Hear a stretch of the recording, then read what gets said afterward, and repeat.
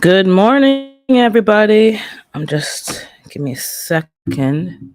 I'm ready, but I forgot one thing. But Grand Rising to Carbon Q. Hey, Psalms 146, good to see you. Tori's Brain Games. You guys are greeting each other. Whoops, let me just catch up to the chat. Yep, got my coffee going today. Today I did coffee, decaf. Blessings to Bouger Prepper. Blessings to Lashes Journey. Blessings to Badass 93 Stang. Bless up to D Macro. And you all just greeting each other, saying your good mornings and your grand risings. Bless up Erica, my fat family. And okay, let me get the camera on. I think, is it bright enough? Let me get the other lights. How's everybody doing today? It's a new day. It's a beautiful day in the neighborhood. Where is that from, I wonder? And I gotta find some place to plug this in. Oh, bless up, Tammy. Good to see you. Give me a second here. I skipped some stuff in the chat. I think I skipped the greetings, but I got my husband's account watching you and liking too, but the Fire tablet doesn't show the chat during the live stream. Okay. Yeah, different devices do different things. Blessings, happy life. Different devices do different things, and you really don't know until you're ready to use it. I'm trying to find some place to plug this in because blessings, Jared's talks. I had to run. Let me tell you a story before I start. Give me one quick second. I don't want to make all this noise. Let me just find a plug for this thing.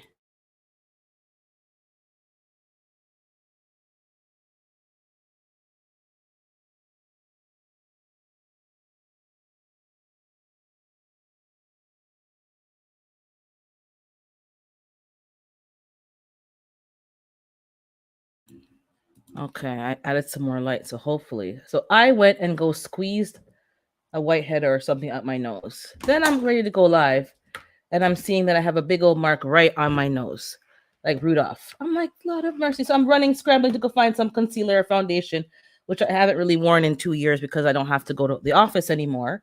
So it's kind of like you don't really wear it. Okay, it does work. You don't really wear it, and then didn't match. So you might see, like, I don't know if you can even see it, but it's just like it's not even blended. It's just like my nose is one shade and the rest of my face is a different shade because I'm trying to cover, which I didn't have to even say out loud. You wouldn't have known, but it's just like I'm also just say it because someone's gonna be like, that doesn't match. That's not that's not the right shade. I don't know how it looks on the replay. Oh, blessings to you, Cheryl Faulkner, and I think I got everybody in the chat. Okay, I think I got everybody in the chat. So, and I wanted to try a survey. I put a survey up, but I don't think it did it because I don't see. So let me just go on the YouTube. I set this up last night and it didn't do it. So let me see if it will do it now on my phone. Let me turn the volume down. If it lets me do a poll. Oh, bless up, Steve Mood. I see you on my phone. Oh, there you are. Yeah, I set up a survey. I set it up. Oh my. I set up a survey last night. I set up the StreamYard, then I went into YouTube to make sure subscriber mode was on and to put on the survey, and the survey's not here. So let me see if I can do it now on my phone. I don't know if I can. I don't think I can. I think you got to do it in this is the problem. I'm trying to do things ahead of time so it's not like me scrambling, but it's like it still doesn't work. I wanted to do a nice, let me try something. Bear with me one, because I want to do the survey. I wanted to see how it works in a live, and it's not working. But how's everyone doing this morning? Saturday, the 19th of November. November is pretty much almost finished, and I think you guys have your Thanksgiving, U.S. Thanksgiving on Thursday. So is everybody ready for your gatherings? Are you having a big gathering? Are you even gonna have a gathering? Are you traveling anywhere? Are you having, a big dinner? Or are you gonna keep it healthy and keep it simple? Let us know quickly what's going on with that before we move forward with today's conversation. Headed to bed. Okay, no problem. Came to bed. What were you doing all night? What were you doing all night, D Mood? Aren't you working on seniors hours? I watched the live the other day with you and Lashes and David Corey, and your son can't come into the house. He has to knock first. He has a key because things could be going on in there. So I guess D Mood was going on over there. Nothing. Yeah, I didn't have Thanksgiving here either. We just sometimes things are just too busy, and the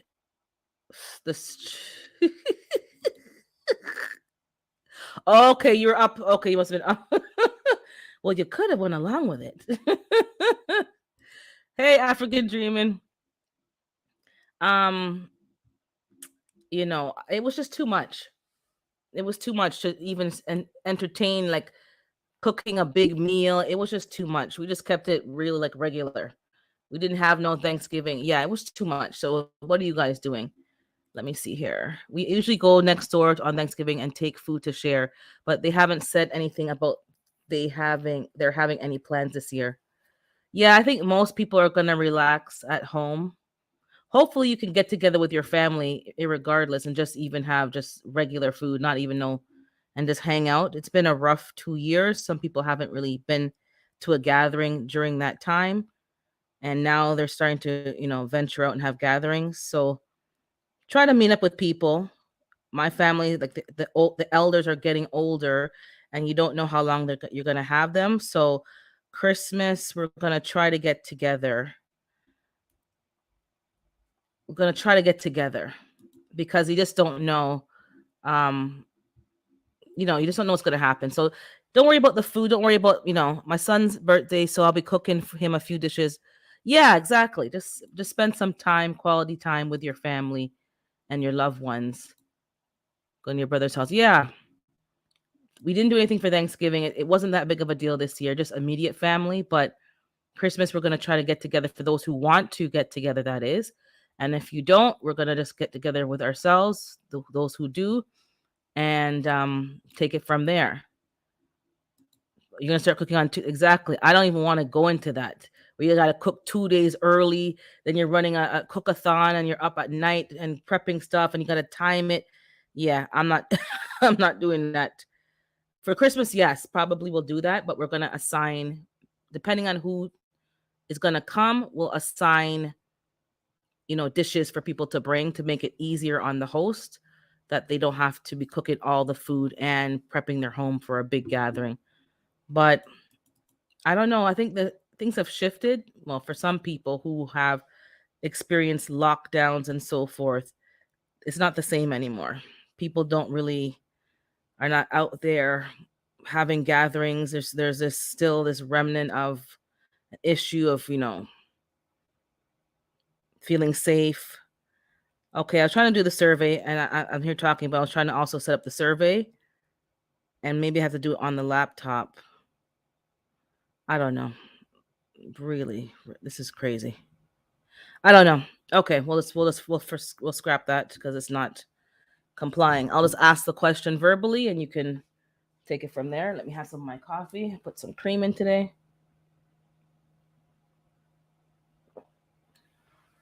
Okay. Now, in terms of gardening tips for this week, I'm in a winter cold climate, so my gardening is pretty much finished, but it's still good to prep for next spring. So for those of you who are doing outdoor gardening, that is, time to prep for next spring. Gather all your leaves. Um, Usually the city is picking up leaves, or people have bags of leaves at the curb. You can go around in the day or night and just take the bags of leaves and put them in your raised beds, put them around your plants, and get them ready for spring so all that nutrients can go around your plants. I'm way behind. I got some help in the week, and then it's been snowing. Thank God I at least got the fabric off the ground so it wouldn't freeze to the ground, but I didn't chop down all my stuff. Oh, he needs a shot of Joe Nightbot. And yeah, um, this is what's happening over here, and it's kind of mods. Can you just let them know how to drop the link? You can drop your link in my lives. Yeah, there's a hashtag urban to drop your link. It's still set up for now. Um, and just get stuff ready because it's important to grow food. So I harvested my cauliflower, purple cauliflower. I have a clip of that which I'll drop soon, and a clip of me soaking it, washing it, cutting it up into bits and pieces, and putting it in the fridge. I'm going to cook it on the weekend. I have my cabbages still outside. I don't know if they do well in the cold, but they gonna do well. I'm gonna eat them same way. I'll just pan fry them to get out any excess water, and we're gonna eat all the food that we grew. In the back, I have it covered with some kind of fleecy fabric, which is very cheap because it's already ripping up. The wind's blowing it and it's already tearing it up. So one tip I can give you, oh, I can hear the truck coming by now, sucking up the leaves. It's like a big vacuum hose. Yeah, they're doing it finally because it's the snow has melted, so now they can actually see the piles of leaves. What you need to do if you're going to be any gardening, anybody who's gardening, find things on sale, yes, but don't be too cheap. Because as the Jamaicans say, the cheapest is the dearest, which means it's going to end up costing you more in the long run. It's just too you're buying things 2 and 3 and 4 times instead of buying a good quality one once, watching for a sale and buying it once. I can't stress that to you enough. Do not buy certain pots from the dollar store. Some of them, once they get sun bleached, I literally picked up a pot and it was falling apart in my hand. I had to catch it with my other hand so the dirt wouldn't splatter. It was just ridiculous. The pot was no good. It wasn't even worth paper. It was so flimsy. So don't buy things on sale. He's picking and choosing. Okay, I guess he's in a foul mood today. Hold on, let me try it. For you mean dropping your link? Give me a second here. Let me see if it. Okay, sometimes Nightbot does whatever he wants to do. Okay, no, drop the link, but I guess the weather. He's probably still waking up. But yeah, don't buy things too cheap, guys. It's not worth it. You're gonna pay for it 2 and 3 times over. So try to buy good, yes, quality over cost because you're gonna pay for it in the long run. You're not gonna get what you want. It's gonna be already the fabric is blowing and ripping, and then snow is getting through. So it's not protecting my brassicas, even though they're cold tolerant. There's a limit. So my tip for the week for gardening: don't be too cheap in what you're spending. Also, it's important to grow food indoors if you can. If you're in a cold climate, if you're in a warm climate, grow it outdoors all year round. With the prices going up and the recalls, I have a video clip of that actually. Maybe I'll find it and play it. It's just becoming very difficult for people to feed themselves. And I've seen a lot of people, nothing new. They usually grow from scraps. They go to the store and they buy food, lettuce, whatever, and they plant the scrap and they grow more food. That's a very good way to start gardening if you are apprehensive of growing from seed and you can't get starts. Grow from your kitchen scraps and grow them in water. And once they get the roots, you can put them to another container with some water and you start giving it some liquid fertilizer, or you can buy a kit with how to check for the pH balance and all that stuff. But don't worry about that right now. Just worry about getting the roots and giving it some liquid fertilizer. I had that happen this summer too. I had hanging pots of strawberries from the dollar store. The sun made it fall. Yep. The sun disintegrates the plastic and literally it's just not even worth it. So wait for a sale at a big box store of some good quality pots if you want to wait for a sale, or just buy them outright. At least you're going to have it for 3 to 5 seasons. This one didn't even last for half a season. It's just not worth it. Let me find the video clip. But yeah, growing from scraps is a good way for new gardeners to start gardening. Even outside, you can plant them in a pot or in the ground outside. If you are growing indoors, even better, you can put them indoors. I don't recommend using soil inside. I've been fighting the gnats on the sorrel, Jamaican sorrel, and it's not as bad as it was before, but it is very difficult and time consuming to keep fighting bugs, spraying. Like it's it, if you ever take a day off, it's just they're gonna take over. This morning I had to kill like five on the front door because the plants are near the front entrance because I did not want them in my house. And this is what happens. It's annoying. So I'm gonna play this clip. It's a Canadian City News TV and it's from another province. I'm just gonna wait for the ads to pass. And for those of you who are just trying to figure out how to start gardening, this is about the economy. I got gnats. I'm telling you, the clove and the thing that I boiled did work, but you still have to put the dye to make sure it's a hot mess. Okay, let me share my screen. Give me 1 second, and I will show you this video clip, and hopefully inspire some of you. Yeah, grow from your scraps. It's Let me pick the tab I want to. That one. Okay. Definitely some of these things can contribute to lower grocery bills if you do it right. With the price of produce going up and winter temperatures going down, some folks are looking to beat both issues by regrowing vegetable scraps indoors as a way to save money on their grocery bills and boost their mood. The price of lettuce is spiking and in short supply. On Thursday, a sign hanging Sorry, it's lagging a bit, but in a Winnipeg superstore apologized to customers about a shortage of several different types of leaf lettuces. Dave Hansen, founder of Sage Garden Greenhouses, says it's possible to grow your own lettuce from the base of the plant, which is often thrown away. And beyond lettuce, he says it's possible to regrow a variety of fruits and vegetables at home. So things like green onions, carrots, tons of root vegetables, potatoes even. One of our staff members is growing potatoes in their house right now. Hansen says if you have windows with decent sun exposure, you can expect items like lettuce, kale, and herbs to grow leaves between several days to a few weeks, making it possible to prepare fresh salads without spending a penny at the grocery store. You can actually take charge of your own food security. So it has fresh thyme, fresh rosemary. Nancy Chan grows herbs and vegetables in her home and says arugula is a great leafy green to grow indoors because it needs to be harvested frequently.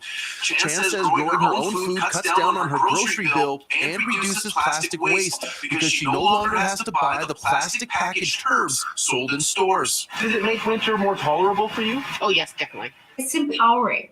It gives us something that we can control. And beyond the financial benefit, indoor gardening can help beat the winter blues. Marion Goldstone with the Mood Disorders Association of Manitoba says people experiencing seasonal affective disorder, or SAD, may find therapeutic benefits with indoor gardening. She says working with plants creates mindfulness and generates community connections with others involved in the hobby. But she cautions not to confuse grow lights with the light therapy boxes commonly used in the treatment of seasonal affective disorder. I do caution people not to be using the grow lights in place of sad lamps. But for the plants, even a small grow light will work wonders. Hansen says the plants will think it's June, even in the dead of winter. And that, of course, is the peak growing time for these types of plants. In Winnipeg, Mark Neufeld, City News. okay, so that's what's going on in the news about gardening this week. People are understanding the positive effects of gardening. People who have SADs, people who have suffer from seasonal, the change of lighting and getting dark earlier. It's pretty much dark at 5 p.m. So you don't have much time to enjoy the sunlight, only your lunch break. So it can be very debilitating. Good morning to you, David Corey, and Blessings Random JL. And if I missed anybody, sorry, I didn't see you. I was watching the clip. But I think Carbon was mentioning in Erica's live, same thing, like growing in jars. That's a good way to start growing. And I believe it was Lady Lead Farmer 73. She mentioned buying the lettuce that was already grown in hydroponics. So you all can go online, not online. You can go to the store, go to any store or even like a I go to Costco and you can buy the lettuce that was done hydroponically and has all the roots still there. Sometimes it has that thing at the bottom that was in the buy that lettuce, put it in a jar, or you can get a little kit. You can make your own hydroponics kit. You can modify something, canning jar, the big canning jars, and put it in there and let it sit and just harvest it. Yes, I watched his videos as well. Mike Chaotic. There's a whole bunch of people who do hydroponics, but it doesn't have to be complicated. You can buy hydroponically grown lettuce from the store and take it from there. Don't worry about starting from seed. If you can't get starts, don't worry about it. This is the way you can start. And just start that and eat your lettuce, and it's gonna keep. Hey, blessings to you, my fly family. Drunken chef to you, good morning as well. Just do that. You don't have to make it complicated. But there's a shortage in lettuce. I went to get a burger this week, even though I wasn't eating meat this week, but I was rushing around scrambling to pick up the snow blower for the parents' property. And as I said, it gets dark at 5. By the time you get on the road, start running errands, it's like 9 o'clock. And to go and find dinner and cook dinner at that time is not feasible. So I got a burger, went to Harvey's, and there was no lettuce on the burger. And I'm thinking, isn't there usually lettuce on the burger? Like some restaurants, it was like no lettuce, but I'm pretty sure they had lettuce. And Wendy's had lettuce, and I haven't been seeing lettuce lately.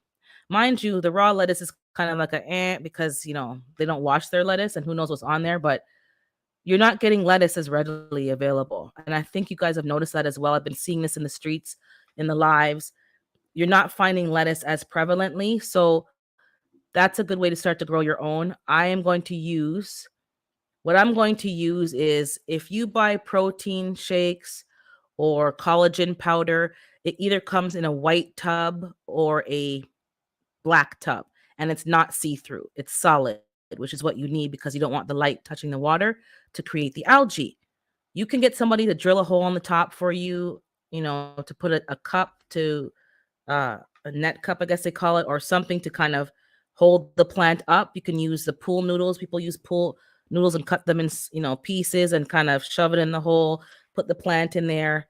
That can hold up lettuce. So I'm going to do that this week, work on that, and start those from already grown stuff in the store. And then I have a kit over here to my right, your left probably, and I'm going to start growing some things from seed. Arugula, I enjoyed arugula this summer. It was excellent. Add some punch to your salad. It has a little peppery taste, and different kinds of lettuce. So I think that's a good way to start. I do not recommend under any circumstances growing in soil inside your house, unless you're going to do the hot water, boil it and all that kind of stuff. I don't got time for that. And for me to do that now, it's too late because the water outside has been turned off. I can do it it's just too much work.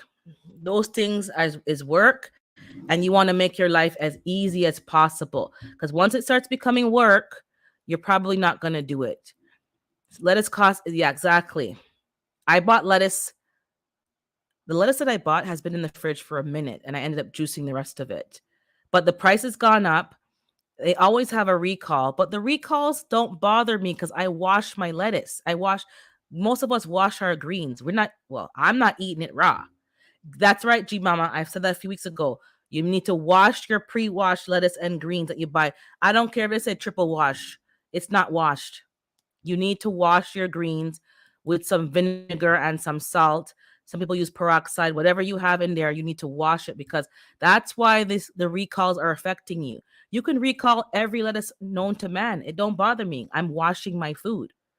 So most likely it's coming off. And as I said before, some people actually grill lettuce now. It's like a new thing. Like they grill it. A whole romaine lettuce is on the barbecue grill, and it's like a new way of making greens. They don't have to have them raw. So, are you weird for washing veggies with dish soap? I've seen that sometimes, but it depends on the dish soap. If it's an organic, natural dish soap like Dr. Brenner's or something where it's a multi-purpose soap that can be used on your body and on food, and it's not having chemicals, Nothing's wrong with that. But some people just be taking the raw green so and just putting it on their burger or your, that's why I said a few weeks ago, I'll say it again now, I'm not concerned too much about recalls. Even if they recall, the only recall I'm concerned about is if there's glass or plastic or actual objects in the food that's unsafe. But in terms of bacteria or listeria or things like that, it doesn't bother me. I don't eat my meat raw or semi rare or blue, like the blue style of cooking. I don't cook my meat like that. If I'm going to cook it like that, I'm going to make sure it's something that I, raised on my own and it's something that I can trust. So it doesn't affect me either way. I cook my meat all the way through. I wash my greens. I Yeah, grilled lettuce. I don't know. I seen it on these streets. I'm like, okay, but hey, people grill pineapple, and I like the grilled pineapple. So, and that will kill the germs on your greens. So maybe that's why they're starting to grill certain things, and that's what's happening. But to get back on topic to the topic I put up today, we could talk about the topic for a bit. We can go back to other stuff. The story is behind the topic. So the topic was, are you watching me? When security invades our privacy. So I know we're talking about cameras. I'm going to be getting cameras, but there's some behavior that I don't like because I noticed that my parents' house, the new neighbors, as I said, from the summer, we're trying to like say hello, introduce ourselves to them, and it's like they don't give you any eye contact where you could say, hi, what's your name? And just start up a conversation. Because nobody in my family has a problem starting a conversation to say, hey, welcome to the neighborhood, and chit chat for a bit. But they just run in the door, run in the door. So there's a few things that I don't like, but that's the thing. When you had a neighbor for over 20 plus years, like you get into a nice groove and you worked out all the kinks and you know how to roll with each other, and it's good. This new neighbor, there's been a couple of issues, but I'll get to the main issue at last. So the first issue is the side door light is left on all night. And you may say, well, who cares? When you're in an urban environment and your houses are that close together, the bedrooms that are on that side of the walkway, the light goes into their bedroom. So you have to now get blackout curtains because the light, for me, it bothers me because it's not complete darkness, it's not complete night. Your 100 or 1,000 watt light is just burning all night. Do we have a side light? Yes, it's motion censored. So if somebody's actually coming up, whether our side or the neighbor's side, it'll trigger the light. It'll go on for 30 seconds or 45. You can get your key. You can look what you're doing. You can get in the house and it's going to turn off. That is not a problem. But when you have a light burning all the time, you'll be surprised how it can be a nuisance to you when you're the neighbor having the light shining into the bedroom all the time. Is it the same neighbor? No. That's mine. The burning was my neighbor. This one is my parents' house. So my parents' neighbors, both sides, have moved after over 20 years of having the same neighbor. So now there's some new people in on the block at their house, and it's a bit difficult because we don't know who they are and they're not fitting in. They're not observing how the neighborhood works and just doing their thing. Exactly. Bring the bugs where you can see them. Exactly. So that's number one. The side door light is on all night. You don't need the light on all night, but I bet you they have it on because as I said, they have the cameras. The second infraction is their garbage. They haven't dumped the garbage or recycling in about since they've been there, 3 to 4 weeks. They have not put the bin to the curb, and it's been a couple of weeks. Their bin is full to the brim, and now they're putting bags around on the ground around the garbage bins. Well, winter is here. Gardening season is over. So all you're doing is attracting rodents, which is the squirrels, the everything is just ripping through the bags. There's no food in the bags, but it doesn't matter. You're attracting vermin because my parents, blessings to you, Fifi. My parents have to put poison in their shed. We had to put poison in there and clean up some stuff because it smelled like mice in there. and they're moving in. So you have to be on top of this stuff, and leaving garbage out is not gonna help. So we filed a complaint on them. I have no problem filing a complaint. I can't see them to have a conversation with them. I can't talk to them because they're always hiding and hiding and stuff. So, but then that's when we noticed, because we're taking a picture of the garbage, we put a complaint to the city. The city did come to the front door, but nobody answered their front door because it seems like the main floor is vacant and the people are living downstairs, which is probably tenants. So I guess we were on tape taking a picture of their garbage, and they know that we filed the complaint, but that don't matter because I don't business, because I wasn't doing it in secret. I was just doing it because I can't have that garbage there. Okay, no, nothing wrong with keeping your porch light on, because most porch lights are facing the front, facing the street. I'm talking about between you and your neighbor, like the alley, almost like it's not an alleyway, but the side of the house where only the people who live there are walking down to go into the basement apartments, the basement units. The front of the house, we have a motion light as well, and the very back is another motion light. So it'll pop on as needed, but we don't keep it on. But in between your house, where the bedrooms are facing each other, bathrooms are facing each other. Yeah, you have curtains or blinds, but they're facing each other. The light is blaring into one house or either direction. It's annoying. And I know it's annoying because the older neighbor, when I moved down into the basement of my parents' house, the light, they would leave the light on sometimes. It would shine into my room. And I don't like any light. Some people don't mind. I need darkness. Even the little blue lights on like laptops and like DVD players and all those little blue lights on stuff, I have to cover them up. They disturb me. I leave it like dark night. Let me see if I missed something in the chat. So that's what I'm talking about. So those lights that are right next to your neighbor, most people do a motion light so that it's not shining in there. No HOA. No HOA. We do not do HOA. Regular schmegular people who should have common sense and don't have common sense. Right. So the garbage being out there is not appropriate. It's not visually appropriate. I don't want to come out the side of my parents' house and see just bags and bags of garbage. The garbage is picked up every week. So why is it still here?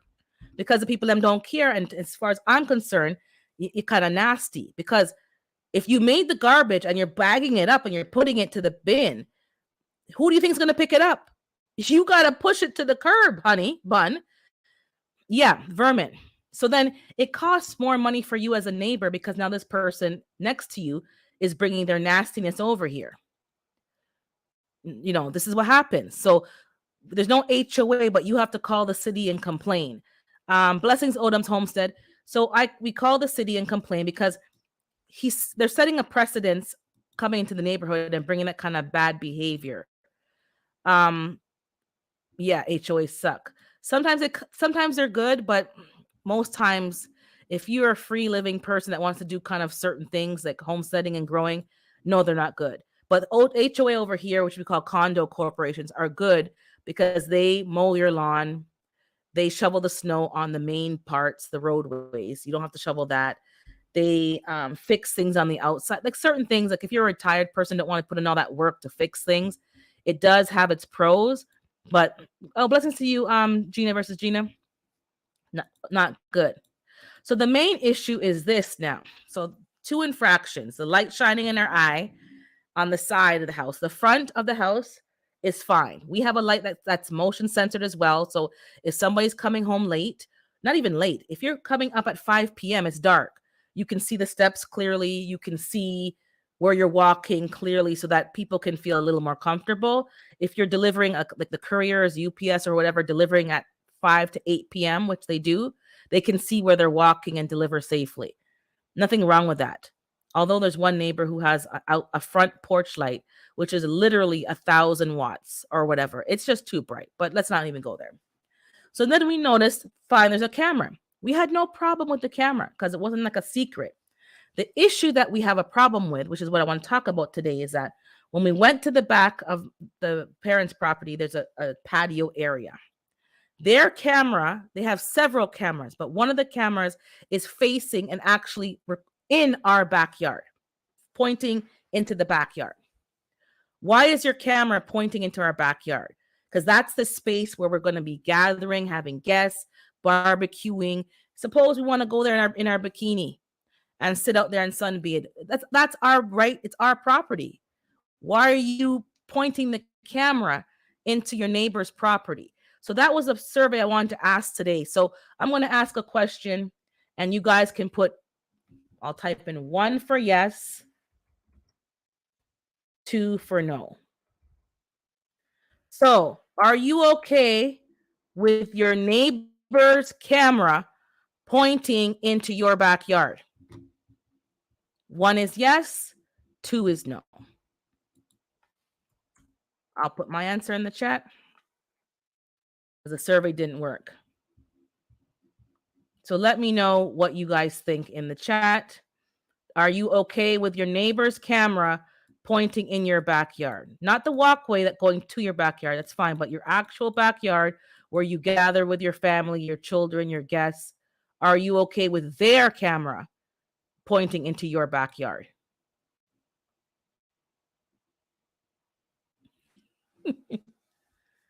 Yeah. No. Okay. Most people are saying no. And that's the problem. Right away when we noticed the camera, because we're like, okay, they have cameras, and you go around and you look. I have no problem with security cameras. You have a right to survey your perimeter. That's your right. But when you have to have conversations with your neighbor because common sense is not prevailing, that's when I get highly irritated. Because when you're setting up the cameras, you can set up the cameras in a way where it just falls short of your neighbor's property. You might catch a bit of the fence line, but you should not be capturing, like, this is my kind of sarcasm. I should be able to pick my nose and pick my wedgies on my property in peace. I shouldn't have to be on anyone's camera, on anyone's surveillance, and then they own the footage. I can't go ask them for the footage. So somebody else in Ontario had the same problem when I started looking up my rights and what I can do. And there's nothing much I can do. That's what I found out. There's nothing much that I can do because there's no bylaws written about it. And that's my problem. Why does everything have to be a bylaw? Why can't people use common sense? I'm paying, well, not me, but you have a property, you are paying the property taxes and the mortgage on that property.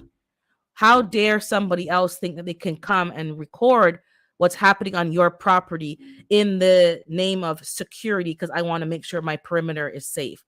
If somebody's coming over my backyard to hop over the fence into your backyard, you'll capture the camera footage when they enter your backyard.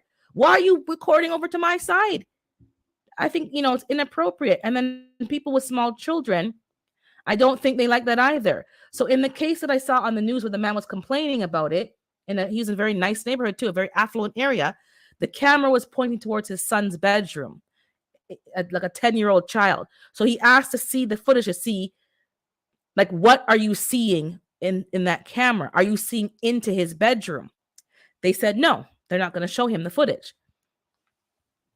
So it's not like we're doing anything sneaky in our backyard. We're not doing anything sneaky, but I think I should have privacy in the backyard. So Tammy saying, my neighbor's camera points in my backyard. I put up a privacy fence and grew tall. That's exactly what I'm going to have to do.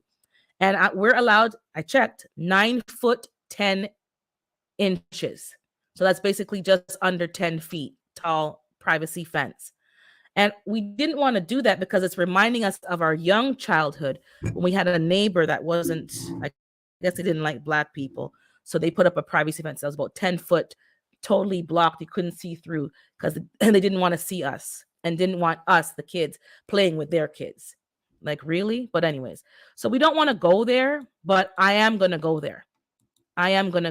So now I'm looking at privacy fences.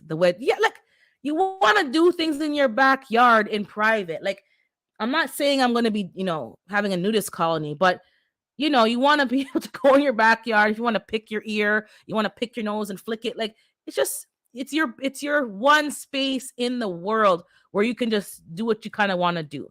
If you want to go and lay down in your bikini and get some vitamin D, and you want to, like, you don't want to be recorded. Now, we're going to put cameras on our property, and maybe the backyard will be recorded, but it's our cameras, and we can delete what we want to delete, and we can do what we want to do. It's our own footage.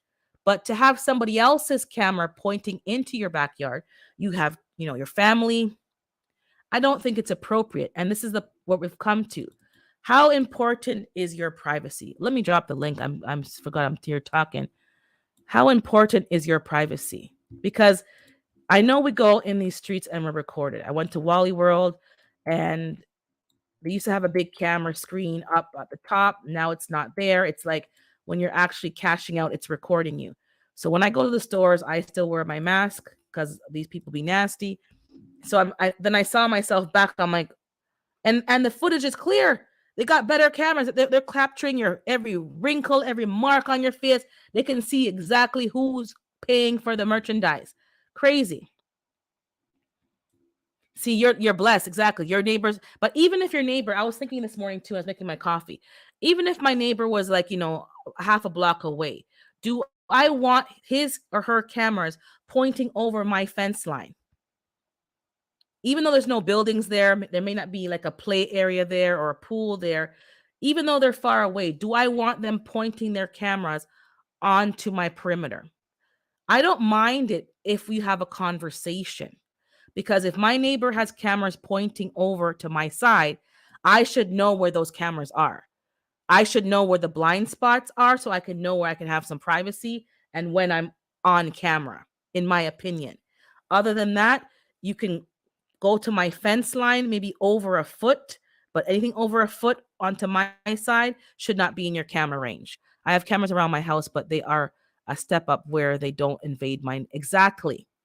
That's the point. And I'm sure nobody told you, Drunken Chef, to consider your neighbors or to do that. But not everybody is operating with the same common sense. People are very selfish, and it's like, well, I want to make sure my property's okay. I don't have a problem with that. But when you're in an urban environment, you need to, even if you're not in an urban environment, even if you're on a big, 50-acre lot, how far over your boundary line is your camera going? You should not be pointing them over there. Once they cross the fence, a perpetrator, an animal, then they're in your camera sight. But you don't need to see over to your neighbor's side. And that's where we've gone too far. And I have a problem with that. So I can't do anything, really. But yeah, you're going to see some shrubs and pretty much a 10-foot privacy fence is going up. Only where those camera things sometimes so creepy, because sometimes your neighbors, people may be a sick creep. Exactly. You don't know. You don't know if they're doing a CSI where they have a board of your pictures on the wall and they're staring at you, fantasizing. You don't know what people are doing. You don't know what people are doing. And they smile. How are you doing? Look so nice and decent. And they're serial people. Even if you do have a nudist colony, that's your exactly my private space. Exactly. So we're gonna look into getting a 10-foot privacy fence right where the deck area is, because I don't think people who are coming over to visit us should be on camera either. And I shouldn't have to ask for that privacy. So what do you guys think? If you want to come up, you can come up. But I know we're in a society where everything's on camera. You go to the gas station, you're on camera. You go to the grocery store, you're on camera. You go to the bank, you're on camera. The ATM, everywhere you're on camera. Like, what are we really protecting? And what I mean by that is, are you any safer by being surveyed around the clock? Is the world any safer? I don't think the world's any safer per se with the cameras. Yes, you can go back and pull the footage and find out who did what to whom, when and where, but I don't think it's eliminating crime. You may see who's coming up to your house and stealing your packages, but it's not going to stop people from doing what they want to do. I think there's some time and space for privacy. Yeah, I think You know what? Exactly. Put a camera facing them. Then it's going to be petty. Who's pettier than the other and who's going to one up the other person. And that's exactly what it's going to turn into. Yeah. If your big bro is watching, we know that. Nothing's private anymore. No. But there's a level of privacy that you expect. Do I expect to go to the store and be on the road and be on traffic cams? Yes. Red light cameras? Yes.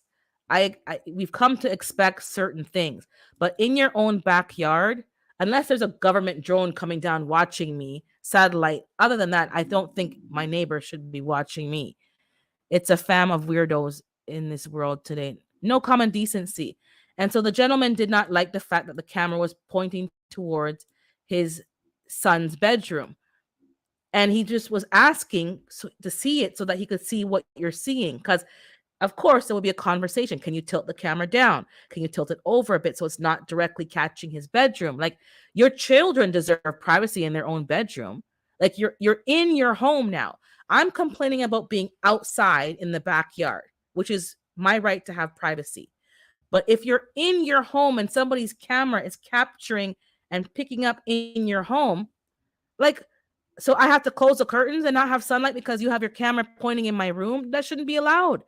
That shouldn't, even if there are no laws about that, that should not have been done in the first place. Initiate to know. Yes.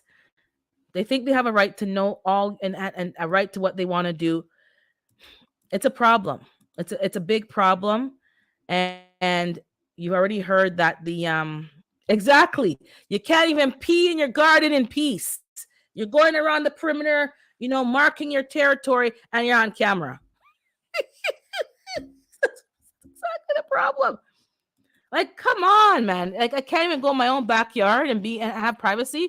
This reminds me of the time when lead was. Oh boy. Mm-mm. But it's just, I have a problem with people pointing stuff in my backyard, and I think it's not working. It's one thing if they were coming and peeping and spying with their two visual eyes, but once you start recording stuff, I get very uncomfortable because it's like, what are you doing with the footage? Are you a perv sitting there watching it and rewatching it? Are you it doesn't take much for people to become stalkerish. It doesn't. We had a guy at work who's now passed on, so I won't trash talk him, but he was weird. He always had a camera and he was always taking pictures of people. And we caught him a few times taking pictures of people's behind, ladies, women's behinds, women's somebody was passing by and he kind of put it under to catch up their skirt. Like, we caught some bad behavior. And he didn't really get into too much trouble, but he got banned from carrying a camera into the workplace. But I said to people, he's at home with a wall of pictures of people and just staring at them and getting, hot and bothered. And you can't tell me no different. And, he was weird. Very weird person. My neighbor just look out the window into our yard when we outside. That's why we adding more trees between us. Yep. You could add more. We have cedar, and I don't like cedar, but a grapevine would be an excellent addition to the 10-foot fence. Yeah, we're gonna have to find something because where it is a beautiful garden that's been there for 20 years. Rose bushes, hostas, all a whole walkway lined with foliage, different plants, and mini rose bushes, all the different nice plants that you can think of. I can't even name all of them. So there's about a 3-foot walkway, maybe 3.5, and like a 12-foot garden bed. And then they have a 12-foot garden bed.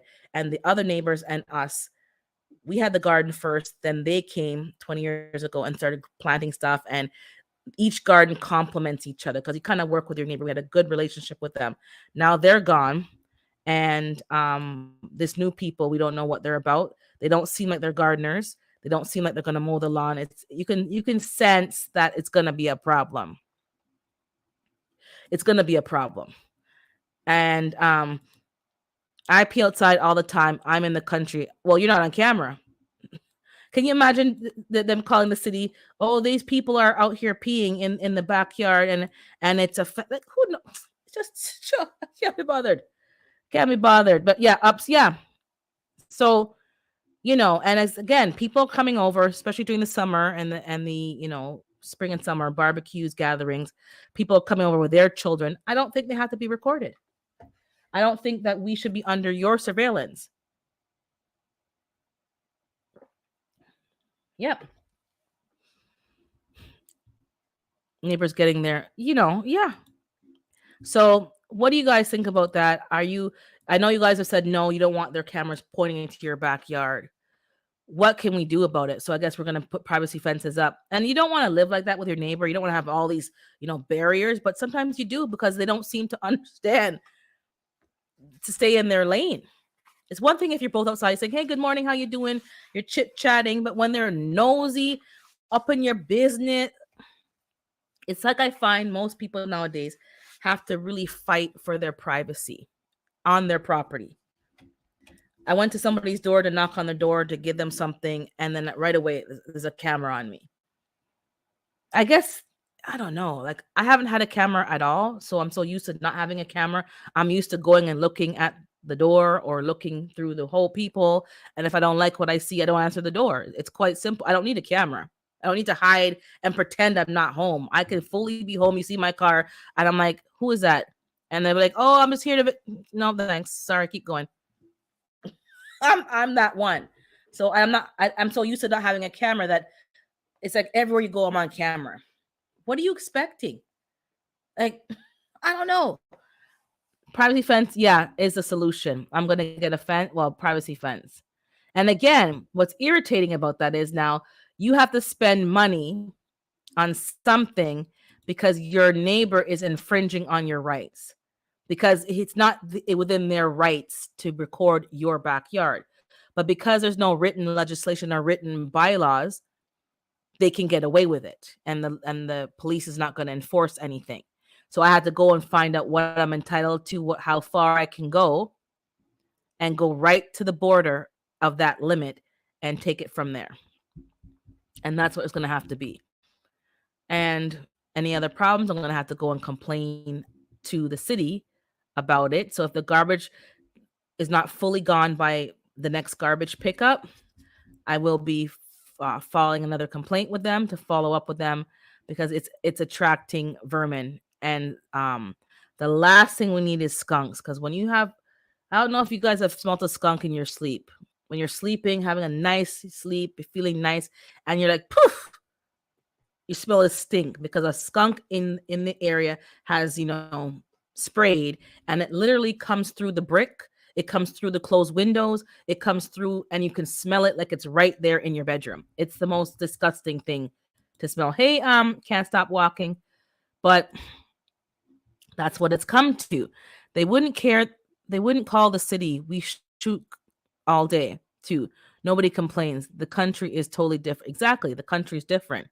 But there are some problems in the country as well, because some people don't stay in their lane. I've heard of some stories where people are encroaching, and there's clear property boundaries, not a fence, but a property marker. And people start to kind of ease over to your side, start putting junk over to your side.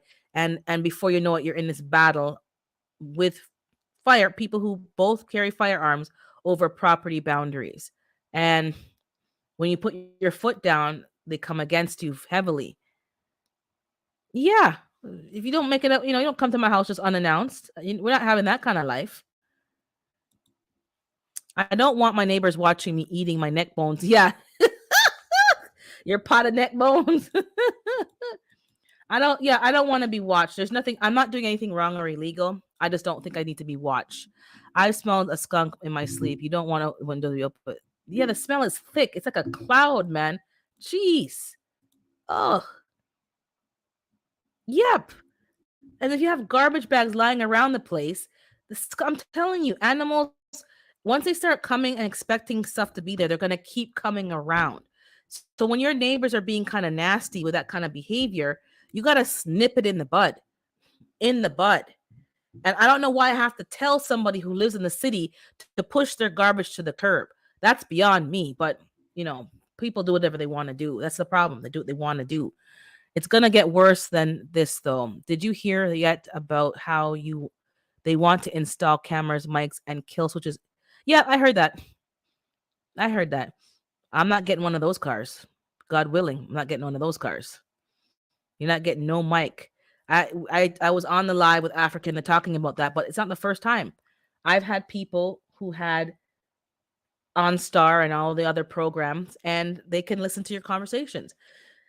You have you have regular schmegular people in an office waiting for you to call for help. Kind of like 911 or those people. But these people are just regular schmegular. There's no code of conduct really. There's no really moral compass. It's just regular people doing a job. And if they want to press a button and eavesdrop on your conversation, that's what they're going to do. You're talking about people who are sitting there bored at their desk. They're not going to get that many calls. They're sitting there bored. I'm going to press a button and eavesdrop. These are sometimes younger people, and they're going to eavesdrop into your car conversation. Like, what's going to stop them? They're going to sit there and laugh and wonder, oh, they're arguing or whatever. That's what people are going to do. You're giving them free access. So how much access are you willing to give the machine? Blessings. No, I missed somebody. Blessings, Samantha's lifestyle, and blessings to you, Sina Renee. How much access are you willing to give up? Let's talk about that. So my neighbor is pointing a camera in my backyard. I know what I'm gonna do, but how much access are you willing to give? So car programs like OnStar. Oh Lord, don't talk about the roaches. Don't talk about the roaches, bougie. Oh my, exactly.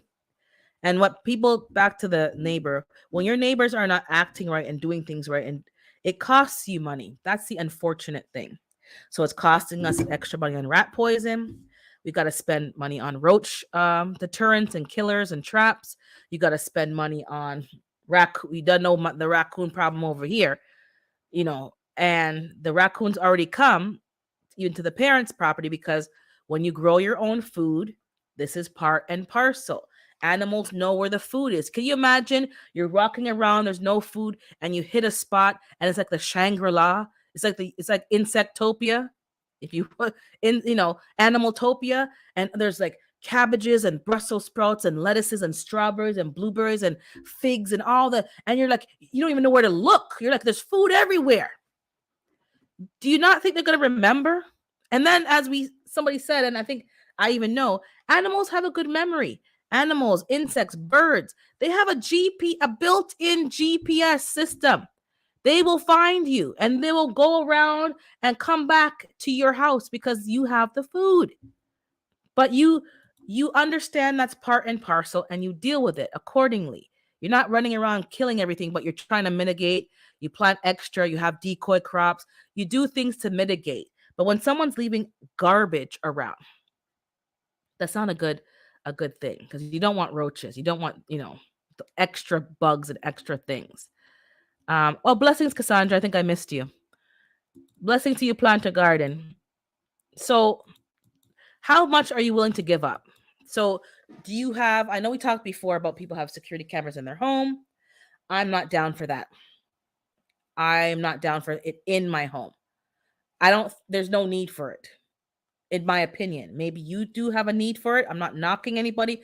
I'm just thinking in my home is where I expect to have privacy. If I want to walk around in my underwear or no clothes at all, and in my confines of my home, I don't need people hacking into cameras and seeing what they want to see. And people can hack into cameras. If you have some kind of wireless system, this is what happens. How much of your privacy are you going to give up? Because when you're securing your property, your family, your assets, you are giving somebody else access to hack or tap into that feed and to use that either against you or use that in some kind of disgusting manner to get off of. My truck has a camera pointed at me. I put duct tape. Yes. And I know a lot of truck drivers have all these devices to protect you from yourself. How about trusting the employee to be a good employee and not to be, sleeping and driving or drinking and driving, like all these things. And oh, keep them on track, keep them productive. There's some spying that I'm not down for. Yeah, I would put tape on it too. I put tape on my laptop camera when I'm not live. Yeah, the camera shut off, but I've known for a fact people's cameras have been hacked and turned on by an outside source, and we're watching, which is why I close the laptop. But if it's kept open, there's some tape over top of the camera. Even my phone, I I had tape on it, my old phone, the new one not so much, but I'm not doing things in places in my home with the phone. I'm not going to the bathroom with the phone. Some people are in the shower with the phone and they're watching videos. Like they have a special thing to tape onto the shower wall and they're watching videos. But the camera is facing you and somebody can go into the camera and they're fully watching you in the shower. Like, do you need to watch a video in the shower? Like, put a TV in your bath. Well, then again, TVs have cameras too. Same difference. But can you not go without watching a video for 20, 30 minutes while you have a shower and get ready in the bathroom? I'm not willing to give up that level of my privacy. I'm not making any compromises for that. That's just my opinion. I'm not doing that. There's some places that I need to have some privacy, and I don't need to be on surveillance, whether it's my surveillance or potential of somebody hacking. I can't live like that. The sad thing is that it's their right to rob you of your privacy. Yep, that's what's I don't like. When you go out in public, you kind of know, okay, you're under their surveillance. But I do have a camera on the outside of my home. Yes, I am going to be getting a camera only to survey the garden and certain things. But I'm not watching or having it on my neighbor's property. And I am going to put a camera at the front. I think most people have one at the front, but I'm not, again, going to be pointing it towards my neighbors intentionally. You may catch them when they're pulling by my house or kind of pulling in the driveway, the joint driveway, but I'm not pointing it over there. I'm looking to see who's coming to my door, who's walking up my driveway, who's maybe taking packages. I haven't had a package taken, but who's coming to the front door, that kind of thing. But I will not be pointing it in anybody's personal space. And even the sidewalk, I was going for a walk at lunch, and when I go down to the other end of the street, there's a lot of cameras facing the sidewalk. So I'm walking, minding my own business, but I'm on record. I'm being recorded because I'm passing by their house, and they can timestamp and what I was wearing, which may be good if you're going missing, but everything is on camera. Darren saying, I had to run out in the back at 3 a.m. A deer was eating my avocado. Yep. I just don't want to live like that. This was like this. Sorry, I can't even read properly. This was like what David was saying the other night, that he uses tape on it. Yeah, I had tape on my phone camera, but now I just don't use my phone in certain rooms. If I'm getting dressed, my phone is in the drawer or it's somewhere, because there's cameras on the front of the phone and on the back of the phone. There's like 3 cameras at the back now, these newer cell phones. And then there's a camera at the front. So yeah, I know people are watching. Yeah, I know they're watching. Oh, you're, conspiracy. It's not conspiracy. People be watching. So if I'm getting dressed, my phone is down somewhere. If I'm in the bathroom, my phone is up somewhere on a shelf, and they're going to see the shelf at the top and the shelf at the bottom. They may hear me because they can tap into your microphone, but you're not going to see me. Because there's a certain amount of privacy that I'm expecting, and I'm not taking anything less than that. For the person with the neighbor's cameras pointed at his son's room, I'd make it a point to clean my pews. Yeah, it's just not. It's not appropriate, and it's there. That level of neighborliness is not there, because I wouldn't do that to anybody else. There's no need for me to have it pointed towards your house. The walkway, fine, but your house, no. And the fact that people don't have that level of consideration is the real problem. And it's like, well, I'm not breaking any laws. What are you gonna do about it? And then you get into a whole back and forth, because it's like, you just want to have your kid's room to be private. That's what it's for. But if me being petty, I would put some kind of metallic reflective thing on the window to shine into their camera to like they couldn't see anything. It would just be irritating to watch. I would put mirrors around and just reflect light right back into their house and see how they like that. Because I'm, if you're gonna be petty, I'm gonna be petty right back. We can both be petty. Um, Give me a second here. I'm gonna blow my nose in a second here. TV in the yeah, people. No. They mount it. They mount it. Some. So they don't just have it there. Like it's mounted. It's done. Sometimes they have a special screen in front of it to protect the water. Like it's a whole thing. People have in their jacuzzi watching TV. It's a whole thing. Like every room has a TV. Oh, blessings to you, unimportant homestead. Good to see you. That's how it is. I have a camera to look at my grass. I'm a lawnmower addict.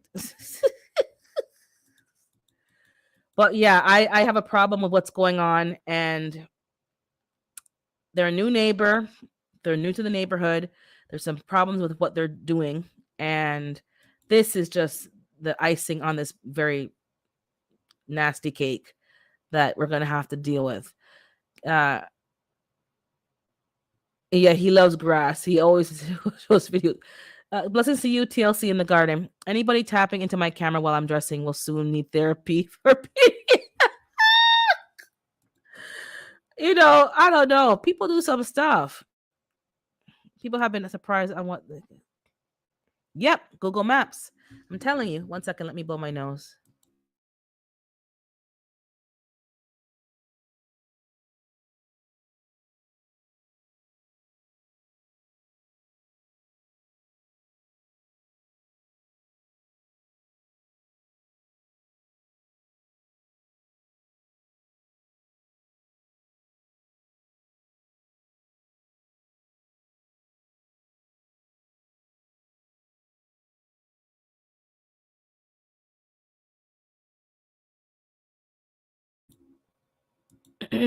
Okay. The weather change, I'm telling you, it makes me always congested. The neighbors, okay, the camera doesn't bother you because your neighbors can't. Well, you don't know. This is the point. There's a lot of cameras. Well, more so when you're a celebrity, and they can reach and zoom in from far ranges. I don't know what kind of cameras they have. I'm assuming it's just a regular cam, but still, the technology is upgrading so fast that you may think, oh, they don't see nothing, but that camera can zoom in several feet, miles, maybe. I don't know. This is maybe the future of camera design. If they look at me through my camera, they're going to have a show. It's just, if you're going to have a show, you should pay for the show. So if you're not paying for the show, then you're not seeing the urban shows. So no free shows over here. But if Bougie's saying it's not a conspiracy, they did a test on the news channel where they spoke about something to see if they would get ads sent to them about that thing and that they did. So okay. Yeah, they are listening. So some people are being quote unquote programmed or desensitized to it, the younger generation. Blessings, Bud Files. But those of us who've lived the life without being watched, we're not so keen on being on camera. I'm not so keen on being on camera. There's just too much perverts in these streets. And yes, blessings to you, BDB. It's just too much. I think, society has changed. I understand we're on camera a lot of the times. I'm not naive. I don't, I'm not lost. I'm not under a rock. I understand there's cameras everywhere, but there still needs to be a level of privacy in some spaces. There are some spaces that we live in that need to be private, and we need to demand privacy and ensure they're private. We all need a space where we can let our hair down or our bonnet, take off our bonnet, whatever it is, where we're not being recorded. And as it stands right now, it seems to only be your home. And in my home, I'm not willing to sacrifice my privacy because anything that I put up can be hacked into. Now, I am going to have external cameras, nothing wrong with that, but it's not going to be pointing to the left or the right beyond the public road at the front. Fine. My backyard to protect me from, see what the animals are doing and anybody trying to infiltrate from the back. Fine. The common walkway between my neighbor and I, if he or I get a camera, there will be a conversation. That's the point. And I'll try to see how much I'm getting, but I'll try not to get their walkway. But if I do, I can say, do you have a problem with that? They may say no, because once they get to the back, they have their privacy, but the walkway may not be. That's okay, but you need to have a conversation, and people aren't having conversation. They just pick up themselves, do what they want to do. Too bad, you deal with it. Suck it up, buttercup. No, not everything is suck it up, buttercup. You need to have, if you're living next to somebody, and we had neighbors for over 20 years, you want to live peaceably with your neighbor. That's you don't have to like them. You don't have to love them. You don't have to have common barbecues and send them bread and cookies. Like, you don't have to have none of that, but you need to live peaceably with your neighbor. You don't want to be going out every morning and saying, oh, I can't stand them. Every day you just look at them and make you sick, and vice versa. You don't want to live like that. You want to be able to say at least, hey, good morning, how you doing, how's your day, how's your wife, how's the kids, like just civil, very civilly, and you genuinely care about them. Like if they get into a car accident, you're concerned. Like, you don't have to be best buddy, but that's your neighbor. They're gonna see you more than sometimes your family, your blood, like your relatives.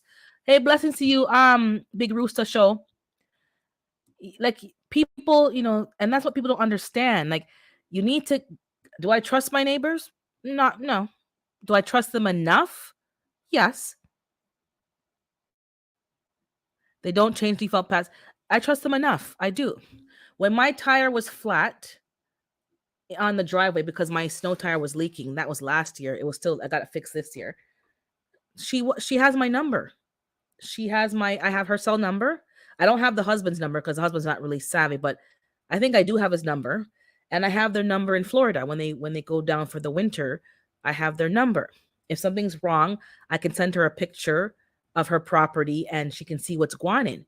That's the kind of relationship we have. She sent me a message, oh, your tire is flat. If you're planning on going out, you're gonna have to blow up your tire. So I had a heads up. Her tire was flat one day. I sent her a message, oh, the tire's flat. They can watch your back for you. Your neighbors are there to also help you. You can't see everything. So I'm not saying you have to trust them, but live civilly with people, live decently with people. Good morning, African. How you doing today? Hey, what's going on, sis? How you doing? I'm good. I was watching your replay, but I'm sleeping at midnight, so girl's got to get her sleep. So I her understand. beauty rest. Yes, ma'am. Hey, I love the topic. I had to step away for a few minutes, so I don't know if you mentioned this or not, but man, this topic is on point. And sis, come on, you already know now. It's game over. What is that even? What is that? It's Yeah, over with. it doesn't exist. It is over. But in my backyard, I expect to at least be able to pick my nose in peace and not be on camera. Hey, the last frontier. The last frontier.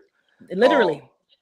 Yeah, I mean, that's the last place that you can really kind of even make a suitable argument to defend what our concept of what privacy once was, because it's over with. And I mean, just to give an idea, a concept, so you would never know. And yeah, the Hollywood pulls, a little bit of trickery and tomfoolery on us at times. Yes, it does. But I know for a fact that between aircraft and satellite, somebody can be watching you walk down the street, sit in the park and eat your sandwich, and you would never have the slightest clue. No. You would never know. You would think that all of these perspectives would be bird's eye view, but people, we really got to understand that the technology that'll be introduced a decade from now is already prototype, being beta tested, probably out in the population at a small scale. So this is where we at, sis. This is where we at. That's where we're at. And it's like, as I said before, I don't see the point of it. Like, what are you getting from watching? Well, I ain't doing nothing. I'm not doing a damn thing but dropping some seeds and mowing the lawn and doing. There's nothing to see over here. So this is a Mm-hmm. control mechanism, which we all understand. But Yeah. this whole attitude with your neighbors and your friends, like everything they want you on camera. Who's coming to my door? Who's going to the Yeah. mailbox? Who's going to the Yeah. garage? Like, do you need to know what's happening around every corner all the time? Like Right. even that, like Right. what do you get from it? Oh, on my phone, Mm-hmm. someone's opened the door. Somebody used their code in the door to get into the house. So, Yeah. like, Yeah. my sister has a code to get into her house. So Yeah. she loved call you. So I went to her house to drop off something. She knows I was going to drop off something. So I punched in my code. You're in my house. What are you doing in my house? It's like this control because it texts you that they open the door, what time, and then it's like so then they go and look to see, okay, what I could see you on the cat. It's like I don't know. It's like people Yeah. just get this, Hey, smart everything is really changing the way that again, Urban, you and I, we from the before time, from the long ago. I get Mm-hmm. it. The conveniences of it are attractive. They convenient because they do serve a purpose to some extent. But I don't think what people gather is the what you what you give up. I don't want to say give up freedoms because it sounds so cliche, but Mm-hmm.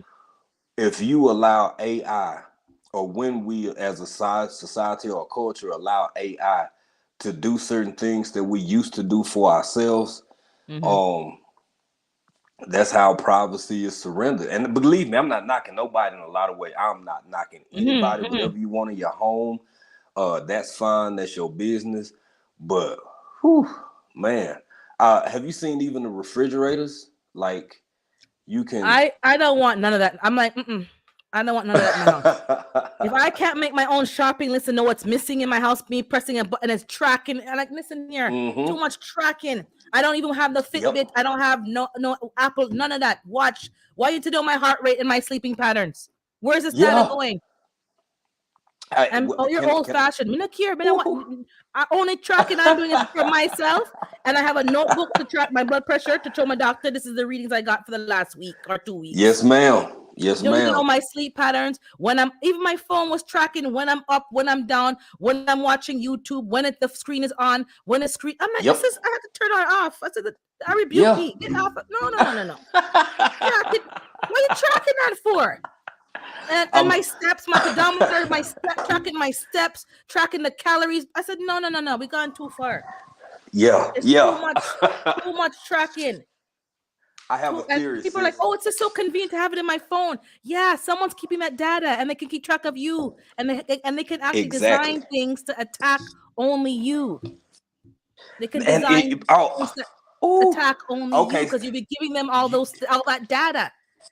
you went And then there. You went and you'll there. drop, I you'll was just going. drop dead and Yes. wonder what happened. Well, they I knew was your gonna blood ask pressure, you. they knew your go ahead, sorry. They knew No, you fine. I was gonna ask permission, but you went there anyway. If you when you just think the everything that you just named off, all the things you just listed off, doesn't it seem like not only are you collecting a whole lot of data, tons of information, but what are you gonna do with it, and how easy is it to for you to replicate all aspects of what it is to be a human with that information? Yep, I'm exactly. serious. I Oh, know that we've dead done serious. yeah, we've done videos about cloning, and I know it seems uh a little bit strange to some people who not into that sort of thing or think it's too far-fetched. But how can anybody reasonable deny the level to which we are studied as a species by our own species at this point? Correct. Yeah. And it's like, what for what purpose? Because you're sitting there thinking, like for me, I'm not doing anything. Mm-hmm. I'm not doing anything. I'm not a spy. I'm not a, terrorist. I'm not doing nothing. I'm just here minding my own business, growing some food, keeping the place clean, going out here and there, but nothing really of any excitement, nothing of anything of importance in the grand scheme of things. Why do you need to Right. watch what I'm doing? What is the end game? Exactly. Obviously, I know it's control. I know control is part of it, but what are you getting from watching me? And if we're gonna end up living in a the Hunger Games society, then just take me out right now. I'm not going there. I'm not going there. Take me out right now.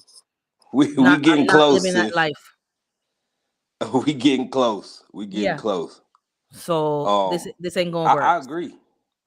I mean, when you said it, I was like, okay, she went there, she took it there, but I don't think you too far off.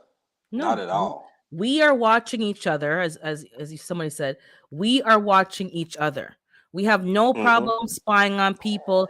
People are putting apps on people's phone, your children's phone, to keep track of their movements and when they're going here and there, and GPSing so that you can see where your child is. Like, we are doing it. You're chipping your dog, your cat, your mouse, your gopher, whatever you're chipping. Mm-hmm. Like, and really, Yeah. your cell Yeah. phone is pretty much, yeah, exactly. Your cell phones are watching us exactly. We are participating in this society, is what I'm trying to say. It's one thing that Yep. whoever they is watching, and Mm-hmm. Big Brother, but we are watching each other in the Yeah. name of safety and security and protecting my perimeter and protecting my whatever. These new cars have cameras around them. If you walk too close to the car is telling you you're too close to the car. Yep. You know much Yep. time they bump people's car, and then it's Yeah. oops. No, now the car is recording you and sending the recording to the owner that you bumped the car, and they're calling you for a Mm-hmm. scratch. Like, Right. we've gone Right. too Right. far. Like, Gone too far. nothing is in secret. You can't even meet your side dude or your side chicken piece. You're on camera everywhere, and they're finding you, and Mm-hmm. Mm-hmm. I'm telling Mm-hmm. you, like, people.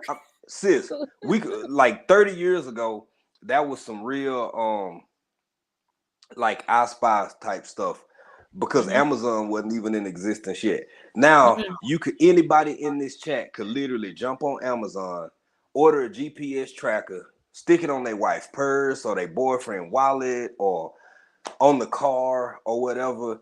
I mean, you got cameras smaller than your pinky nail. It's crazy out here, man. Yeah. Again, the before time, sis, the long ago. It's craziness. Like, I know there's a time and place that before it was about, if you have a babysitter or like someone taking care of your elders or your children, you could watch them, and they caught a lot of abuse by having people, watch how they're being treated. Mm-hmm. But it's gone to the level of you're watching everything. People have cameras watching their dog. The one girl at work showed me on her phone. She had this little thing that you press a button and it gives a treat to the dog, and the dog's on camera, and we're talking to the dog and laughing with the Yeah. dog.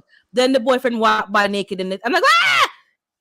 And he's like, who told you to looking at the house? I said, I wasn't looking in your house. Your girlfriend was showing me the dog, and I'm seeing wieners everywhere.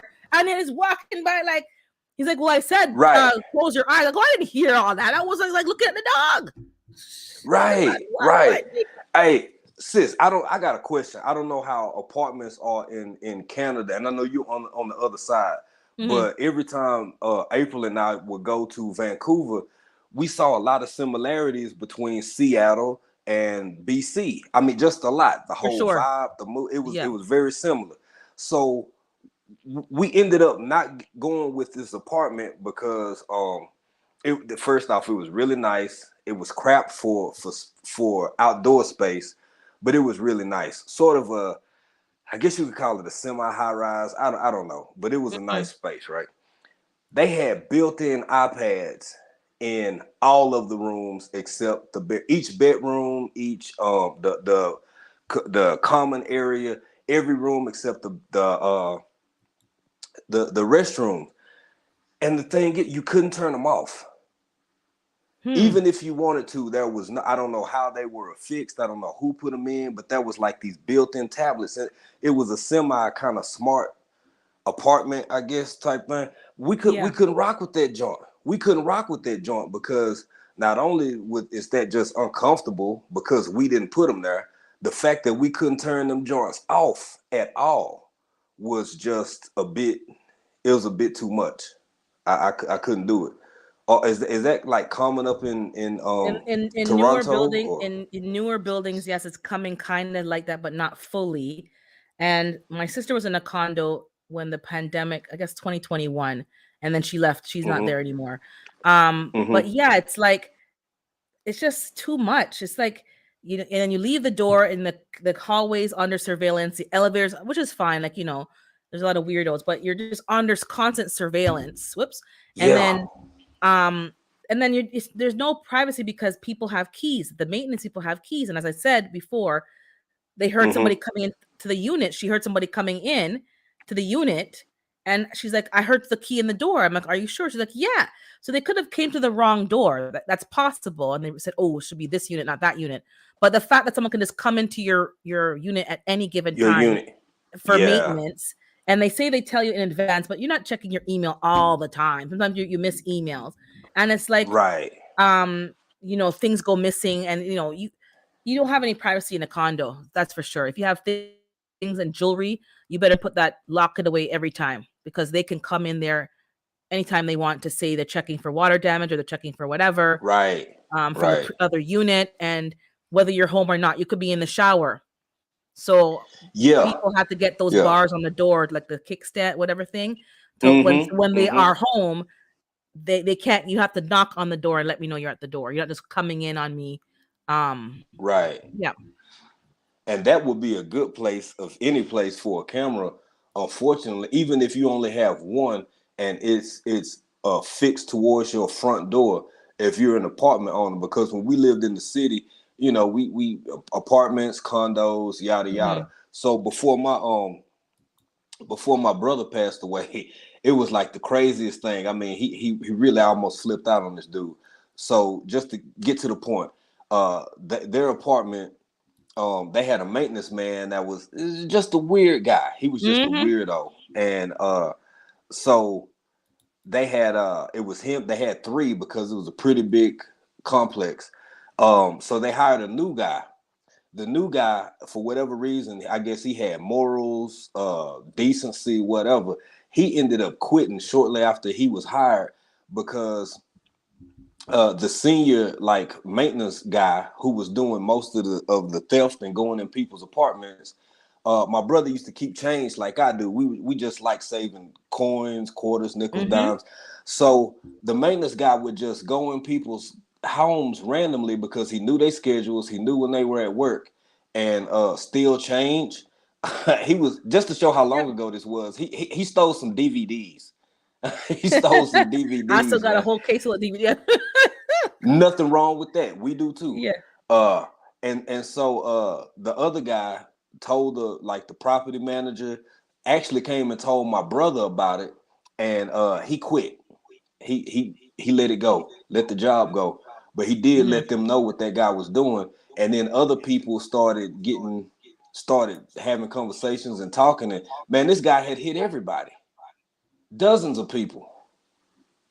Yeah, that's what they do. They take a little bit from everyone so you don't notice, and then you don't notice it because like a couple of cents here, a loony, or dollar or two there, and you don't Right. notice it. You think, oh, okay, maybe I didn't remember. I only put down, $10 and not $15. But Mm-hmm. yeah, and David's saying many women have been hurt in apartments by maintenance, exactly, because they come in on you, and you're not private. You don't have any privacy because they have a copy of your keys.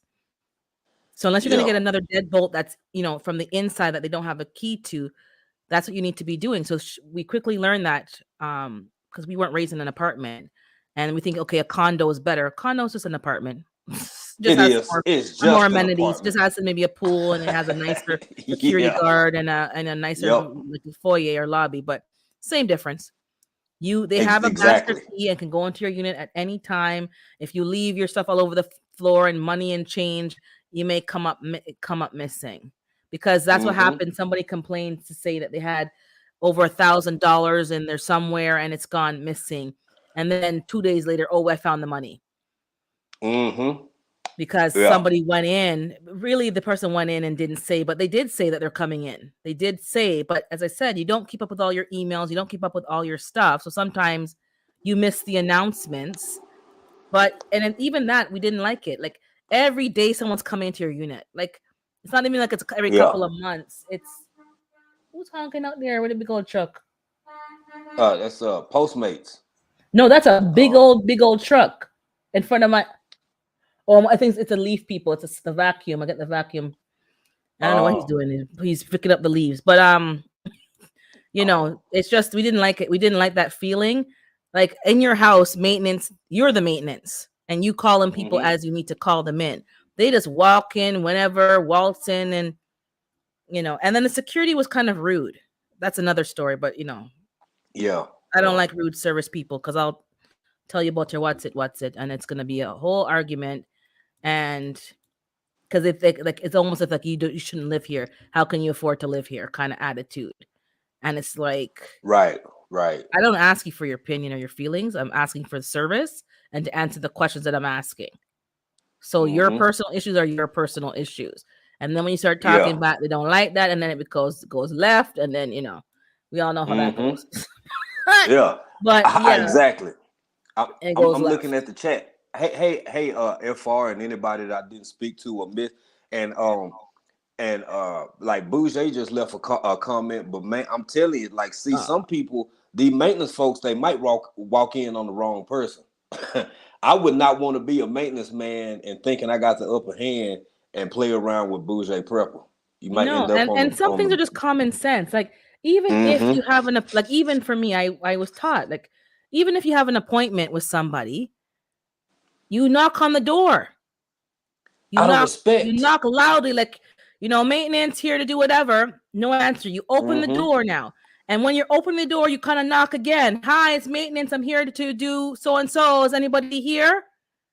And you Mm-hmm. give them a Exactly. moment to kind of say, oh, and then you don't just walk in. Like there's a way you do things, even though you have an appointment. You don't just walk in, but people just think there's no that courtesy, as I'm saying, is not there anymore. There's a certain Right. courtesy that you're supposed to have. You give them a second to kind of, maybe they forgot, maybe they're like sleeping, and you give them a moment to gather themselves. But no, they just walk in and do whatever. There's a way that Exactly. you go about things. But yeah, we didn't like that. And she, I said, get the bar that blocks the door. And so that when you're home, they can't just walk in on you. You can't control when you're not Yeah. home because they have a master key, but don't leave things lying around. Don't leave your valuables just out and about. I'm Caribbean, Yeah. and my family always hates when I come to visit them because when I leave to go to the beach for the day, I lock my bedroom door. And we have a key lock. Mm-hmm. So I lock my stuff away, I lock my suitcase, and I lock the Yeah. door. So then they're like, Right. oh, I need the mop. The mop is here, there. Whatever. I said, listen here. When I come on the scene here, take out what you need. Because if I'm not here, the door is locked. It's Oh, real. no You one's got to gonna be like steal. that. No one's gonna steal. And it's not my family I don't trust. It's not my family. Right. It's like the cleaner, the yard person, and other people Mm-hmm. who come up.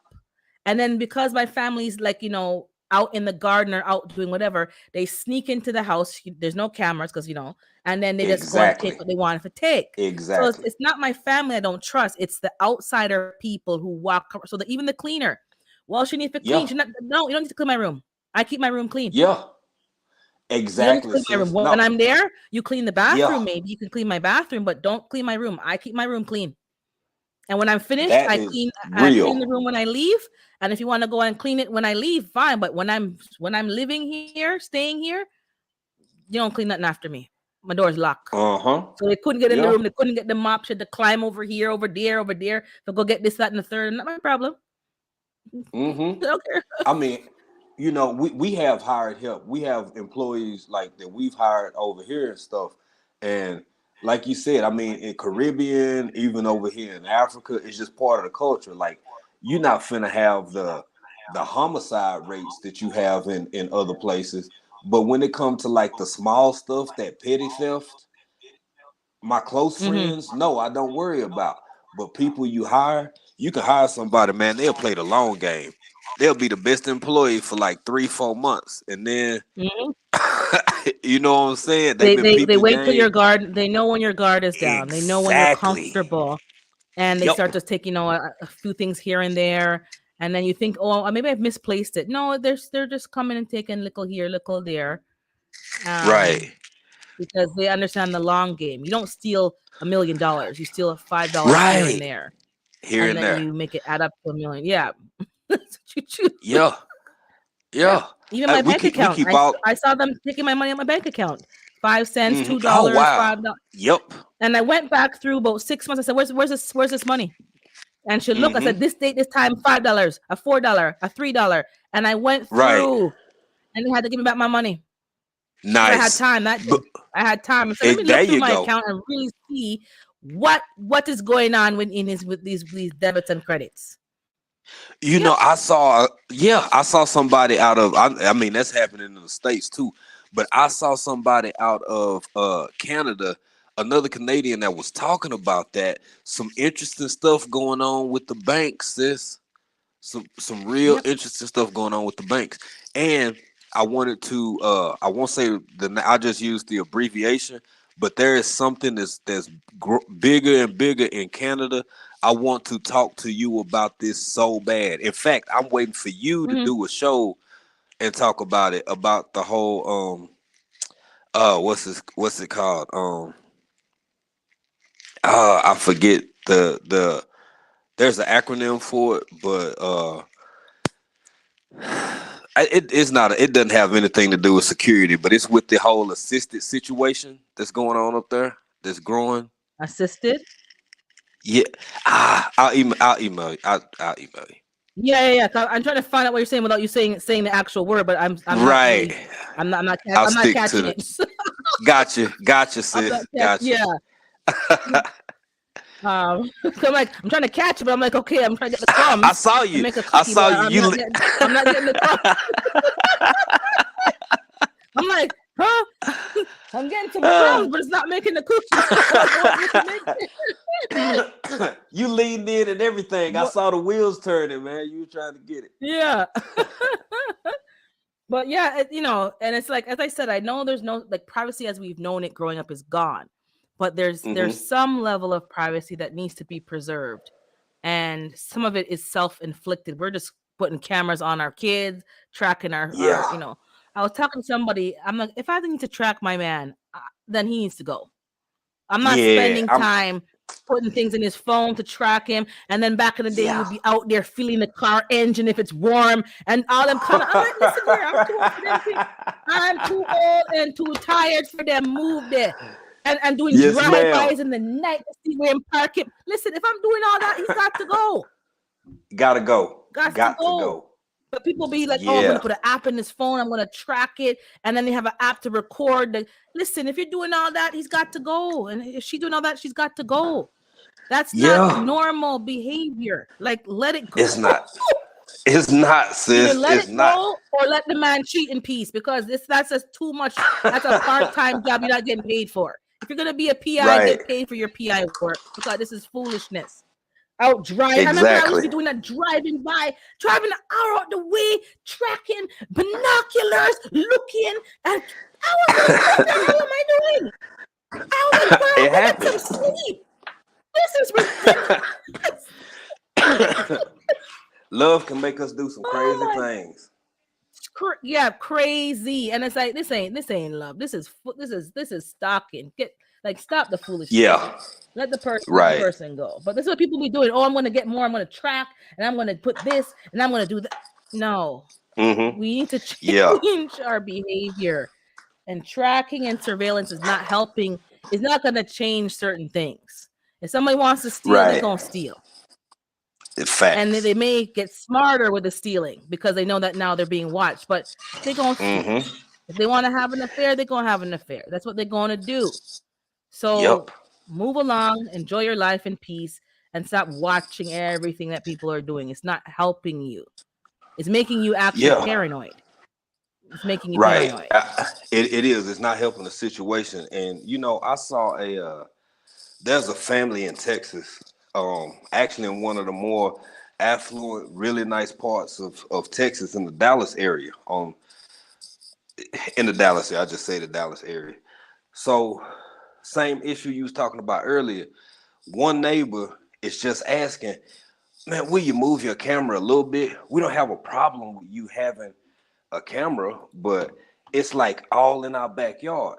And it's identical to what you said. Like their teenage son was, I don't know, for whatever reason, he's in his window. I don't know. But anyway, it frustrated them.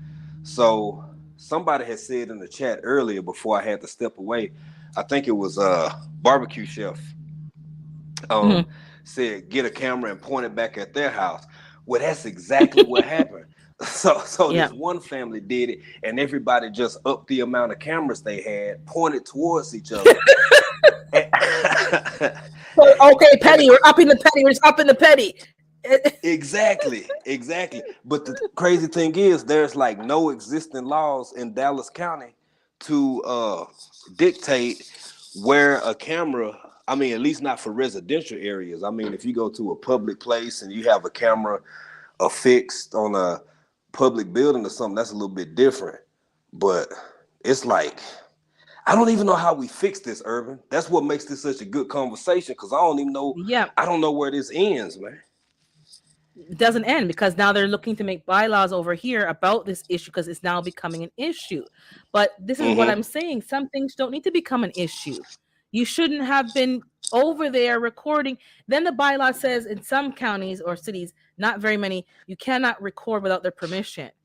But it doesn't negate that the camera is pointing in your direction. So now how do I know whether or not they were actually recording? Exactly. So now I have to go find that out myself as a resident, or is that going to be like, no, it shouldn't be pointed so that I don't feel like you're recording me, period. Point blank, period. That is a deliberately unenforceable law. And a lot of lawmakers do that all the time. If you put the burden on the citizens to enforce, now, first, there's what level of adherence is there? There's nothing to adhere to because they still have the right to have the camera pointed at your property, unless you file a civil suit or a criminal event presents itself where you can actually end up going to the court and evidence goes to discovery.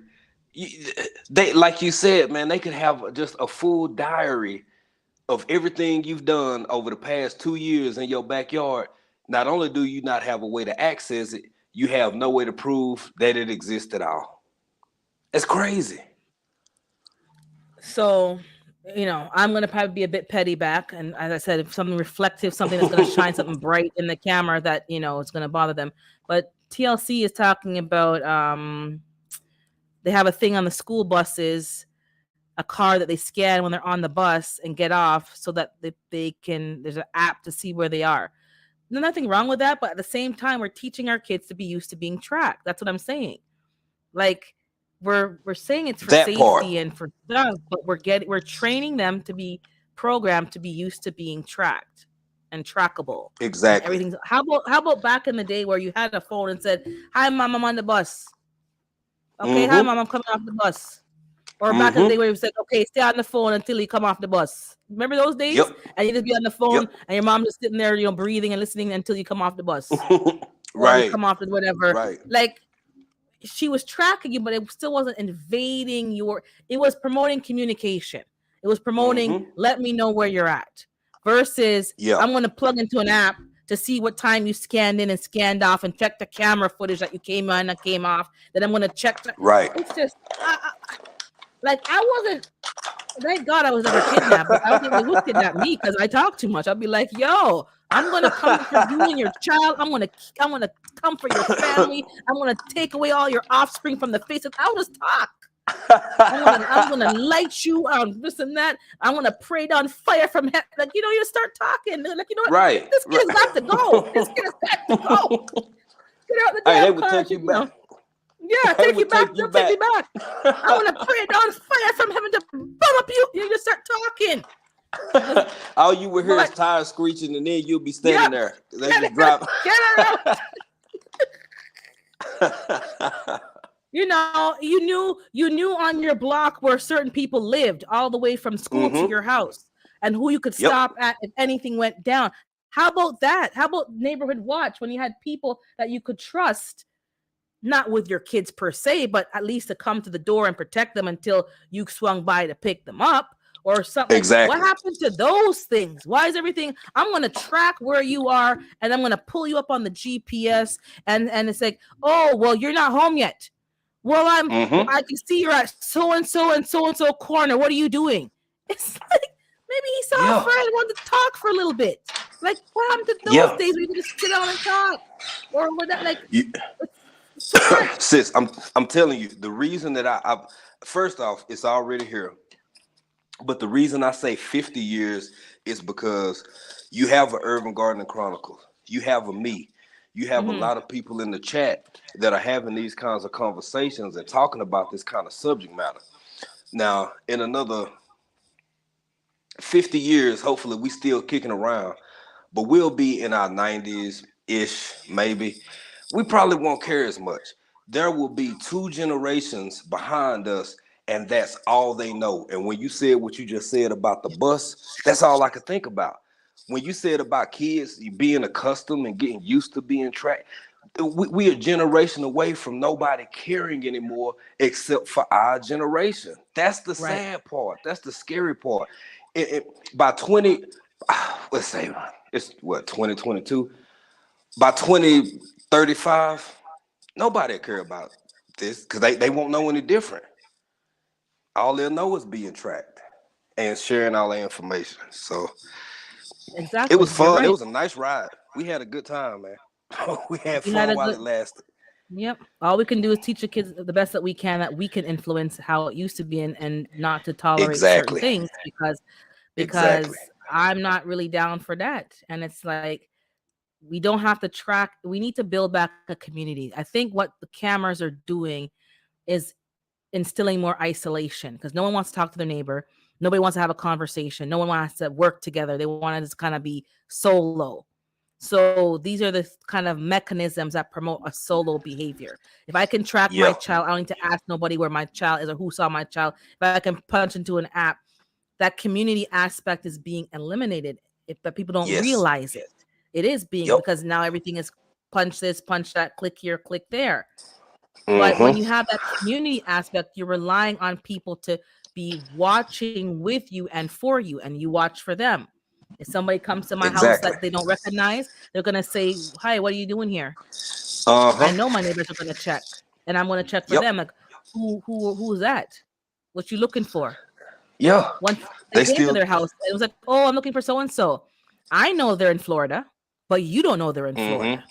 Right. And you're certainly not gonna hear from me. So, and the fact that you're here when they're in Florida means that you shouldn't be here. So you play dumb, but you let them know someone was here at such a clock and took a picture of the car and said, "Do you know these people?" That's what we need to go back to. She don't have no camera. I don't have no camera. We got neighbors who watch.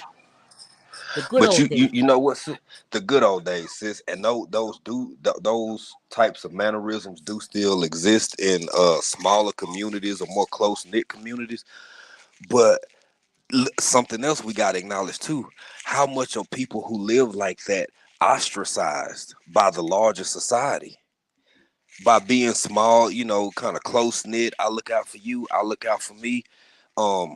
Look, before people start saying, okay, it's something to this, 10 years ago, preppers were completely mocked.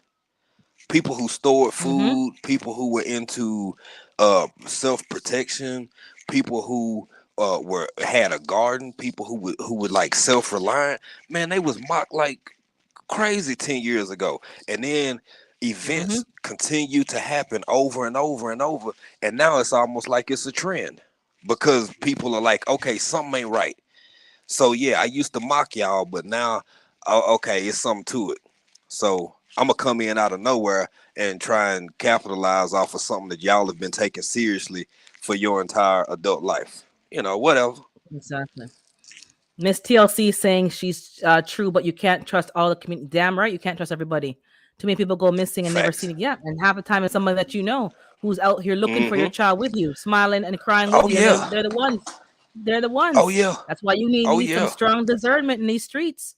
You need some strong discernment because they fool you. They fool the best of us. Yep. And Unicorn Lady is saying the one thing about the cameras is when people accuse you of something, the cameras show that you didn't. Exactly. Because you can't trust nobody's Yeah. word. And now they're relying on the evidentiary evidence to show that, okay, you didn't do what they said that you did. Yeah. It's a double-edged sword because it's Double-edged. helped so many. It's helped so many people. It's helped to vindicate people who were falsely accused. It's just the information that's on all of our cell phone, whether you got an iPhone or Android, has helped to prove the fact that no, hey, you said I robbed a store in California. Man, I ain't left Dallas in 3 months. What are you talking about? So stuff like that can it's so crazy because it's double edged, man. Yeah. It's a catch-22. You have to protect your home, your property, fine, but you need to consider your neighbors. And if their property doesn't need to be on your footage, on your camera footage. Period. They don't have Period. to. I don't care if it's in the written law or not. You don't have to have their property on your vantage point and your camera footage. And you can put Yeah. other things in play to put up, privacy and some barriers like bushes, shrubs, trees, grapevines. There's all kind of ways to make it look a little less, divisive, like you're growing, but to have privacy. But there's certain spaces I think people do want privacy. And in terms of security, we need to have our community. And that's exactly as TLC said, it's not everybody. People that you can Yes. trust, people that you know that if your child's coming home from school and they're, like me, was walking home, there was no bus, where you can stop at people that you trust, that if something goes left, you can go over there and wait until I come and get you. You need to teach your Yeah. kids some street smarts because they're missing that good old street smarts tutorial that we used to Yep. have growing up. Yep. And these kids don't have it. We need to teach them these things. It's not just like they absorb it like a sponge. You got to show them what are you observing? Test them out. What did you see on this block? What are places that you can hide? What's the danger? Like, have conversations about it. My sister taught me street smarts. She was like, somebody's following us. And then she's like, don't turn your head. Look from the corner of your eye on the right side, the white shirt, blue, whatever. And then I said, and then, Kabir's like, which means a whole more than, And she's like, okay, we're going to hop on the bus and cross the street. And we hop on the bus and we made a few shifts and he was trying to follow us, but we shook him. And then we talked about it. She's like, he assumed that, okay, two young people, like a sister and a younger sister, and I don't know what he was thinking, but we weren't down for that. Right. And she taught me how to watch what's happening around you without literally like looking and being so obvious. You got to be looking and looking like you're not looking and listening. Exactly. And know the area, know what places you can hop into a coffee shop and cut through the back, and certain moves you can make. They're not gonna just learn that. They got to be taught some of that. I trust so and so's parent, but I don't trust them. You need to tell your kids that. Yes. Tell your kids. Say, I trust them, but I don't trust them. So when you're with them, you move accordingly, because I don't trust them 100. I trust them like 10% to get you home in one piece, but I don't trust you with them for long periods of time, because that's what I was gonna say. You trust them, mommy. No, not like that. Not like how you think. Yeah, don't eat from them. Don't eat no food from them. I don't care if you're dead for hungry. You just say, you're fine. Right. I'm good. I'm fine. Yeah, you're fine. You don't eat or drink from them people. What you said, because I couldn't see the chat at the time. What you said, TLC said, reminded me to make a point, if you don't mind, sis. It's just my personal belief. People, because like you said, you have to vet. Well, you said it in patois. You said you got to vet them. Yeah, you do. You got to vet them, and you got to vet them again. And everybody that's in your life, it's okay. I think sometimes we put too much pressure on ourselves because we want the relationships and the conversations and the community to be so strong. We kind of let people make it on certain stuff. Nope, I'm running your behind through the ringer. I'm evaluating you. I'm watching you like you should be watching me. And it's okay to be distrustful, because sometimes being distrustful is what keeps you alive. That don't mean we can't trust anybody. You can't go through the life. We all need each other. We can't go through life not trusting one another, but we do have the right to constantly observe and not necessarily even be skeptical, just be observant of the people that you want to trust. I mean, if you don't do that, what are you doing? You just walking through life willy-nilly being flippant. Like, Willy-nilly. yeah, like, oh, it's all good. Hey, love and raindrops and gumdrops and rainbows. And no, man, life ain't like that. It's real out here. No. You gotta, like, I had to learn a lot from my parents, and sometimes they didn't tell me, but it's like one person, I'm like, I told my parents, don't ever let me have to drive with them again. The person was such a Yeah. bad driver. I was praying the whole way. I was fasting and Yeah. praying the whole drive. I said, Lord, if I ever make it on dry land again, if I ever make it on dry land again, Lord. The woman drives so mental. Cutting been off there, people, sis. swerving, and I'm sitting there thinking, like, what the hell? I said, parents, do not let me drive with them. Let me take the bus, let me walk, or come and never again. Never.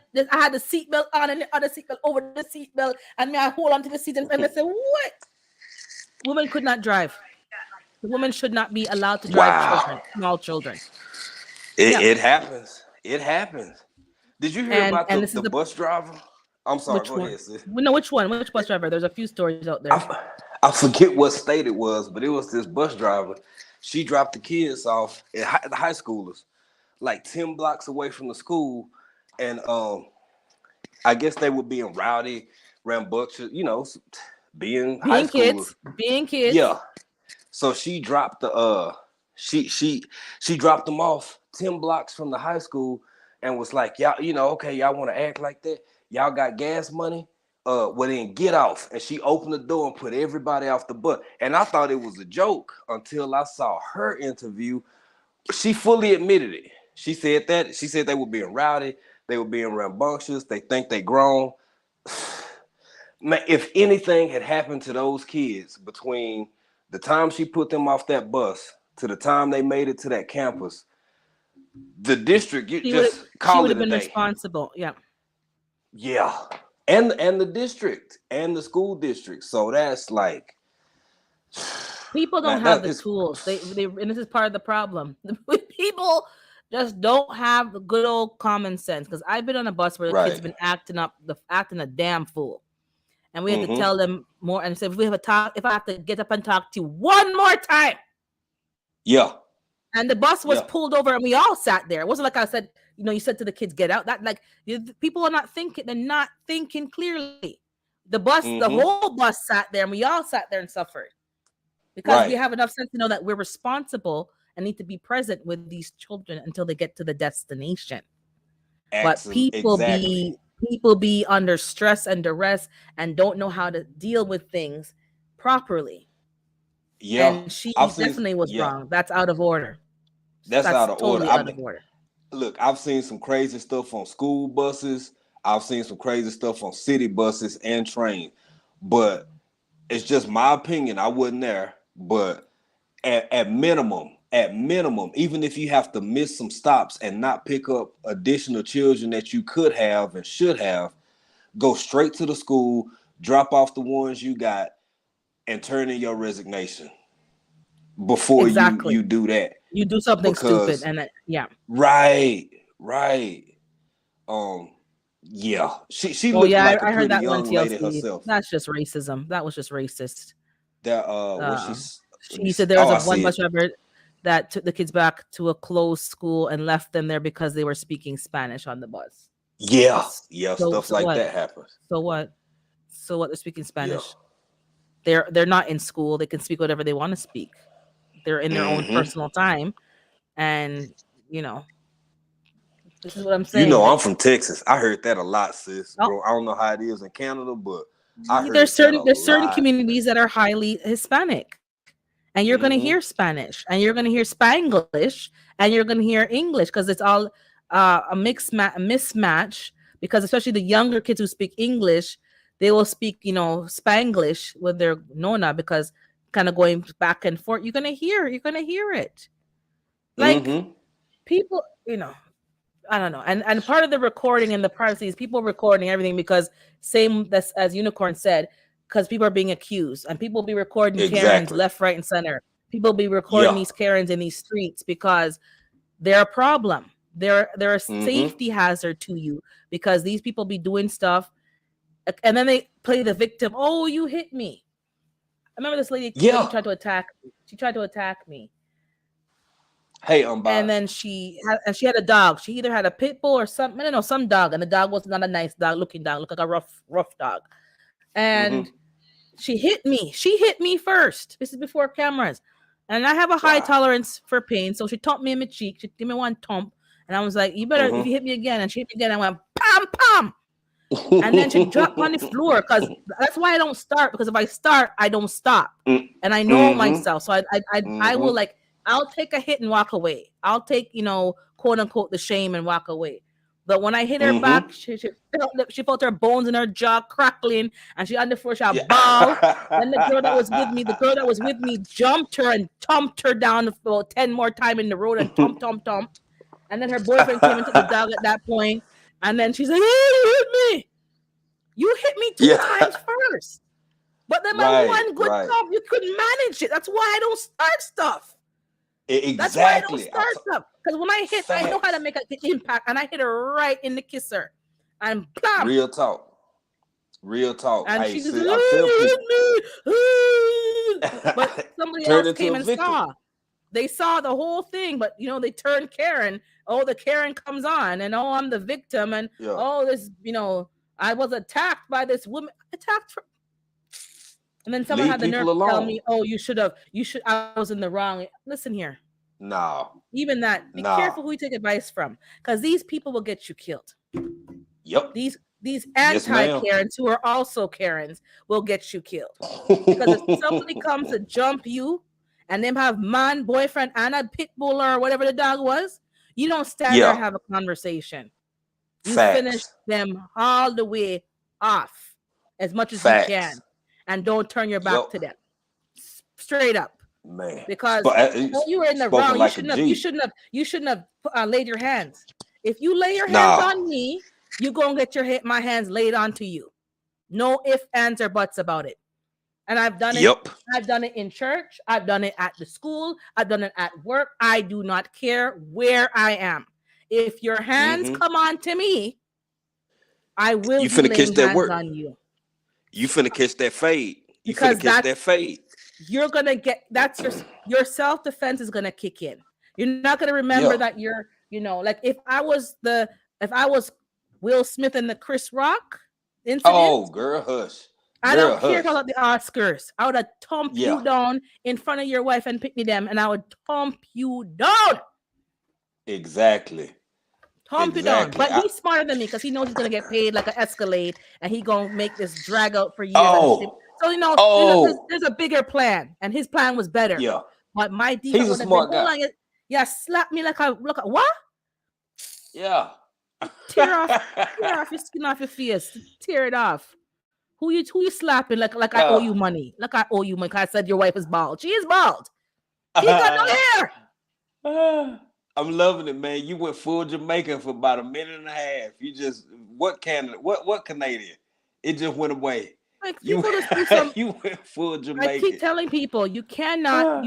People have a button that if you press the button, you better be ready for the backlash. Don't press people's buttons if you can't go all the way. Don't provoke people. People say, "Oh, I can say whatever I want to." Yeah, you can, but there will be consequences because some people have a threshold, and you press the button, and you can't talk smack to everybody and anybody. You can't take it back. No, you can't say, "Oh, go." Like people had mama jokes back in the day. It was all about mama jokes and insulting someone's mama. You insult the wrong person about their mama. Yep. And you know something, and a lot of people disagree with me on this, but this is my true down deep in my heart belief. I believe because you don't know what people going through, you don't know what's in somebody's heart.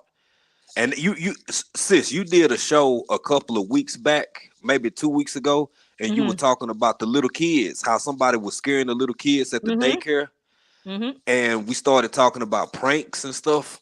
Mm-hmm. Hey man, when folks out here pranking people and playing with folk they don't know and busting their chops and like you said, making jokes or doing whatever, you can't really you lose all control over however that person come back at you. Now a lot of if they get too grimy with it, people will say, "Oh, well, you overreacted," or that wasn't the proper response to what they did because all they did was do this or do that. Man, there's some folks out here who crazy. Mm-hmm. We all had a potential to be crazy. I could be a great, wonderful person, just be in the wrong mood on the wrong day, and you come at me sideways with some Mm-hmm. foolishness, and you catch a whole bunch of smoke that I never wanted to give and you never wanted to receive. I don't understand people doing that, thinking that you can mess with people and then get to control the boundaries upon how they react. That's just silly. You can't. You I, no. I, And I don't get it. people forget that. People think that you can control. And I'm not saying it's right or wrong. Some people do react wrongly, but you have no control over how someone's going to respond. And somebody may Not take it me. all the way, and it's All the like, way. you know, All the way. all the way All the way. because they're And in you know that some. mood. Go ahead. Mhm. I was gonna say with the other part, I think it was TLC had you put up the comment about the kids need to be don't need to speak English. I mean they need to speak don't need to speak Spanish, whatever. So we from Texas, so I heard that a lot. That's very common. All right, why don't y'all speak? You know, oddly enough, it was liberal, beautiful liberal Seattle. That was the Mm-hmm. first place that I was ever like mocked for my ex, like for how I speak, Mm-hmm. um, which was kind of odd to me because it's got the reputation for just being this super accepting and loving and liberal kind of place, and everybody kissing and hug. Man, y'all go to Seattle if you want to for about hang out there about 2-3 months. Just peel around downtown and see how all those whatchamacallits go away. Yeah, I ain't never been mocked or messed with over how I speak in my whole life, but I was Mm-hmm. up there. Yeah. You have to always ask when people do these surveys, accepting of whom and what. Like who did the survey? Exactly. Because if you did the Yeah. survey, walking Mm-hmm. around as a dark skinned black person with dreads and a southern accent, Mm-hmm. I'm sure the survey will come out. And the survey says you a Exactly. hiccup. You a hiccup. Exactly. We don't want no hiccup over here. We don't want no hiccup over here. Yes, No, ma'am. Yes, no. ma'am. You know. Mm-hmm. So It was. you Yeah. give me the survey that was done by one of us, then when you watch Family Feud and the survey says, yeah, most of us know Yeah. it ain't our survey, it's y'all survey. It's your survey. It's Yeah, the other especially by survey for y'all girl, people you over can tell there. by the questions. You can tell by the questions. Come on, Do come you on, wash Irvin. your chicken? Yes or no?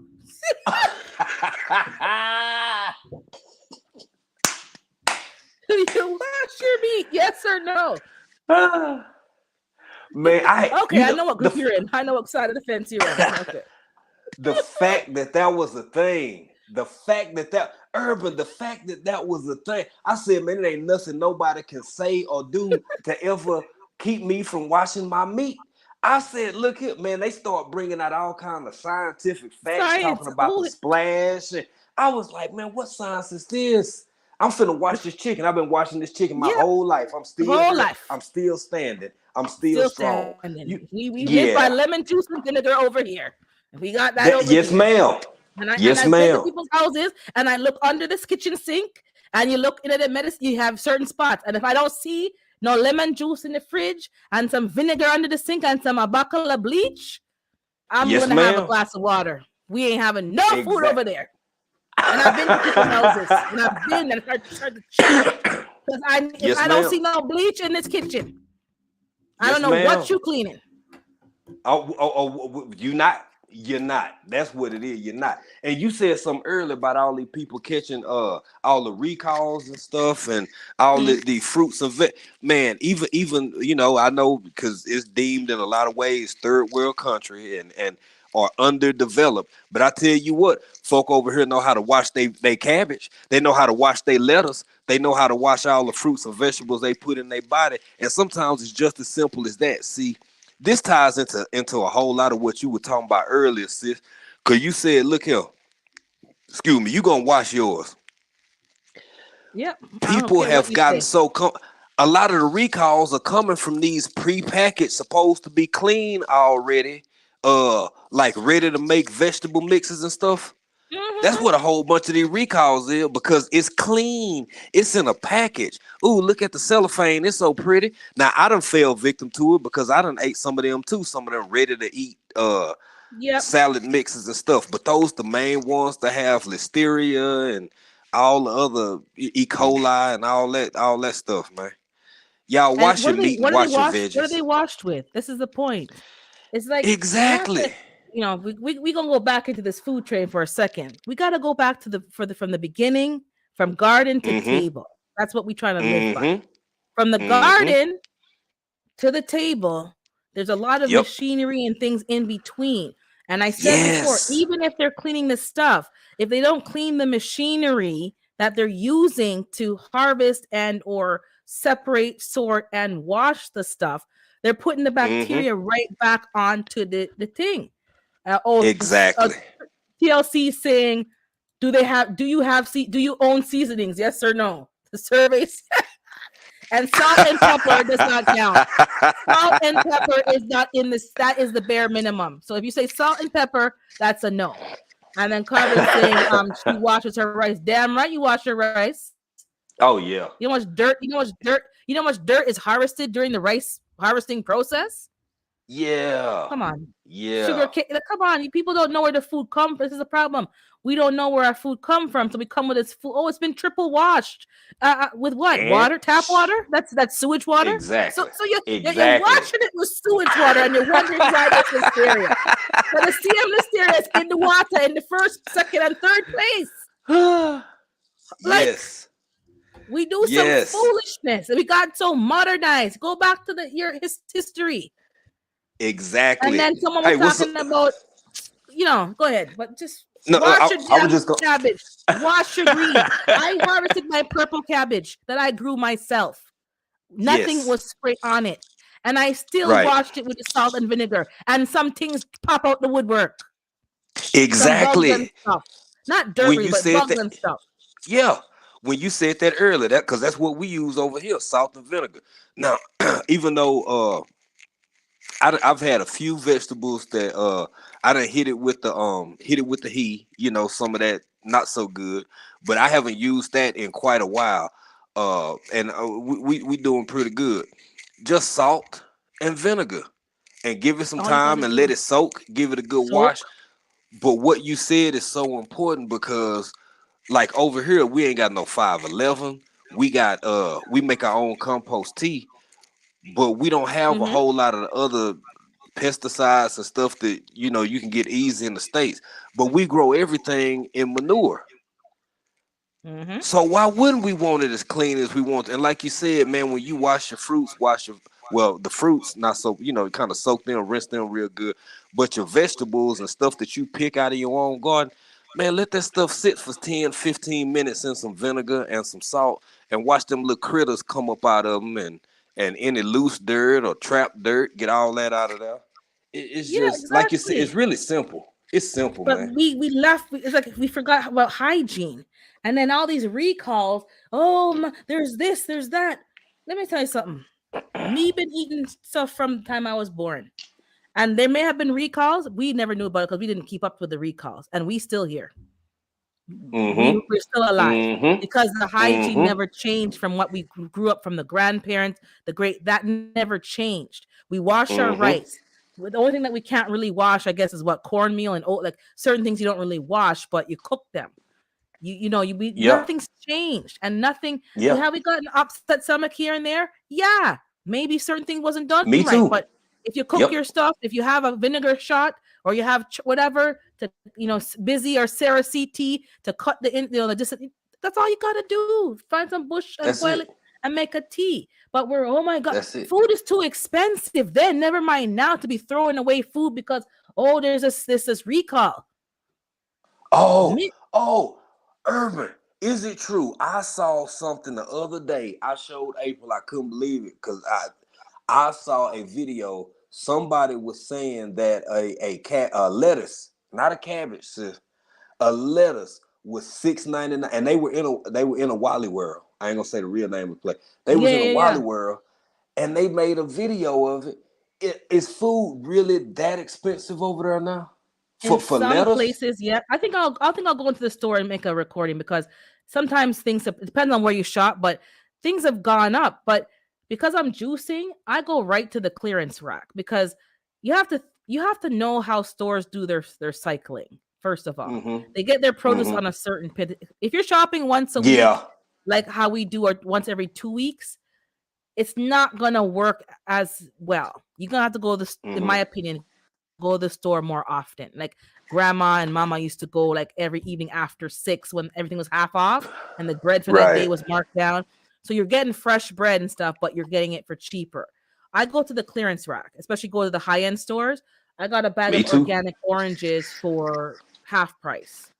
I'm gonna juice them and make ginger shots with organic oranges because organic fruit Yeah. actually rottens faster, so they got to turn it over faster. So if you're going there frequently, you'll see things on sale. The meat, when it's near the expiry date, I buy it, I clean it, Mm-hmm. I season it, Mm-hmm. and then I put it in the freezer so that it's already Yeah. half done, like half seasoned. I just take it out and start, adding my specific stuff if I'm going to brown stew or jerk or whatever I'm going to do, and then I cook it. Right. Oh, like some of y'all just, I don't know, you're too, excuse me, bougie. Not talking about bougie, but you're too bougie.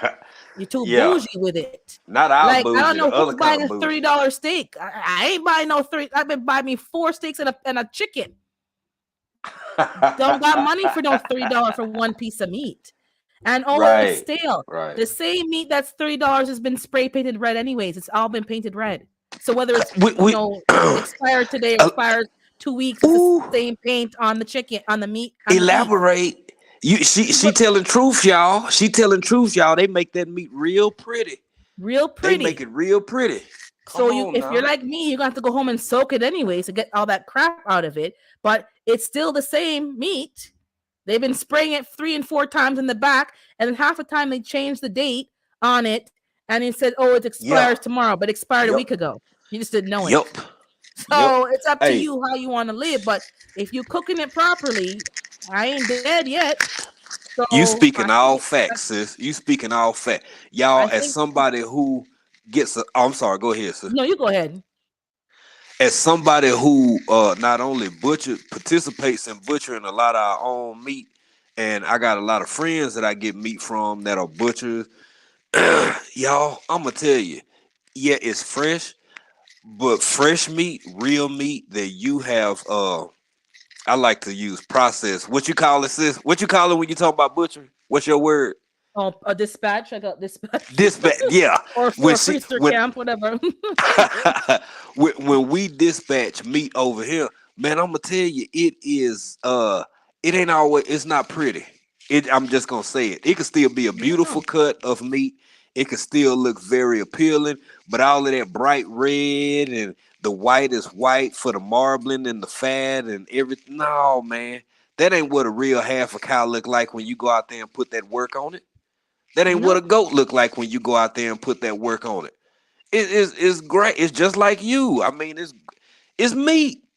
Meat ain't supposed to look like that, y'all. But anyway, I'm sorry, sis. I got caught up But in my we feelings. forgot where food comes from when we turn food. Let me tell you, because food is expensive. So I buy whatever and I soak it out, clean out whatever, season it, and put it in the freezer, and I Mm-hmm. cook it when I want to. I don't eat as much meat as I used to, mind you.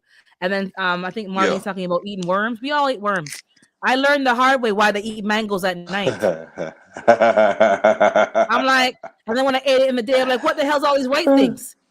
Is this what I ate last night? All in my teeth, Yeah. stringy. I was so upset. And I Yep. said, what? It didn't kill Yep. you?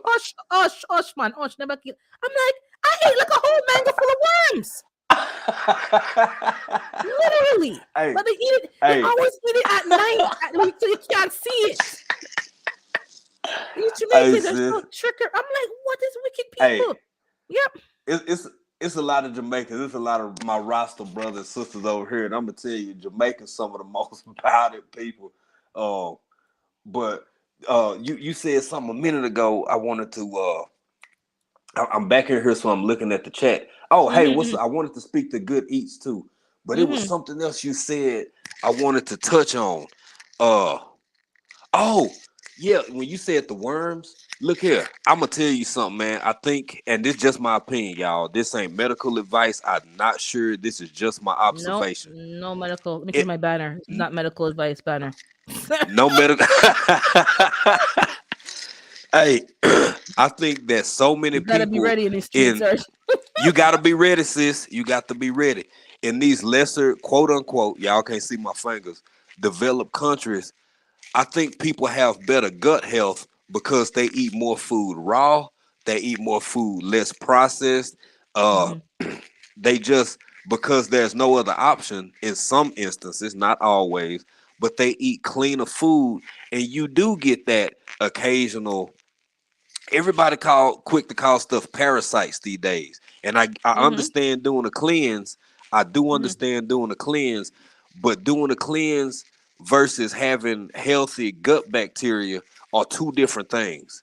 If yeah, everything you eating processed, if everything you eating is canned, if everything done been touched and ran through a whole like shebanga bang, and you just don't never get nothing straight out the ground, or you don't never pick nothing straight off a tree.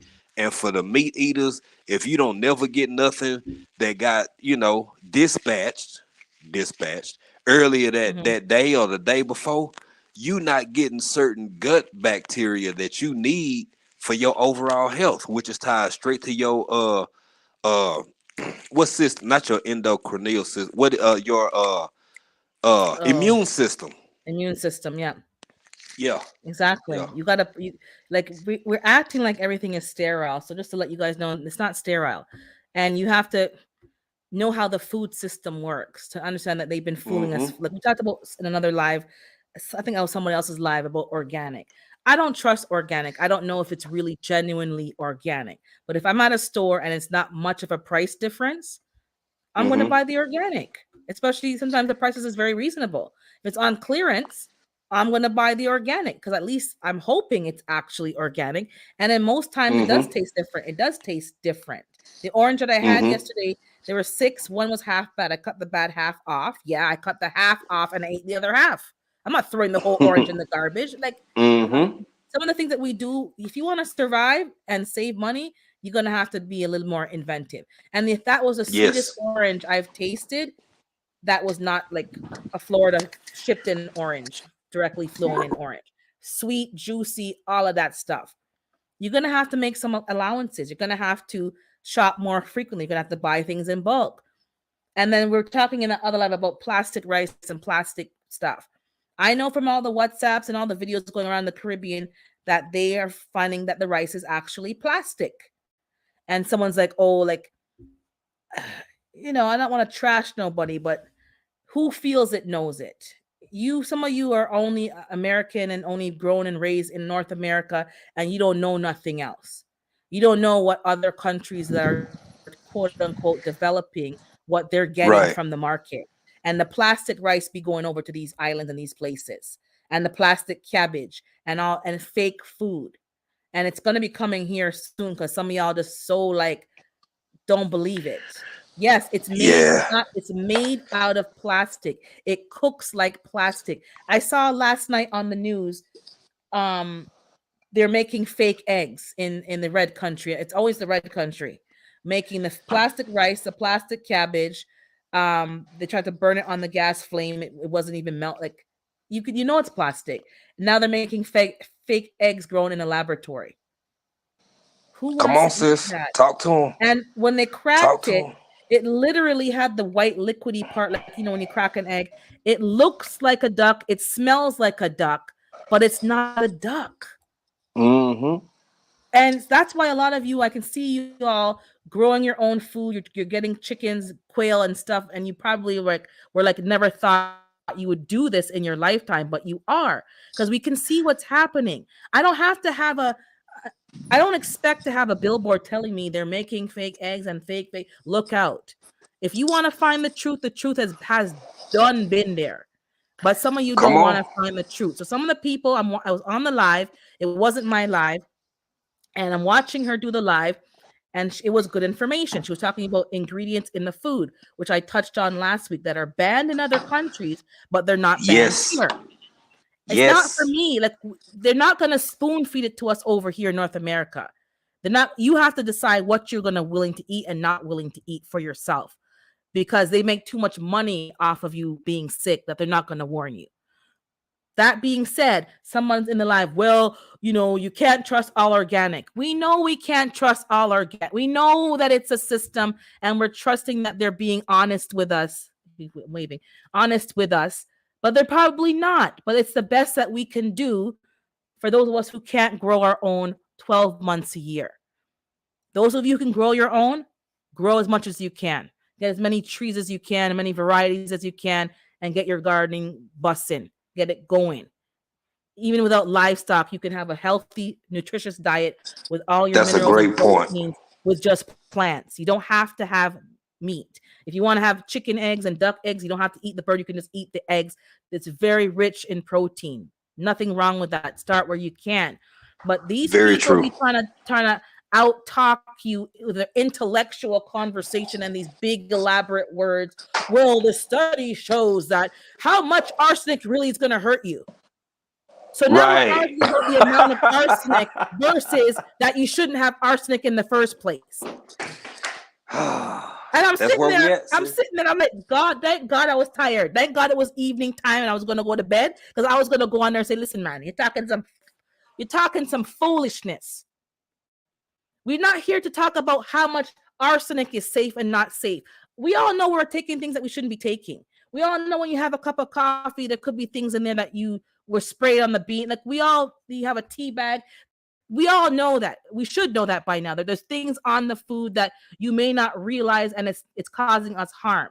But no one's intentionally wanting to go have apple juice with arsenic in it. I'm not going to sit here and waste my time arguing with you about how much is detrimental. I don't want no arsenic in my food. Really and truly. Yeah. And you're debating with me and with her, and oh, well, is it really that bad? I'm like, this man is just trying to out science. What side are you on? what side are you on? Because I'm confused here. Because you went up on her panel to have a conversation. Are you the anti? Like, I don't understand it. I'm glad I missed that one. But I'll say this to you, sis, and for everybody in the chat, I'm a big dude. Some people in this chat know the grain amount in a 22 cal.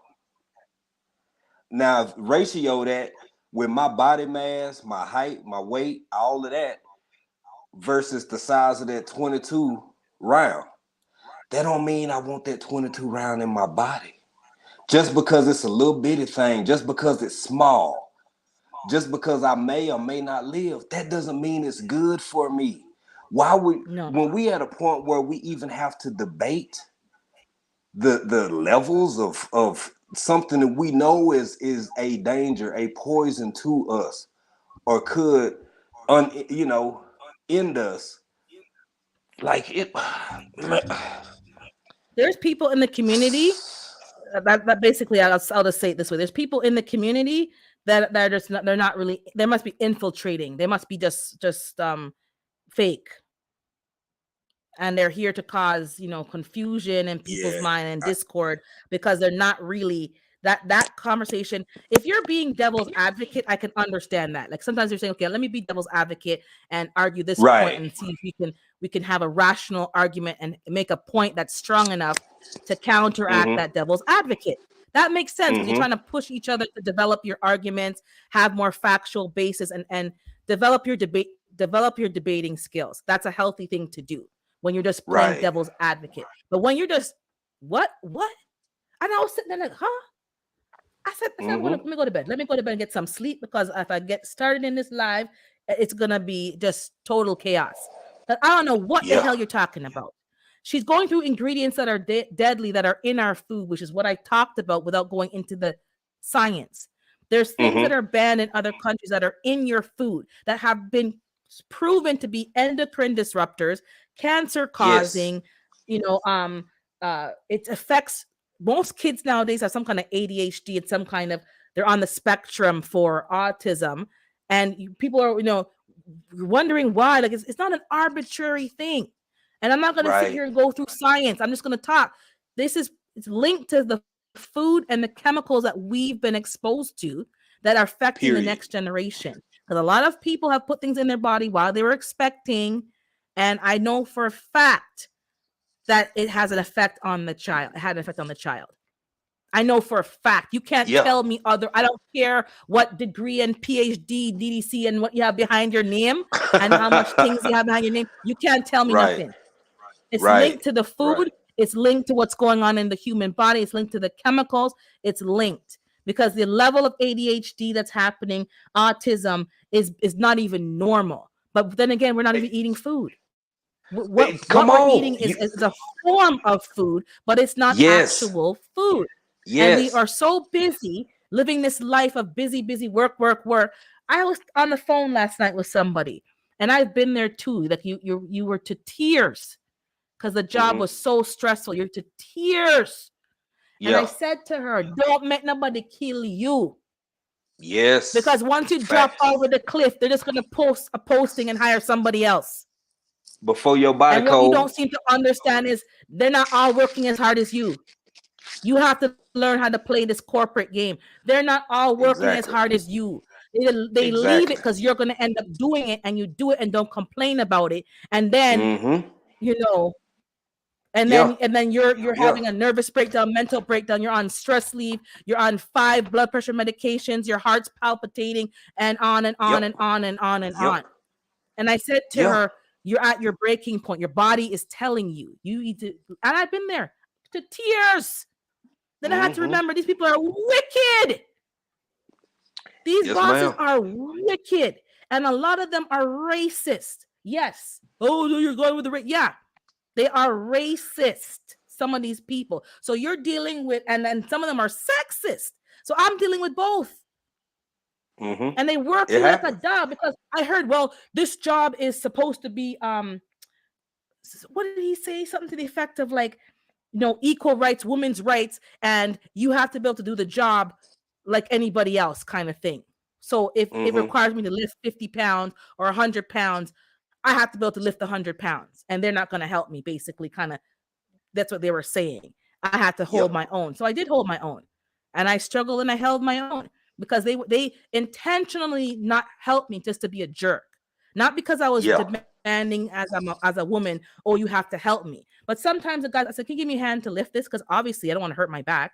And you get Right. help, but they would purposely, certain individuals, not all of them, not help me because they wanted to prove a point. This is how they operate. So That's you're where dealing with that's where sexism we at. and racism. Yeah, that's where And we're at.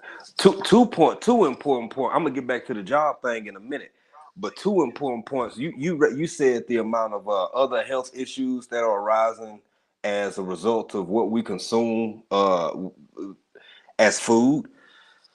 Even if somebody really wants to debate you, okay, so we don't. I mean, whether it's an issue of, let's say, and I'm only using this for an example. Um, Mm-hmm. I I won't even say that. Whatever health issue a child can be born with, or what it may be the result of whatever, right? No one can argue with me because I've been alive since the 70s that when I was a kid, allergies were almost non-existent. I ate whatever was put in front of me because I had to, and I didn't have an anaphylactic reaction to it. Like, but people do really have real allergies now. People really can't eat everything because our bodies are responding to the things that we're consuming. And it seems like every generation, people get more and more and more sensitive, to certain things. I mean, when I was younger, even as a kid, one of the first allergies I learned about, two things: bees. A lot of people I knew were allergic to bee stings, Mm-hmm. and Mm-hmm. shellfish. Those are the Yeah. only two allergies I really knew about. And then here we go, 2-3 decades later, man, you got like 40% of the population that either can't touch something or can't drink something or can't eat something, or and no fault of their own. I'm not trying to point fingers. That ain't the kind of Mm-hmm. conversation we having. I'm just saying that it exists. It's here now. So how can anybody say you wrong in how you feel or what you saying? This is an observable like set of circumstances we looking at. They Am I want it wrong, sis? quantifiable. They want it. They want to be able to prove that if let's say we'll talk about peanut butter, and the makeup and the DNA in the peanut butter actually directly is linked to the allergic reaction that happens to 75% of the population worldwide, and is the direct Yeah. source. Really, who got time for that? Oh, Who got time for that? oh, How about just knowing come that the on. peanut butter is a problem? And it may not be the Right. peanut butter, it may be the other factors that are now Right. making peanuts the issue. Right. And Come on. Come I on. watched a study a while back, but I remember the information that I watched was basically because kids are eating so much processed food nowadays, they directly linked the microflora, the microbiome in your gut, the colon, as we learned, the Yep. colon is the beginning of life and death. Death and Yeah. sickness starts in your colon on a micro Yep. level or mac whatever. And Mm-hmm. because the microbiome in the kids between like 0 to 3 is not developed like it used to be back in the day, they're noticing a high level of autism in those particular children, and they're following them in the UK from then to now to see the long-term effects of this study, because studies take a long time to go through. But they notice that from 0 to 2, that's the key point where you should be either breastfeeding and then you're bringing them onto a solid food diet by that between those years, and now they're eating food. And Yes. also people from other nationalities who have come to the UK are now eating a quote unquote North American European diet, and how that's negatively impacting them. That was just based. They Ooh. didn't go into GMO, they didn't go into Ooh. pests, they didn't go into Yeah. any of that. Just a whole like eating real food versus processed Yes. food, and the microbiome and the importance of Yes. breastfeeding. All of that's linked together because most people aren't breastfeeding. They are. Sis. So when we had that whole formula scare, oh my God. Right. Now, Right. don't get me wrong. I understand that some people cannot breastfeed. I'm Of not saying course. that Of course. but the percent you can't tell me just based on ballparking that it's a Come high on. percentage of women that cannot breastfeed. Right. There's that cannot be globally a very high percentage. I would just guess 5, let's say it's 10%. There's still 90% that can. So why isn't that 90% doing it? Now some are pumping it into bottles because they don't want to, and that's fine. You're pumping it and you're putting it in bottles, and you or your husband or whoever Right. can feed the baby with the breast milk. But Right. they're not. They're worrying about formula. Let's talk about formula. I did a Google search a while back, not that long ago, and there's some stuff that was in the formula that had to be recalled because it was the wrong thing that looked like something else, but it wasn't the thing. Same with the dog food and the cat food from the Red Country a while ago. They had, dog food and cat food, and they thought it was this and that. Then they had cough syrup one year with the children, and one ingredient looks and smells the same. One is toxic, one is not. And then the cough syrup was, come on, how much? I don't need to know anything else. Yeah. Right. The science is irrelevant. The food system and the logistics of shipping and packaging and making food is compromised and corrupt. If you have control over what you're eating, if nobody else in your family agrees with you, you can be the lone ranger, because if you don't do it, you're going to be sick as they are, or even sicker, because the one who feels it knows it. That's why I don't do certain eat, because I'm the one that's going to feel it. Those people can eat whatever they want and they have no effect. Me? Yep. Within a month, I told you my whole body was full of eczema.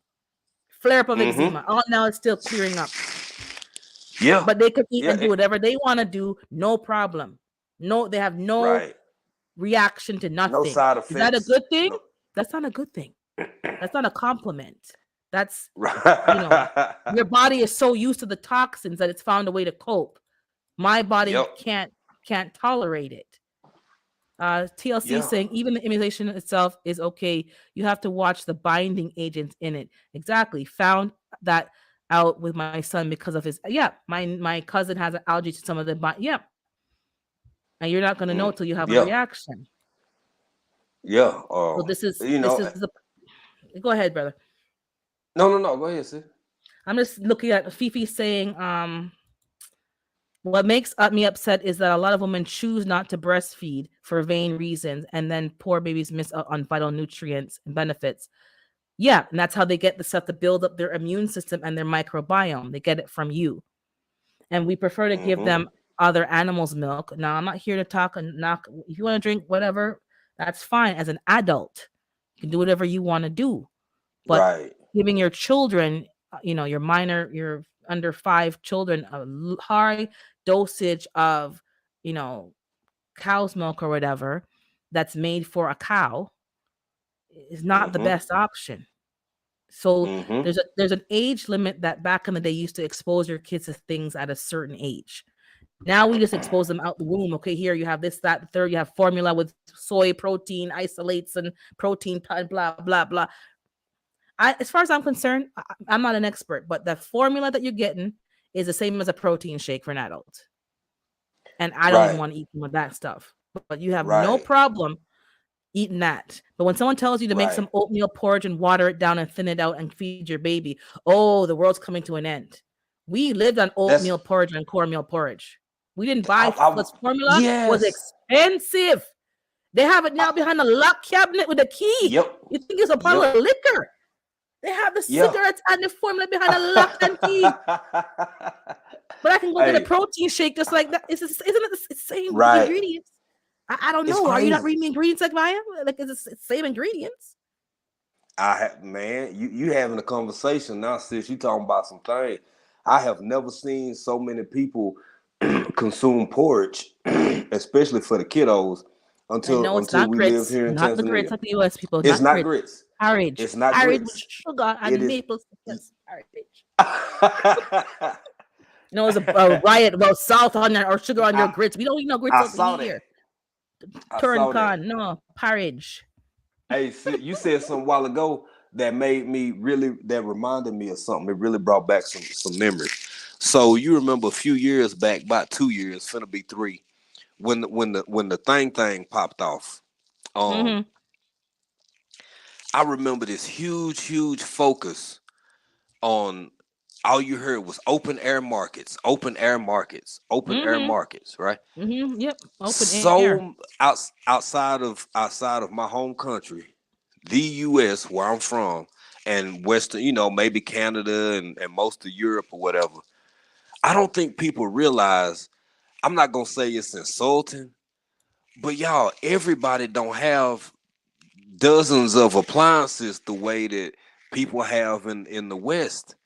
A lot of Mm-hmm. meat is fresh. So like when you see like we've put up videos and it's like, oh man, maybe it's some flies buzzing around. You show the fruit, it may be fly, it may be like different gnats or something like that. They annoying, but Mm-hmm. the bigger point is, so much of the rest of the world is so simple that they still produce their own meat either the day before or the morning of. So Yep. many of the fruits and vegetables are set out or set in place the day before or the morning of. Gnats smell that, flies smell like, bugs smell that. Because Mm-hmm. it's fresh, it's real. Mm-hmm. So when I saw the way that like 80% of the entire world eats, being kind of indirectly blamed for that thing coming into Mm-hmm. existence, I just found that a bit strange. I just found that a little bit odd, man. Of It made all the no damn things to sense. it, It made it made no damn why? sense. Thank When you. I heard that, I said, "This. Do you think I'm that dumb?" Then we had Thank to watch you. Dr. Fakuchi for 2 years. Lie. What do the man said? Damn liar. Sorry, excuse my French. And then I'm watching go circle around and talk himself out and through loop de loop de loop. The man's a damn liar. Damn liar. Don't care. No, there was no fish market, wet market, open market, no market. Nah. Somebody made something and it got leaked. Even I knew that Yeah. before I knew anything about nothing, because I don't watch the news like that. I heard Girl, what they were saying, and I said that's the stupidest thing I've ever heard in my life. Stupidest they thing go. from a bat or an eagle or something. And the whole world on lock for one bat. For one bat. For 2 years. But you know, You're really, and those who believe it are those are the people I stay away from. No, it was this. You believe you not only is he a damn liar, you are a damn fool. You're foolish because that was very clear. That was a lie. Then when it was found out that it was the NHS or whatever the letters were that funded the gain of function research, everything's quiet. I don't hear too much about that. Follow the money. They gonna come whip your legs. They gonna come whip your legs, girl. Be quiet. Follow the money. Nothing. There's nothing new under the sun. I'm a scriptural person. There is nothing new under the sun, and that story, if you put it in a comedic sense, was the same thing. The side chick got tired of being the side chick and wanted to come to the wife and tell the wife that I want to be the main chick, and said okay, and then said okay, since you're not gonna, I'm gonna leak out the thing and cause you pure problem. So somebody didn't get paid for what they're supposed to get paid for, and the full story has yet to be revealed. Yeah, yet to be revealed. But there's someone didn't get the payment, someone didn't follow orders, so they said, all right, I'm gonna leak out and what them leak out, in my opinion now, was the weakest of the bunch. Because me have enough sense to know it was the weakest of the bunch. Because you can't tell me there was not other things that them offered to leak. Girl, you so they talking taught a little lesson. Say, all right, I'm gonna leak out the weakest one and wreak havoc. And the next time you don't do what you're supposed to do now, I'm going to elevate and take it a little higher. Yeah. And if you guys can't see that, but all the TV that you all be watching, I don't know what to tell you. Hey, so while you're there fighting over, you can't come here because you don't have the gibber and the jabber and the solution, and you don't have the five things in your system. Have the 5 things helped you? That's what people don't seem to remember. Ooh. You have 5. Have they helped you? Because you're still fat, you're still unhealthy, you're still sickly. And when the next one comes around, because there's going to be another one, you ain't going to survive because you barely survived this one. Yeah. So all of you have 2 more years to lose some weight and get healthy. Get your summer body ready. Get summer body ready. Because what them say was, because over here, they're recommending to wear a mask again in indoor spaces. I never stopped wearing my mask in indoor space. I have my own reasons because the one who feels it knows it. Is it the savior? No. Is it going to stop everything? Of course not. But if someone's directly sneezing in front of you, don't cover their damn mouth, it's going to keep the wetness off my damn face. Yeah. Exactly. If something's airborne, it's airborne. Nothing. The particles going to go through. I don't care about the particles going through nothing. And do I wear the blue one? No, I don't wear the blue one because that's going to put chemicals on my face. I have enough sense to know just, cotton or whatever. Do what you want to do for you. I'm doing what's works for me over here. I haven't even gotten a damn cold in 2 years. People cough and sneeze right in. I see them right there. I see people yawning with them out wide open catching flies. 2 years of wash and sanitize and then they go back to the same nasty behavior. Then they season their wet hand and then touch all the ginger and turmeric and picking and touching 50 million things before they pick the one they want. I'm at the store every week, see the same thing. Then I have to go home and then you're going to go home and not wash your greens? When I'm seeing people coughing and sneezing, touching up all the stuff, and then you're going to go home and not wash your greens. Does that make any sense? Or your chicken. What, and they're going to talk to me about washing my chicken and washing my beef. Oh, you don't have to do all that. Listen, if you have to scientifically prove to be nasty, that you keep your science over there. Girl, I'm watching over here. Girl, hush. Me too. I'm washing my goat, my chicken, my beef. All of it getting washed off real good with some vinegar and wash your hands, because that seems to be a lost art. Just washing your hands, because everyone's like, sanitize. That doesn't clean the dirt off your hands. It may clean the bacteria, all the alcohol that's in it, but you need to wash your hands with soap and under your nails. And soap and water. Out in the street, and you're out in the bus, and you're out here and there. You go in your house and you wash your hands. That's what you should be doing. Hey. That don't need to be announced from the news media. That should have been taught from way back in the day. Soap and water. A habit we got when we get home, because, and this was for the U.S. or Tanzania, we ain't saying one place is more sanitary than the other, but we have a habit. especially when at periods when I used to catch the train and I would catch the city bus back and forth to work, even when I would drive. I'm at my job, so I'm doing out. It's like, I don't even sit on my couch. I come in, I immediately either take a shower and throw. It depends on what I've been doing. I'm either gonna wash my Mm-hmm. behind and throw on some basketball shorts, or I'm on just if I just went to the store or something and I ain't been nowhere but like inside the vehicle, then I'm okay. But when I get back to the crib, I throw on something comfortable because I don't even want my outside clothes in the crib like that, especially after you've been sitting on the city bus, on the city train or something. That's just like, I mean, just good old fashioned regular kind of keep it play inside the house, keep it clean, man.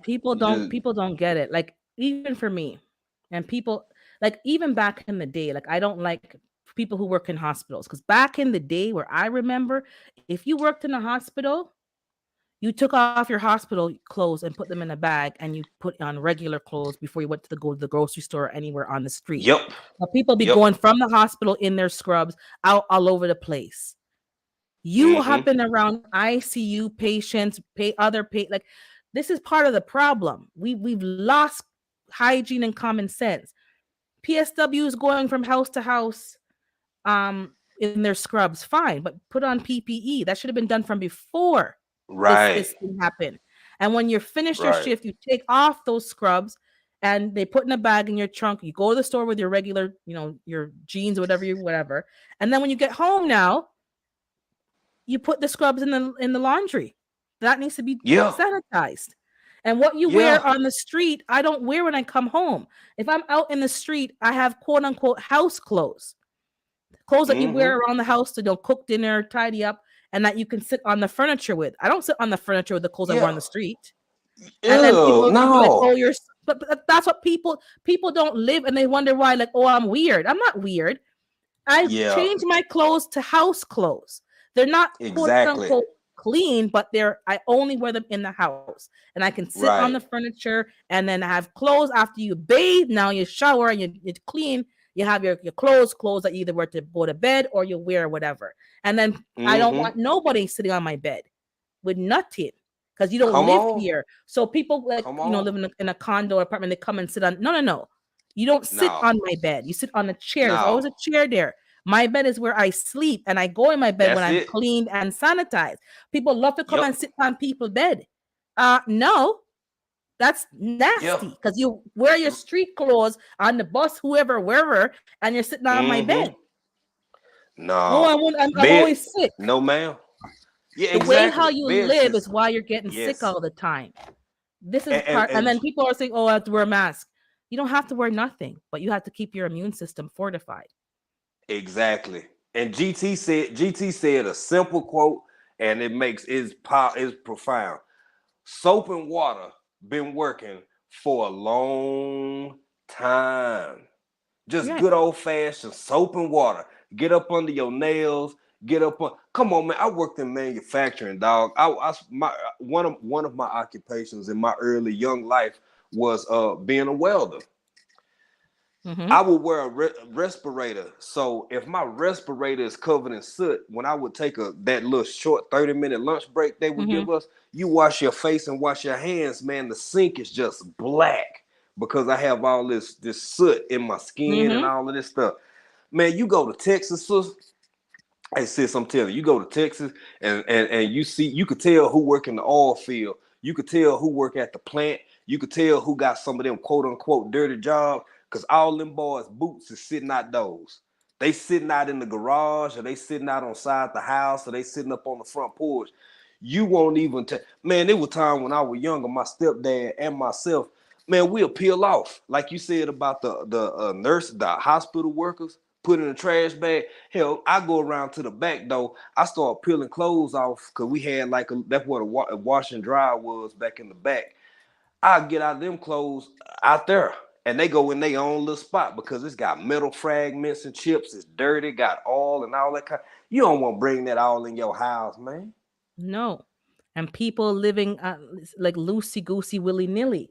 Like when I was going to the hospital to visit people, As soon as I come in the front door, you lock the door, I turn the lights off so that you can't see through because I have a glass door.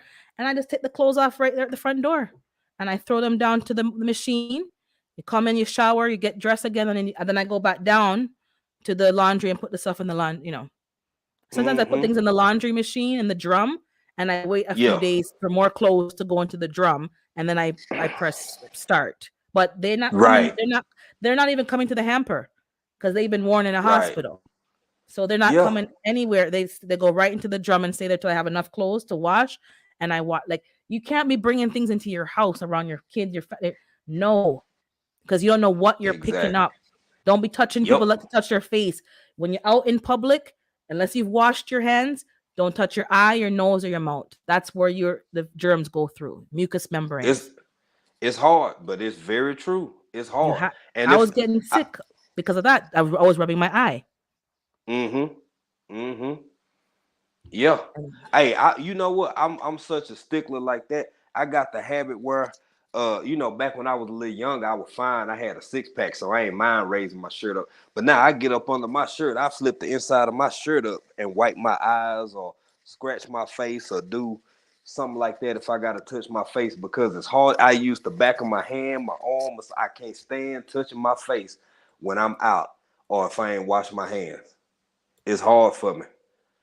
I don't I like it. wash my hands so many times a day that they're ashy. I have cream right here next to me because that's how much I wash my hands. Oh, you Because sound like April. Yeah, you sound like April. because when April. you're cooking for people and taking when my mom when you're around elders, you can't joke around. And as soon as I go into anyone's house, I wash my hands. Yes. And then I My sit wife is the same way. I sit near the door because if I'm wearing outside clothes or whatever, sometimes they have like a little room where you can still sit, but it's not like they're good furniture. It's like, a little chair, Right, whatever. right. You can sit on, you can talk, and you're not germing up their house because you have to be that careful. Some people You gotta be. some people get sick easily, so you can't mock somebody. Like, you may not need, all the stuff, but somebody else does. So you've got to be cautious. My sister used to And be sick every yeah. fall. Not anymore. I sis, even still, it's a different because you don't strike me as nasty. So I'm assuming that if you leave your house and you go to your mom and dad in them house and you ain't been nowhere but in your car, I'm thinking your clothes probably all right. But that's completely different versus when we talking about you been on public transportation or you been walking You've around been to the downtown office, you've been to the Toronto, been store. to the Yep. exactly. Doctor's Those are office. You've two been. different things. Yeah. Yeah. Yeah. Yeah. And it's but we got extra, vigilant during the pandemic. But it's like some things it's like we shouldn't have been doing anyways. Like, I see a lot of nurses in the stores shopping in their scrubs. And I don't think that's appropriate because back in the day that what nurses wouldn't even do that. They would go into the change room, take even their shoes that they wear in the hospital would not be worn anywhere else. They had shoes that they walked around in, those ugly old-fashioned white comfortable, With whatever the big nursing shoes. wedge, with the big Yeah, the wedge, big yeah. wedge, but it was spongy and it gave you support. Those shoes were only to be worn in because then again, they're not coming from the street now carrying street germs into the hospital. And that's Yep. also it's a concern vice versa.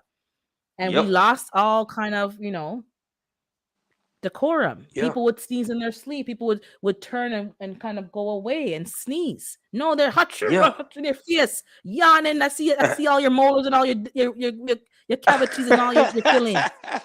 Like, and I'm sitting there thinking, and then like, oh, you're wearing a mask. Yeah, because you nasty. And you're spraying that in the air. Because when you yawn, you spray. You think you're not, but there's all kind of wet droplets flying left and right. And no, it's not going to protect me. My mask doesn't protect me but it's from the wetness touching my face. Yeah, damn right. And when I leave the store, it comes off. Yes. And I have my ginger shot to take I take my stuff. I keep clean, but there's some people who are just excessively nasty. There are people who know they're not supposed to be in the public stores because they're going through particular treatments. And they're still out. Like, even before there's things that people do. They don't care. So you have to think, okay, how much risks can I tolerate? That's for you to decide, not for me or anyone to tell you Nothing. You decide what you can handle, what your risk tolerance is. And if you're Right. always getting Right. sick all the time, maybe you need to. People are sick Do every something different. fall, and they have Do not been something sick for different. three falls. Have not been sick Yeah. because when they're Yeah. around people that are not in their quote unquote circle, Mm-hmm. they are in a public crowded store. If it's not crowded, like if I go first thing in the morning, like 7 or 8 in the morning to a store, I don't have it on because there's only like 5, 10 people there. But when I see you, your grandmother, your husband, your dog, your cat, everybody in the store, and people, some people cultures shop in packs, and they all have to Yeah. decide which tomato Yeah. they're gonna buy, and they all stand by the ginger. Okay, which one we're gonna buy, and it's like a group decision. Every purchase is a Right. family decision. Them It's time true. there. That's true. So some of you don't understand what I'm experiencing over here. Maybe you don't have that where you are. It's a family decision. Shopping. When my mom was shopping, it was her and maybe one of her kids. The rest were at home, and the husband was Right. something. It wasn't a family affair going shopping. It wasn't a family Right. outing. It was we have this list. You get those five, and then we meet back up at the end of the hours. We get what we need. We check the expiry dates. We get the coupons going so we can get the coupons in those dates. And we boom, boom, boom, boom, boom. Now you have to go Yeah. and they're blocking the aisle and they're this and they're that and that. This is what's happening. And people Yeah. are spreading and then my community, when they started taking the data, my community had one of the highest transmission rates Mm, mm, mm. because they did do data on certain areas. There's certain areas that were top, spreaders. They call them Mm-hmm. spreaders. Yeah. And was I walking in fear? No, but that knowledge is useful because that's Right. indicative of the way that people choose to live Yeah. culturally and also Yeah. demographics and financial status because Yeah. you know Yeah. Yeah. this is what I got happens. that made There's me think about something you said earlier. I got a question for you about you started off earlier and you were talking about the holidays and Thanksgiving and what you're gonna do, what you're not gonna do, which I totally Mhm. understand. Cause we ain't doing I might throw on a goat leg or something. But uh like I don't know, fam. You maybe in time, maybe by the end of this decade, but I don't know if it's ever coming back to hit quite like it was. The togetherness because between the thing that happened and then a whole lot of political divisions, I think families are starting to. This seemed like this the first year since everything popped off that people are kind of starting to say, okay, let's get together, but Mhm. kind of like you were alluding to how people felt about each other at the peak of when everything was going on. Yeah, you can forgive and not forget. It's a whole lot of people who still in their feelings over what was said, how they were treated, Mhm. some of their political stances and whatnot. Like, do you think it's going? You think it's going back or what? Before I continue, congratulations, Tina Renee. She's at the hospital now. Her daughter's in labor, so she's gonna have another grandchild. So Oh, hey, congrats. congratulations. Before I forget. Congratulations. And safe prayers for safe delivery. So I hope everything goes smoothly. Yes. No, it's not Yes. going. It's not going back. In my experience, in my specific experience, it's not going back because I'm looking at people differently. Right. It didn't take Right. much for the wedge and maybe it wasn't this that caused the wedge. Maybe the wedge was always already kind of there. And that just Mm-hmm. made us see the wedge. So that's another Yeah. two-edged sword. But definitely not going back because people were treated some kind of way. People were treated Mm-hmm. a way. Yeah. And fear is a very powerful and dangerous emotion because fear does make you be more cautious, but fear, like people were literally attacking each other and for something that's invisible that you can't lock in a box. And that was the whole point of this whole thing.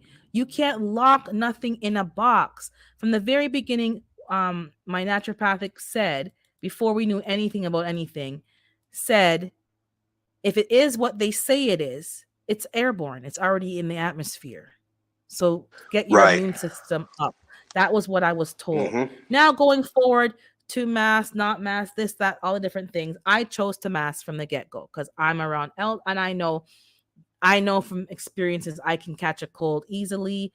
I can catch a sinus infection, So I said, you know what? I don't know. I don't know. Let me just put on and keep myself from getting sick because I didn't even want to catch a cold. I didn't want any reason to go to the doctor or the hospital or the pharmacy. I didn't want Right. any reason at all.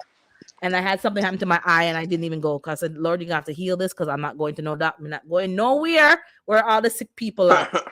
And it healed itself. But Yeah. it's caused a problem because people were very nasty. And fear does a lot of things. So for me, it's not going to Very. be the same. Me And too. Yeah. it and societal wise, it turned me off because had people, every country responded differently, first of all. So I'm talking Mm-hmm. about being in a country that locked it all down and mandated and Yeah. forced people who didn't even want to. Some of you live in states where nothing was forced. You didn't have to lose no job. Nothing was really. So for you, it's like neither here nor there. For some other countries, like they were locked away in Australia, they had to go into some camp, and it was just, the rules didn't even make any sense. So from that Right. perspective, had people stuck together more, it wouldn't have went down the way it went down. But some of the same Right. people who's like, yeah, we're gonna stand, we're gonna, it's not about what you choose to do or not to do. It's about the enforcement was the problem. If you want to go get it, go Mm-hmm. get it. If you don't want to get it, don't get it. But they made it seem Always like my position. you are affecting somebody else and they're somehow affecting you. I don't believe that. Something's in the air. It's in Yeah. the air.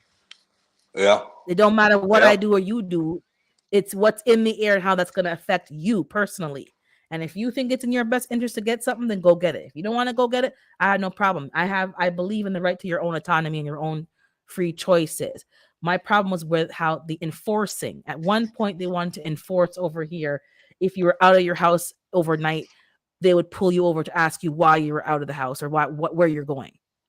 And the Yeah. police just said, no, we're not doing that. They said, no, we're not doing that. Can you imagine? Right. Yeah. And I'm That's black, so crazy. I'm already That's sensitive crazy. to being pulled over and questioned and trying to show my Right. paper. I keep saying that, and people think, Right. "Oh, it's no." I'm serious because I know what happens to our people, and when the people and you're empowering the police to pull you over, no questions asked. So I have a Mm-hmm. personal problem with that, and they said no, Mm-hmm. they're not doing that. That was what's going to happen, and some countries did that.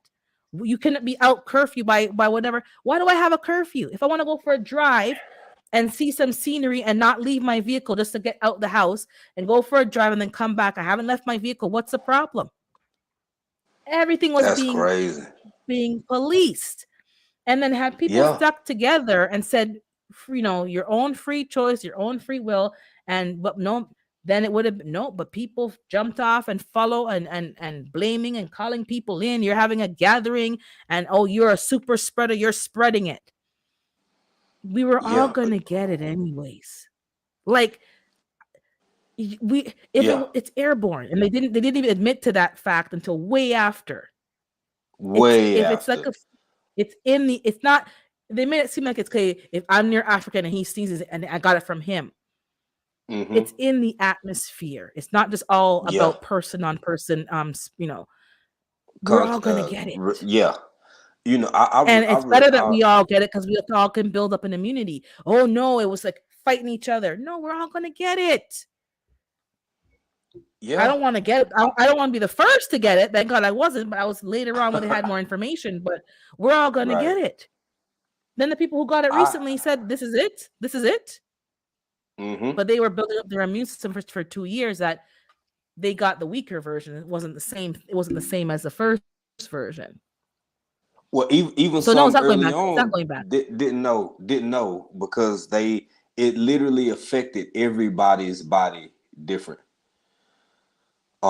It just did, Yep. and I agree with you 100%. I don't think that whatever normal is, or I say this, whatever normal was, the way it was, will never completely be the same. Not in our generation, maybe not even in our lifetimes, because people have short memories for seemingly useful information, But oh baby, pity get locked in the history banks of the soul for forever. So Mm-hmm. like I don't think a lot of people gonna rock the way they rocked once before, because the only good thing that came out of it to me is I just my perspective, my opinion. It gave a lot of people who were like-minded the opportunity to get closer to each other, the opportunity to bond and share that they had similar interests. And unfortunately did kind of pull some people in different directions. But like this it was, man, this is some of the craziest stuff you can live through. And I had a medical situation a little bit before, or a little while before we moved over here. It was Mm-hmm. after it was after my mom had passed and after my brother had passed, and they all that happened a few months apart, about 8 months apart. I was dealing with a lot, and I had to end up going to ER. We hadn't been in years. I mean, like I couldn't even remember, but I ended up needing to go. And April was at work, and um, I called her, told her what was going on. Um, my brother hollered at her. It's like, okay, I'm here with him. It's good. This what's going on. Yo, the feeling of not being, first off, being in the situation I was in, and Mm-hmm. then having my wife not having the ability to come be my advocate because all I wanted to do was Oh, close my eyes and oh, hurt. I just needed to yep. hurt right then. But I had to be so alert and so Mm-hmm. on point. What are you doing to me? What is this? Hurt, take this. You bringing me this medication in this little clear thing, and you got some water, but what is it? I want to know what it is, and what it, like I had to, that made me even Yep. more stressed out. And Yep. then my wife left work. We texting. I'm in the back. She's out in the lobby. You won't let my wife come back here, so who is a medical professional her whole adult life, so she can see what y'all doing and what's going on. And like man, that was the craziest, most dis I will avoid, Yep. and even now I avoid any, like you We said, had something that. happened with your eye We had and you people in the just rolled it hospital and out. we had to rely on their cell phone because if they couldn't talk to us on their phone, we weren't getting no information and exactly no advocate. And I know how the system works for the elderly Yes, and for certain individuals. I know it. I've experienced it. You need an me advocate. too. And they had all kind of Yeah, excuses. And it's like I told people, do not get sick because it's not about getting sick or getting that thing. Because if you have to go into the hospital, you're at the mercy of those people, and not everybody there is out yeah, for you at yeah. all. I told them to wrap it up. Do what you gonna do for me. And They send me treated home. me and send me home. I'll take my Yeah. chances because I'm not gonna be in here at your mercy and not have my wife, who I know has a better understanding probably than I do. I know she do. I know she does, of what's going on, what you giving me. April can spit out medications and recognize this and that and all of this kind. I don't. Nah, man. I'm trained in triage. I'm trained for Mhm. emergency stuff, not care in that capacity. Mhm. Mhm. And my wife is literally probably 100 yards from me because I was still on the first floor. And you won't let her back here? And the craziest thing is, man, I've seen that place packed to the hilt. It was about Mhm. 10 cars in the parking lot. You could have got 10 tour buses in anywhere you wanted to park them, all catty corner, because it was so much space to park. It was completely quiet. Nobody was there. Uh, but y'all can't let my baby come back here and check on me. Y'all, man, it's a whole bunch of stuff that happened that Yep. it's gonna come out over time, and people will Yep. continue to have Made discussions. no sense. Made no sense. Made no Man, sense. You're allowing people, like we've talked about this before.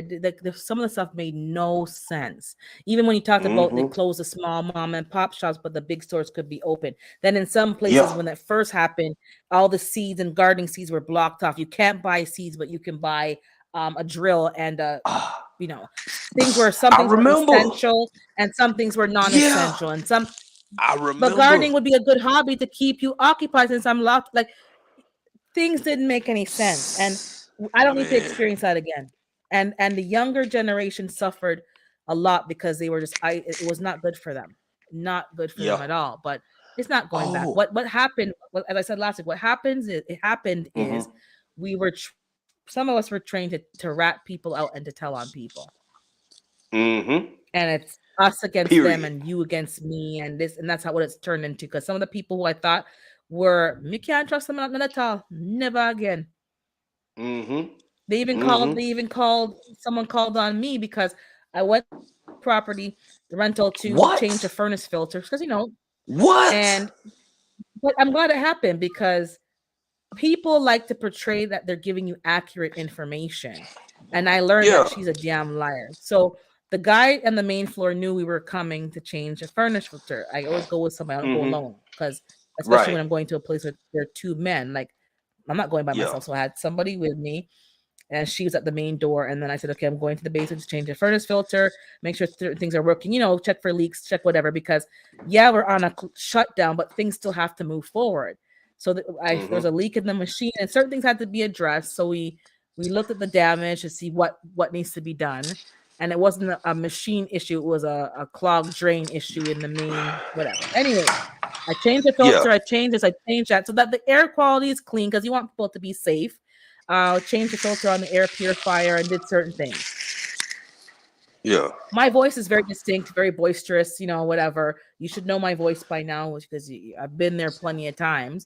And when we left, the tenant's like, "Oh, we got police or an officer coming because we were having a gathering."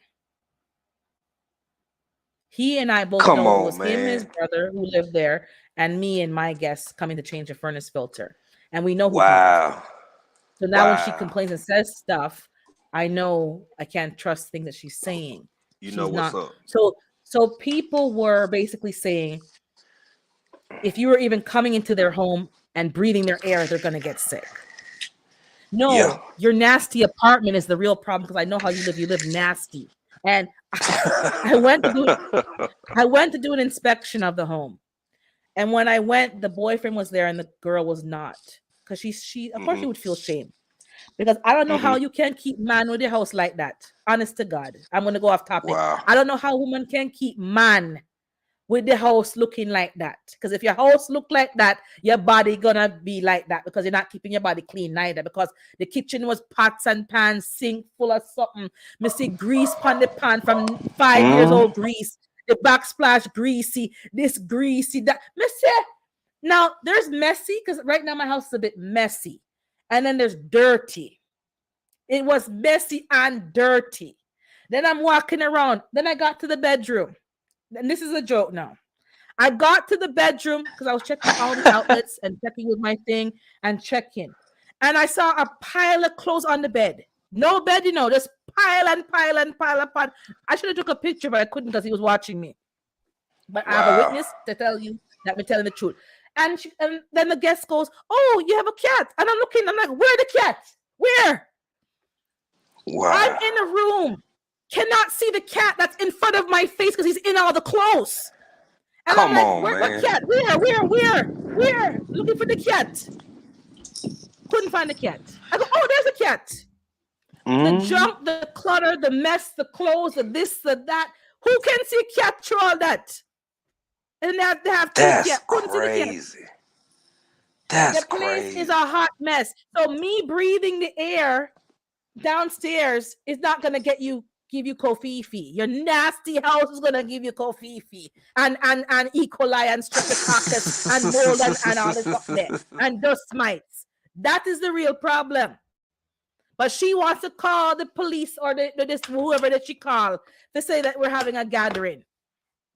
There was 4 people. Me and my accompaniment and the 2-man them.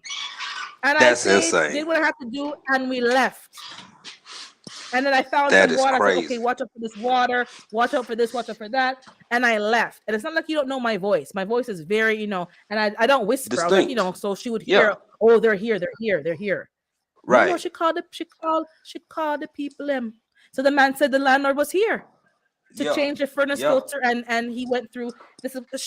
And she has a right to come here because she can't leave it for That's indefinitely for 2 years and not come and see the property and not do the yeah. maintenance. I had to go around and put some poison. Like, you still got to do your maintenance because that's not going to stop. But they made it so Wow. difficult, and that's what people. And she called the authorities. That This is what I'm is telling you. that's This is you this know is what people were doing in countries, Australia, like certain countries. It was like ratting you oh out. yeah. Some countries were way worse than others, but the real impact is Let starting me just to get be some water. 1 felt. second. Okay, go ahead, sis. Um, so oh wow, I guess I better look at the chat. Hold on. I'm gonna hold the fort down real quick, y'all. Let's see who in here. I just came back in here so I can see the chat real quick. Uh okay, what's up everybody? Hey, so look here. I don't know if Urban can probably still hear me. Probably, maybe. But if y'all don't think that it impacted some of these young folks, especially y'all who parents, especially y'all who, you got kids in your life and you spend time with them, you see them. So I'm chopping it up with my nephew. Uh, the year that everything got basically shut down, it was his senior year. Um, had an amazing senior year. Uh, y'all know Texas, man. Texas. Two things should make you think about Texas. Actually, three things. I ain't gonna say one. Well, actually, three of them: pew pews, barbecue, and football. So out of them three, my nephew, we state champs and stuff. Everybody happy and just on top of the world, and life is good. And during the whole time of this, I would be talking to him and kind of act, hey man, what's you good? Like, what's it like? How you keeping in touch with your people? Like, y'all hanging out? What's going on? What's life like? He was good. He was good. Here it is, almost 2 years later. We having a conversation, and he finally starts to come out and share how cheated he feel about certain stuff. Cause where we from, you know what I'm saying? Um, I think graduating is an accomplishment for most kids, for most families. Yes, even from high school. But where we from, it's even more of it means something. So he graduated. Man, they change. Usually our high school, man, we had like 3,500 in a graduating class, 2,500, 3,000, whatever. They had to graduate a family at a time. One family at a time. It was chopped up over the course of a big chunk of time. And it was all weird and awkward. And then he talking about all the other stuff that he missed out on or didn't get to do, and how weird it was and how weird it felt. Y'all, there is a whole generation of people who I think harbor, and rightfully so, a certain level of like, they feel cheated. Resentment. Yeah. And thank you. That's the word I was looking for, sis. It was escaping me. They feel a certain level of resentment, and even they don't realize how much it impacted them until they get to sit back and reflect on it. Y'all, this is a big deal. This ain't going nowhere, man. I don't think it's over yet. The ramp. Go ahead, No, sis. no, not at all. Back to what you're saying, and even like the rules didn't make sense. It's like when you sit back and you ask them the powers that be, whoever them they are. Right. For instance, graduation. So they said, okay, outdoor gatherings were fine over here amongst certain amount of numbers. There was no problem having an outdoor gathering? So why couldn't they have graduations and outdoor? And if people are spaced out accordingly, what's the problem? They could have still had certain things play out. Then they're saying, oh, you have to be, have the solution. If they have Yeah. the solution, why can't you have the gathering if it worked? If it works so Yeah. well. Yeah. Okay, you have Yeah. to wear a mask. Okay, if everyone's wearing a mask, then why can't you go forward? Because if it works so well, like the messaging didn't make any sense. So people are getting the solution. They're wearing masks, they're doing whatever, and then they still can't because. So then, if these things aren't working, what's like you're not making sense to me. Then we can't all be isolated because when you're all isolated, your immune system is going to get worse because it's not being worked. It's not being exposed to anybody or anything. So the first person that you meet without outside your bubble, you're gonna maybe get sick because you're not exposed to anybody. So that wasn't good either. And then back to the person who called the people on me, or not me per se. They thought, I don't know what they thought. This is what I'm saying. Back to the privacy. There's no the privacy. Because they have us rat each other out and watch not as a concern or I'm concerned out of I'm gonna tell on you. I'm gonna turn you in to the authorities. And then we already have Karens who love to use the popo as a weapon against people of color. That's a whole other issue. But then you add that layer on top of it because they do use a popo as a weapon. Yeah. What's up, GT? What's up, GT? What's good, y'all? How y'all? Chilling on We're good. I've seen your comment. Never thought I would be raising chickens, but with everything going on, thought it was a smart idea. No, Yeah, I wanted to come up earlier because I was trying to listen to the chat and I wanted to type, but I couldn't type because I was still driving. But yeah, I'm listening still. I'll jump in a second if that's okay. No problem. So I'm just looking here. I did yeah, I can hear you. I'm just gonna read Bougie's comment. Oh, not Bougie. He's replying to Bougie. I did a short video. I had too much beer raggedy thing in the bathroom. Thing so raggedy. I know what video you're talking about there. The video with your shirt. I'm sorry, I can't hear you, Urban. I know y'all can't hear me. We can hear you. Y'all can hear you. We can hear you. No, we can't see you, but we can hear you. Y'all can hear me? Yeah, we can hear you. We can see you in the dark driving, but I know you're in the dark, but I can hear you. Hey, I can hear y'all now.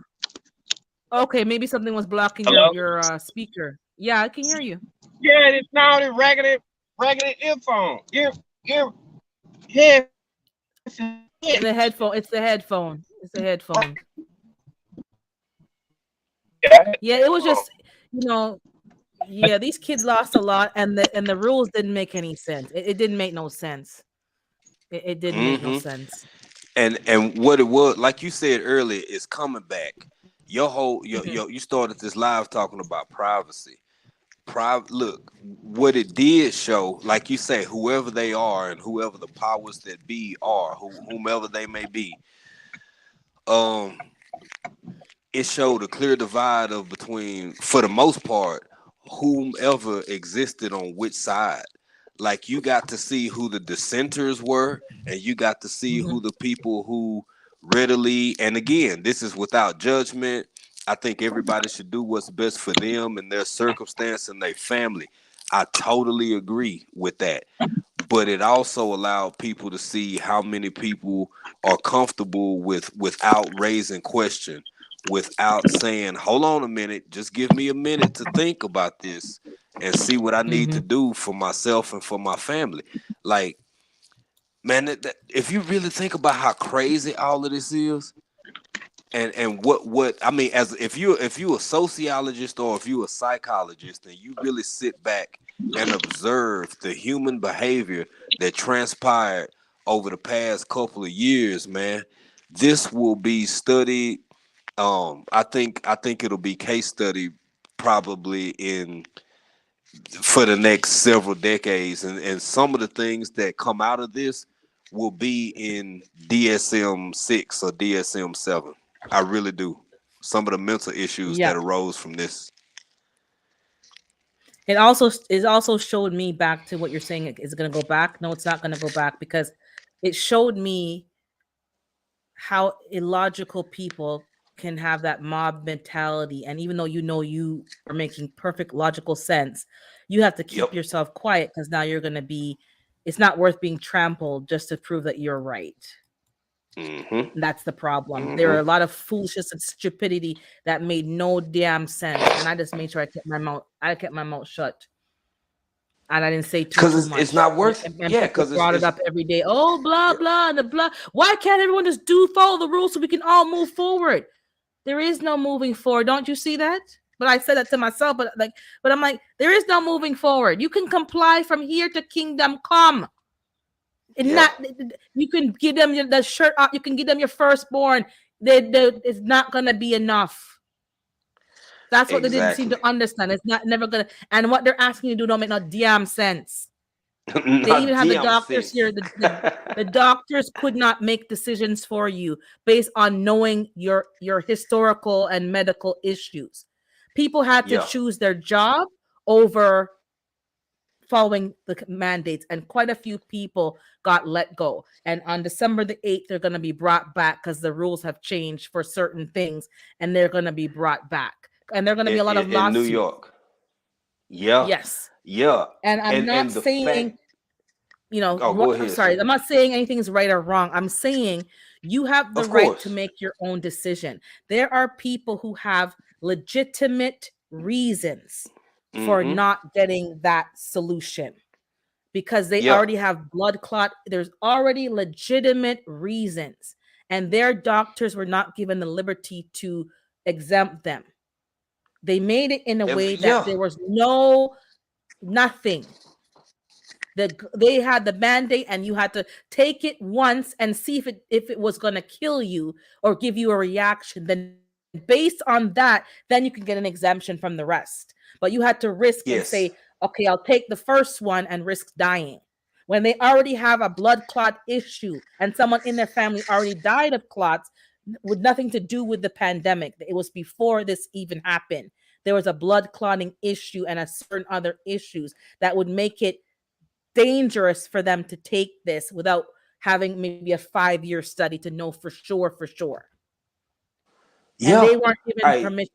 So I don't care who wanted to get it and didn't get it, who wants to get it. That's not the point. I need to That's decide not the what's point. best for me and you and the frog and the dog and the cat. And then the president of Zimbabwe gave samples of potatoes and goats and other blood sample. Remember that? And it wasn't even human Girl, being samples. I'm over here, girl. Them people come get my leg. Be quiet. Shut up. They'll come whip my leg. I'm over So here. we've seen the lies, but no one remembers that. They just remember Mr. Fukuchi and what he had to say. You know who I Mm-hmm. like? I like the medical officer of Florida. Him I can Yeah. listen to. I like that man. And they had the man through the Yeah. coals. They had the man on the stick, and they nailed the man to the cross. That man's talking Yep. some facts. I remember. And I would think something was wrong.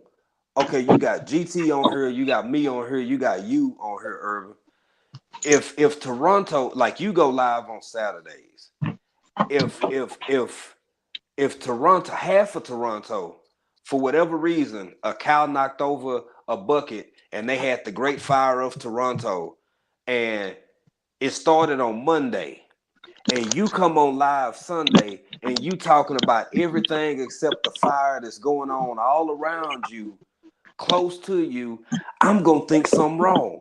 When people don't talk about stuff, is just as important as when they do talk about stuff.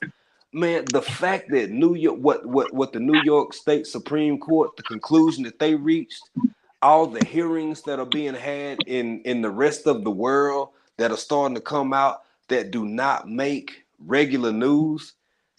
Man, the fact that people not having some of the conversations, it don't make sense. I mean, I know why. I know you get it. But the We fact know that why y'all being exactly because quiet they're now, going to come for you. They're going to come for you. Look, there are man. people right now in the media getting come for, but I can't talk about them. They're getting come for. You gonna shut your mouth, little Mm-hmm. boy? And don't say nothing about nobody over here. That's what I see. But I can't talk about that because, I'm going to ruffle the wrong feathers and I may be in big doo-doo. So let me just keep out the doo-doo pile and talk about gardening and plants and food. But I see what's going on. What's up, GT? We offend a lot of people in this world, but certain people you can't offend them. I'm not saying who's right, who's wrong. I'm saying the punishment is not really equal to the crime.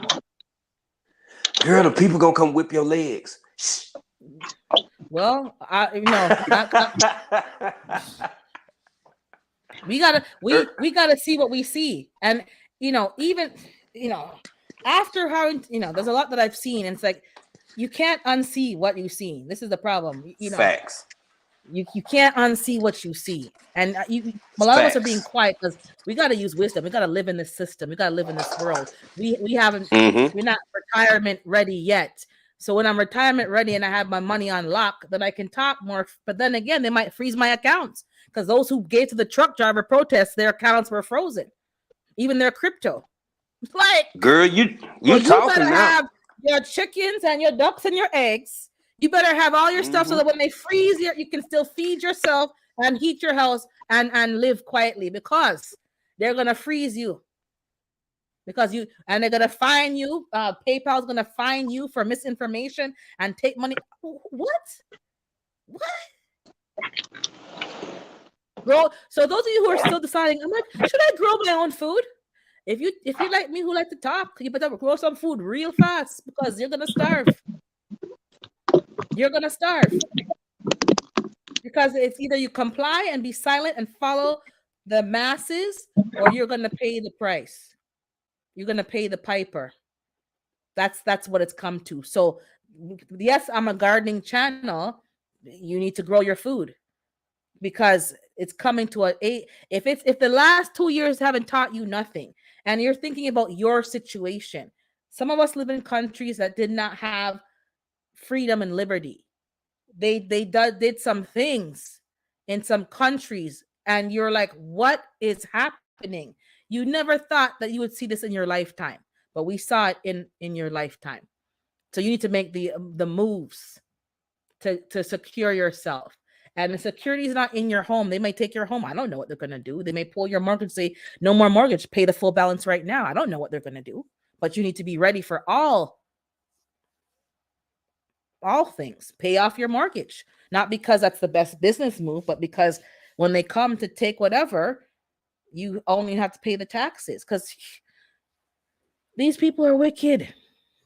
Wicked. They throw somebody who gave $5 versus $5,000. Didn't matter. Their accounts got frozen for funding the protests to protest for the truckers. Frozen. Hey, I don't that's think crazy, anybody knows man. what it feels like. You have to put yourself in that mind for a minute. What does it feel like when you tap your card and it don't tap? It says decline. And you got a trolley, a cart, or whatever, full of food that you need to feed because you don't got nothing to eat. But you have to go pay for medication and it won't tap. Yep. Yeah, So I don't have that's all why my money in no account.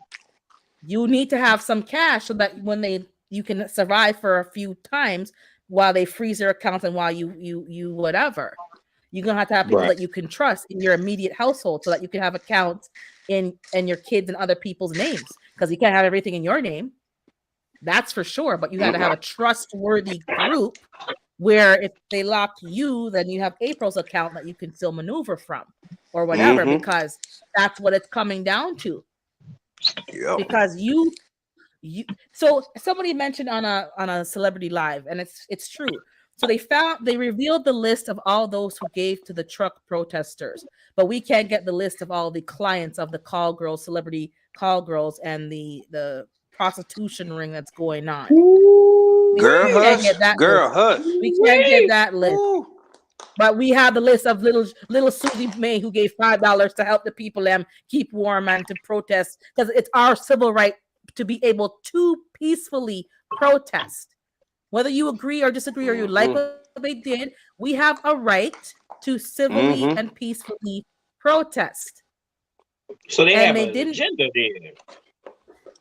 Oh, you can't say that because that means you're thinking for yourself, and we can't think for ourselves. So let's just play dumb. Yeah, because I was We talking to can't my That's put those wild. family. pieces together. We can't put that together. That's just that would be thinking. Mm-hmm. Yep. And a lot of you on here are doing your own thing. You're getting your own homesteads. That's what you're doing. Sienna saying, I urge everyone to read the U.S. Census on the category of race. Okay, so I'll take a look at that. Scary times. Hey there, Lala.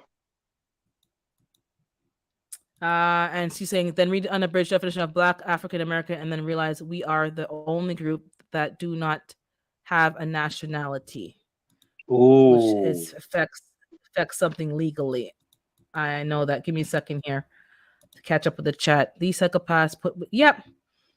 So you need to see what's happening. So Bougie. there's people who have had lists that have been locked, sealed, and put away, and you can't find out who's on that list because it affects powerful people. And then you wonder where these missing children are. Where do you think they are? Ooh, ouch, kibibble. Ouch, kibibble. Ooh. They ain't dead. Not all of them are dead. They doing some Some of the same things. people some people that you watch and praise, and you watch their shows, and you watch this, and they're you need to know what you're really watching. Some of they're the biggest criminals. They're the biggest traffickers. Hey, and I could say this. Hey, GT, I don't know if you were finna say something or not, but I'll say this. I done seen enough people who I once admired. I'm talking about celebrities and stars and quote unquote this and quote unquote that. Man, people quick to talk about what Pac would do if he was still alive. I don't know. People talk about what Malcolm, who he would be if he was still. I don't know. I've seen enough people who I really thought was beyond human, just the best thing since running water and sliced bread put together, turn out to not be who I thought they was. Man, I ain't got no faith in nobody except my wife and a handful of folks outside of that. Everybody else, if I like you, I like you. But I'm talking about Yep. celebrities now. I ain't putting my faith in them Yep. people. I ain't finna Nope. go out there and fight hard for them and try to fend for them and stand up for them. No, you grown, baby. You got a whole lot more money than me. You got it. You good. You'll be all right. There's a lot of corruption in high places. Wickedness, and the Bible says wickedness in high places. There's nothing new. And some of these very people, they're covering up stuff. I don't agree with what quote unquote Mr. Cosby did. I'm not saying that, but I will say this: if you settled something in court, why are you reopening the case again? What was the agenda for having a mass shaming of this person? If you settled something in court, then why can you can't be tried for the same crime twice? Is that not double jeopardy? That is So double that jeopardy. whole process that has now been squashed, but we had to watch and be shamed. I'm not saying what he did was right, so don't get it twisted. I'm saying if you have settled with somebody out of court and they took the check and they cashed the check, then they can't come back and say, I need another check. That's all I'm saying. Because you've settled the matter outside of court or in court, and you've closed the file. So why are you allowed to open up a file for him, but then other people were still waiting for the lists? Some of that scene dude. Steens, and then there's also that lady who has that whole sex ring of prostitutes and escorts, and she has a whole list of her clientele, and I'm sure everybody on the clientele is in government office. I did not have relations with that woman. Yeah, but 10 others did. Telling it. Just saying. Yeah, so I don't know why we acting like, yeah. And then all these people are going missing. Am I mocking people who are going missing? No, I'm not mocking people. I'm talking about the corruption of the city, of the system. And certain people's children are more valuable than others. And when some people go missing, they go all out to find them. And when other people go missing, they don't even lift a hand to try to look for them. Are they dead? I don't believe they're all dead. I believe they're been put to work. And who's benefiting from that work? Nothing She much on has one changed. today, y'all. Yeah, That's she that popping hustle that Prostitution is right the there, boy. oldest. Prostitution is the oldest, business from the beginning of time. The oldest, longest running business. We just changed the label. We've cloaked it in something else. We've labeled it as escorting, and it's care, and it's serve, whatever we want to call it. It's modernized slavery in some cases. Yes, ma'am. It's all the Yes, ma'am. same. So some of these people are out being put to work. To whom? To wealthy individuals who want to do what they want to do and with no consequences. And they're being protected. Why is the court protecting the list from being released? Because they themselves are probably on the list too. And they're friends. Mm-hmm. So that list will never be revealed. Ever in this lifetime. Come on now. And if the list is revealed, then you're going to go up missing too. And if you're young enough, you'll be put to work too. Yeah. I don't have to worry. I'm too old for that. They're not going to put me to work because I'm past a certain age, but they'll just take me out completely. If I'm in a somewhere. In a pig pen somewhere. Because pigs eat. I heard pigs be eating everything. So pig pen somewhere. Except a hair never to be seen again. Yeah. I'm just saying it's been a long 2 years. Privacy doesn't exist yet. We know that, but it's what's happening. People be watching each other and ratting out each. That's what the problem is really having, and everything that we talk about comes back to privacy. Even us growing our gardens and having food. I said last week I can't be showing everything anymore because I don't need people to be ratting me out because I'm not legally allowed to do certain things. So I'm like, okay, I'm not gonna show it. Those of you privately, I can show what I'm doing, but in terms of just like putting up a video or whatever, I'm not showing it. So you'll see me, GT, not showing my clucks because somebody had somebody complain on them. Not their neighbors, not someone who watches the YouTube and decide they're gonna go and find out where these people them are and go call the sheriff and go call here and there for go cause them problems. So I don't need to learn that lesson personally. Let me just not put up certain things. And then when I move to a place where I'm allowed to do certain things openly, then I'll show it because you can't complain on me. They can't come down on me. But where I am now, they can come down on me. So why am I going to spend money and effort on doing something and then someone's going to take it, complain and take it away? So I'm not going to be showing I'm doing it, but you're not going to know because you're not going to see anything about it. I'm not showing because exactly privacy. Too much people involved in everybody's business and want to police other people because you're not allowed to have that. You're only allowed to have this. But this ain't bothering nobody. It's not a safety hazard. Like there's limits to, what I was complaining about with my neighbors was a problem because you're attracting vermin. That's going to affect them, that's different. Me not liking you drinking Molson versus Labatt's is not something to complain about. You don't buy the right beer, so I'm going to complain that I don't want to see the cans with that label on it. But that's what people be petty. Yeah. That don't bother me. I don't drink beer. I don't care. But you causing problems and stuff, then yeah, that would be a problem. And I can understand people complaining about that. But people be complaining about just to be petty and wicked. They don't want you to be independent and self-sufficient. That's a lot of people. They don't want you to be off because they don't have the balls to do it for themselves. So they don't want you to do it either. Yeah. So I'm not giving them no leverage. I'm not giving them nothing to see what I'm doing. I'm going to keep that to myself. My neighbors around me know what's going on and they're cool with it. And as long as they're fine with it, that's all I need to worry about. I don't need to worry about someone on their keyboard clicking from over yonder to file a complaint and have the people them come find me.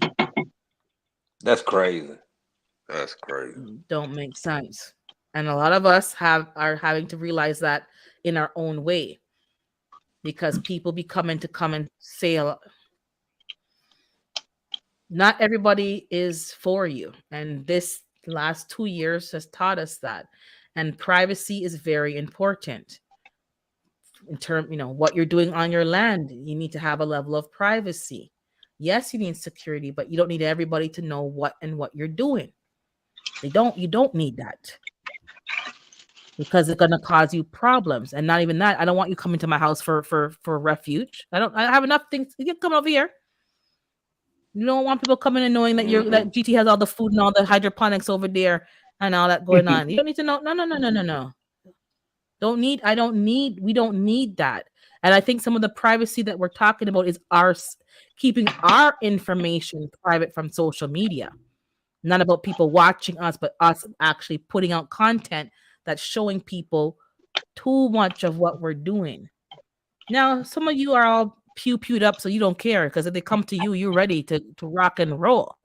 I ain't rocking and rolling yet, so I gotta be more cautious, because I ain't got nothing to kind of pew over here. I hear you. I don't have no, I have my cutlass and I have a fire start. It's about it. I don't know. But yeah, so some of you gonna have to start might have to be more careful, because these people be watching too much of what you're doing. And I don't like, there's a nosy neighbor here, a nosy neighbor there. Like the old school nosy neighbors kept the community safe. I like kind of having that around, but nosy people with camera surveillance, I'm not too sure about that. Hold on a second. Let me see what Cena's saying, because she always have some. Let me see here. The C's, I'm not gonna say their name, are the reason for the legal kidnapping, and the family court. So and so's close friend was arrested for human trafficking in Haiti recently. And what is that? That's an impoverished country. This is what I'm saying. Who suffers the most? Being in Cleveland, all I can say is don't be in the wrong color or social status. If you go missing, the powers that be don't care. Might be living next to a serial. Yep. So those of you who have a right to carry, I would carry. Wow. I can't over here in Canada, but I would, because who's gonna come looking for you? That's crazy. I don't know. Depends on where you live. You're gonna have to decide who's gonna come looking for you. That song, Bad Boys Bad. What you gonna do when they come? What you gonna do when they're not looking for you? Not when they come, because if they're not looking for you, you're on your own. Yep. You're on your own. Someone's asking what GT is cooking. What you cooking today, GT? I cooked the bacon and the sausage and yesterday, and now I'm cooking the eggs and the pancakes for breakfast for my guy here. You're having a big old buffet over there. Oh, this ain't even for me. I'm gonna have me 3 boiled eggs and drink my coffee. And have some Let me see. Goodies is saying, right? All sex trafficking ain't for sex trafficking. Yep. So stuff is happening. I think most of us are aware. We know what's going on, but not everything you can prove, not everything you can, you have to use your good old discernment and common sense. That's all you can do. And you pray that your kids are safe, you're safe, and just do what you got to do. Move in some levels, you got to move in silence as best you can. And those of you who can grow indoors, it's kind of a good place to grow, even though you're in a warmer climate, because you don't need all your stuff out there where everybody can see it. Your lettuces, your everyday stuff can be grown indoors. Your herbs can be grown indoors. And you just keep out of everything out of eyesight. I'm moving towards, trying to find a place where I can live and kind of homestead a bit more, grow more food, greenhouse. I'm in a cold climate, so, I got to have a greenhouse or a hoop house, a sunroom or something to kind of grow, certain things like the sorrel. I want to grow Jamaican sorrel. In the house here, it's not doing as good. It needs more, more controlled environment, but it's growing. It's struggling though. fig trees, like things that you want to grow, things that are citrusy that have healing properties. You want to grow that because it's going to help you not have to worry about medicines and stuff. You want to have those things, but you can't do everything unless you're going to move to a different climate, but you can't always do that. But I'm working on it, and I'm not telling everybody what I'm doing. All your dreams and your plans don't need to be told to everybody. You know what you want to do, and you work towards it, and you move in silence, and not everybody needs to know. You talk to some people, yes, they can guide you through the process. They can help you. They can look out for properties for you. If they know you're looking in an area, they can kind of be your eyes and ears on the ground and say, okay, there's something's coming up for sale. Or some of the deals that people have gotten has been private deals.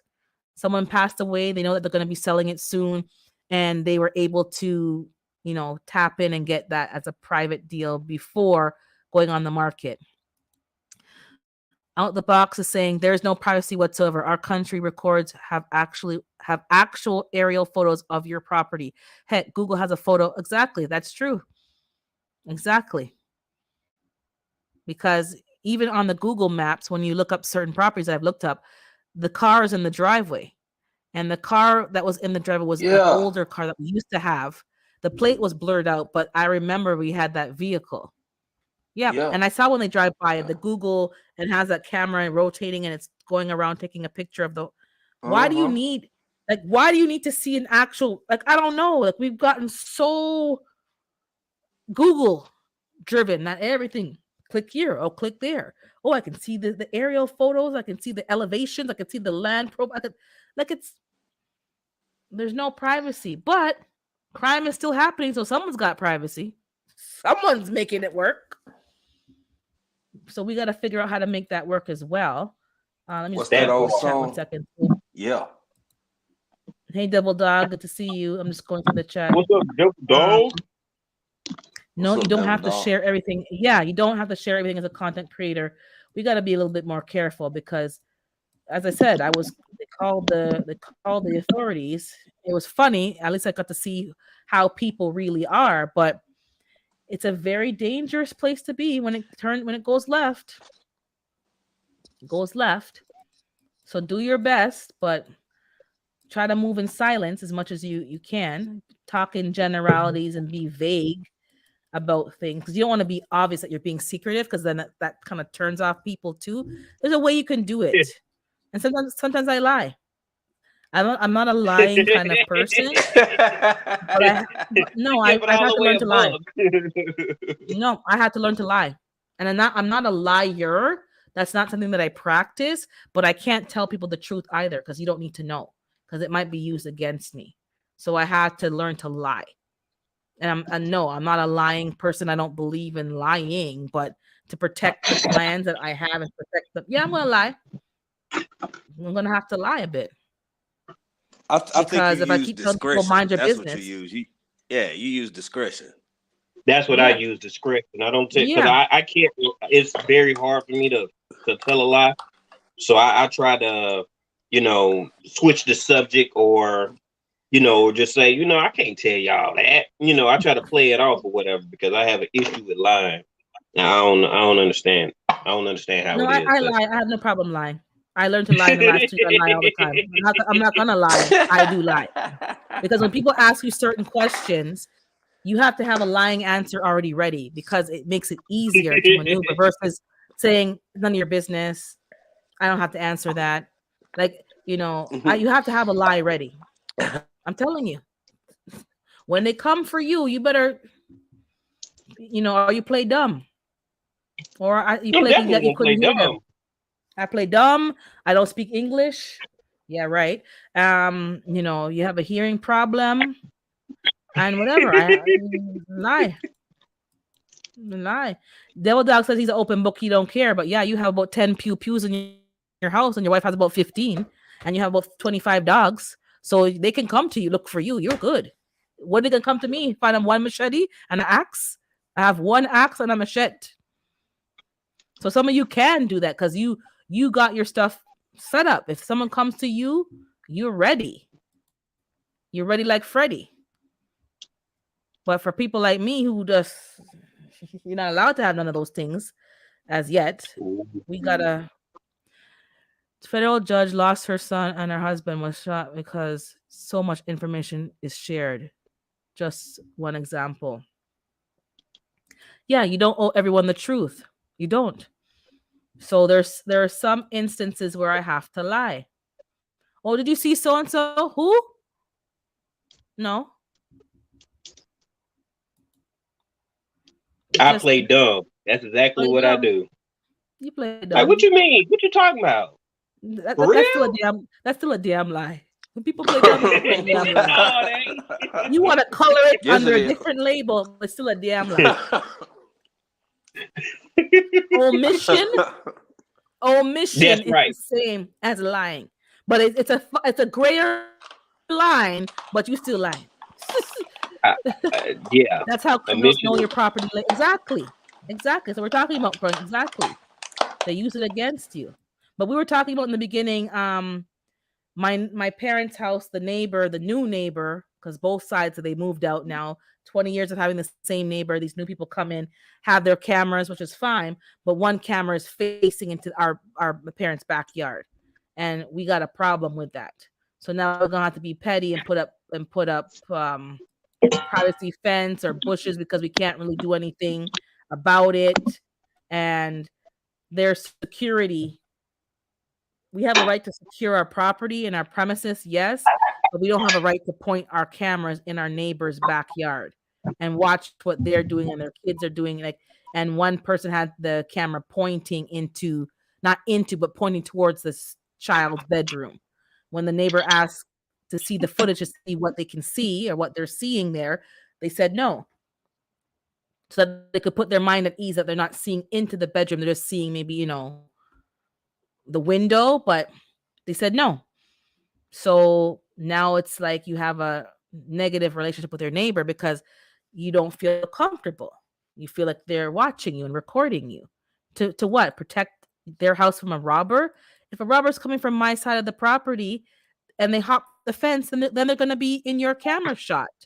I don't want to have my backyard on your surveillance. I want my own camera if I choose to be in my backyard, but not your camera pointing towards my backyard. So that's what we were talking about earlier. But yes, we know there's no privacy.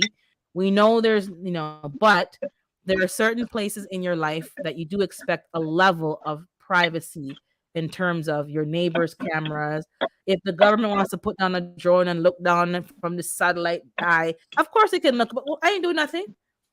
But I don't want to be on tape with my neighbor. Who knows what he's doing with the footage? I don't know if he's I don't know what they are. I don't know. Well, Right. my neighbor across. Oh, go ahead, when I bro. lived at, sorry, go ahead, African Dream. No, GT. I gotta run, man. I was just gonna step down. I'm just gonna say, man, it's good being up with you. Good being up with you, Urban. Thank you for Thanks, having brother, me. for coming up. I'm gonna keep y'all running, and I gotta run. But much love, man. Y'all have a great rest of y'all day. Thank you. Then African I'm not Dream. going on too much longer because I didn't realize what the time. My God, I guess today was, some days are longer than others. But yeah, privacy is not, it doesn't exist, but we do, I think most of us expect some level of privacy in certain spaces. I just don't think we want to be recorded everywhere. And your home, your backyard, in your home, I don't think you want outsiders recording you. Maybe you recording, but it doesn't sit well with me. I know when I go out to the stores, I'm recorded. I go to the ATM, I'm recorded. Cashing out at the stores, like, I understand all of that. The gas station, I'm recorded. But I don't think in my own backyard, I need to be having my neighbor's camera pointing towards my backyard. And the fact that neighbors think that that's appropriate or acceptable is a bit off-putting for me. But we went on to some other topics, as we always do. We go left and right, up and down. We go all over the place. But it's been a long 2 to 3 years. A lot has happened. A lot has changed, and we got to just keep moving forward as best we can. Can you see me, Urban? I can see you, but you're frozen on the screen. But I can hear you. Your image is frozen. Can you drop the link? I messed up. Okay, so hold on. Let me so you'll go down and come back up. Hold on. Yeah, I messed up. No problem. Okay, I dropped it again. So yeah, just do your best, do the best that you can with what's going on in the society. You know, just because we're talking about particular topics does not mean we're naive to the fact of what's going on. Technology has changed things and made things so accessible to everybody. And most of us use things for good. Like, you know, you may look up directions to go somewhere, you check the map to see some landmarks so that you know when you're driving you're going in the right direction. You know, it's innocent stuff. But as Growing Up the Box said, they be using it to analyze, you know, the layout of the land and stuff so they can go and do something, you know. That's the double-edged sword we're talking about. So, you know, how much privacy are you willing to give up? And a lot of the privacy we haven't really given up. It's been taken from us. And, you know, the younger generation is quite used to being monitored. And the younger generation is so easy to give up information. They don't mind having permissions on their phone with all these. Oh, what happened, GT? You drop off. They don't mind having. Okay. Hold on. Let's go see what this rude man is saying. Hey, Urban, I did a search for bonnets and it showed you way in Canada. You can tell this man has no friends. This man has no friends. I don't think David has a friend because him just so feisty. Do you have any friends, David? Do you have a one friend in this world that can help you be more not feisty? The man love me bonnet like cook food. Make him stand there and love my bonnets. Okay. I'm drinking some water. My mouth is I've been talking for what 3 hours, 9, 10, 11. Yeah, 4 hours. Good grief. 4 hours. 4 hours Good and Lord. 5 minutes. Some of y'all been here Yeah, for the full time too. Sorry, but you know, sometimes you just talk. Some of you been in and out, that's fine. But let me check out. So what are you gonna say, GT? Sorry, I was cutting you off there. Yeah, I had my camera spaced in a little bit at my neighbor's house, and it wasn't on purpose. I was just watching the mailbox because the mailbox was, you know, down the street a little bit. But then when somebody broke in his house because of the garage, he left the garage up. You know, he came to my house and he was like, "Hey, man," you know, and then he asked the police. I think it was the police that came over first, and then he asked me, and I was like, "No, man, I ain't seen nothing." But we checked the cameras, but he was happy that I had the camera pointed that way. Yeah, like I think it's just a conversation. Like if my neighbor came and said, "Listen, you know, it's gonna be pointed over there," or even let me see how far he can see. Say, okay, we'll have a meeting. Say, okay, I'll only let it point to this point right there, and anything over there is not, you know, so that at least you can know and maybe work out something amongst yourselves. But when they just go and do things, you know, like we need to have conversations with people because people want to feel comfortable and safe in their own home. And if you're infringing on that, you're going to cause a war. And you don't want to be at war with your neighbor. And in this case, you don't want to be at war with me because I'll be petty as hell. Petty as hell. Because we've been there. We done been there. You new to the block and you're coming with this kind of behavior. You need to come in when you move somewhere. You need to come in and humble and just slide in and fit in with what's going on. Let me see what Growing Up the Box is saying. We can't have windows on the right side of our homes because the bedrooms are set up on the left. There are ordinances that address certain privacy issues, but are not up to date with technology. And that's the problem that they're having here. And I was saying earlier, I'll say it again now, some of the things that we are relying on to have ordinances, I don't think there needs to be an ordinance, yes, but if people would live decently with each other, we wouldn't need an ordinance for everything. Like your neighbor should kind of know, hey, I don't want the camera pointing at my kid's bedroom. Hey, I don't want the camera pointing into my backyard. That's where I go to enjoy my space and enjoy my garden. and just I'm not doing anything illegal per se, but I don't necessarily want to be on your camera footage. That should be a civil way to live with your neighbor. You shouldn't have to have everything in a law and an ordinance before it can be, but this is how people are.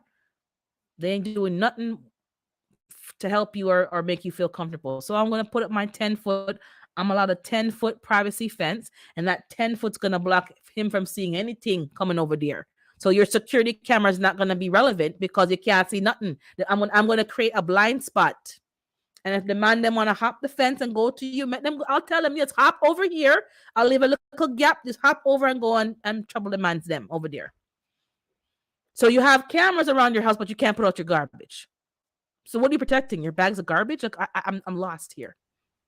I'm lost because all I see is bags and bags of garbage.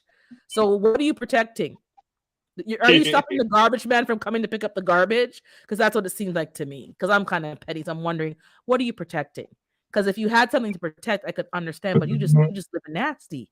So I don't get what the cameras are for. But anyways, I'm gonna end soon because I want to pop and visit a memorial service that I heard about that's happening today. That the person was buried online. We saw the funeral online 2020. But now that they have everything open, they want to have a memorial where you can go in person and talk about, the man and remember him and so forth. So I think I wasn't really going to go, but I think I'm going to go because people do remember and appreciate when you make the effort to kind of support them. And because of the pandemic, we could not have at that point, it was only 10 people allowed to go to the funeral service. My mom's funeral was the last funeral that was a full funeral before the pandemic lit. Everybody else after was only 10 people. So even the immediate family couldn't all be. Can you imagine? Like you had to pick 10 people who could go, and then and half the people are going to be the pallbearers because they got to have people carry the. So it's like you didn't really have the chance to have a real service. They had a service, but it wasn't the same. So I am going to pop in there. I'm going to just throw on something and go, and then show my respects to the family and let them know that we were there then and we're going to be there now. Grieving is not 1 year, 2. You don't know how long people take to grieve. You're talking about someone who lost their life partner, and people who lost their father. It's not an easy thing, but that's what I'm going to be doing most likely. I'll pop in there. So I think I'll leave at 1:30 to go over. But yeah, there's ordinances, there's rules. I'm going to be petty with it a bit, but I like to live peaceably with my neighbors. I'm not that kind of person. But when you're not considering my feelings, do I need to keep considering yours? I don't think so. I don't think so.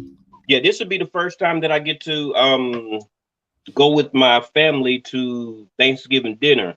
Mm-hmm.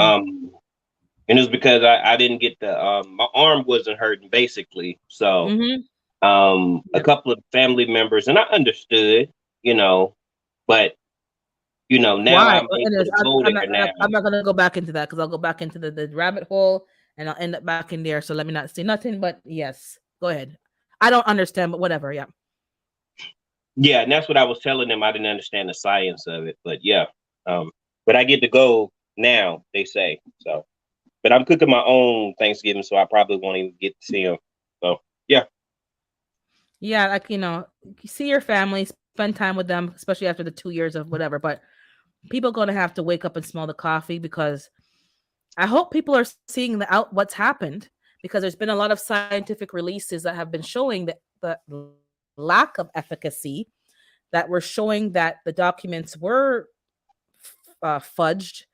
The documents that have been released have been highly redacted, so you can't even see the document to make anything put together of any sense. It's all black, like they black out stuff.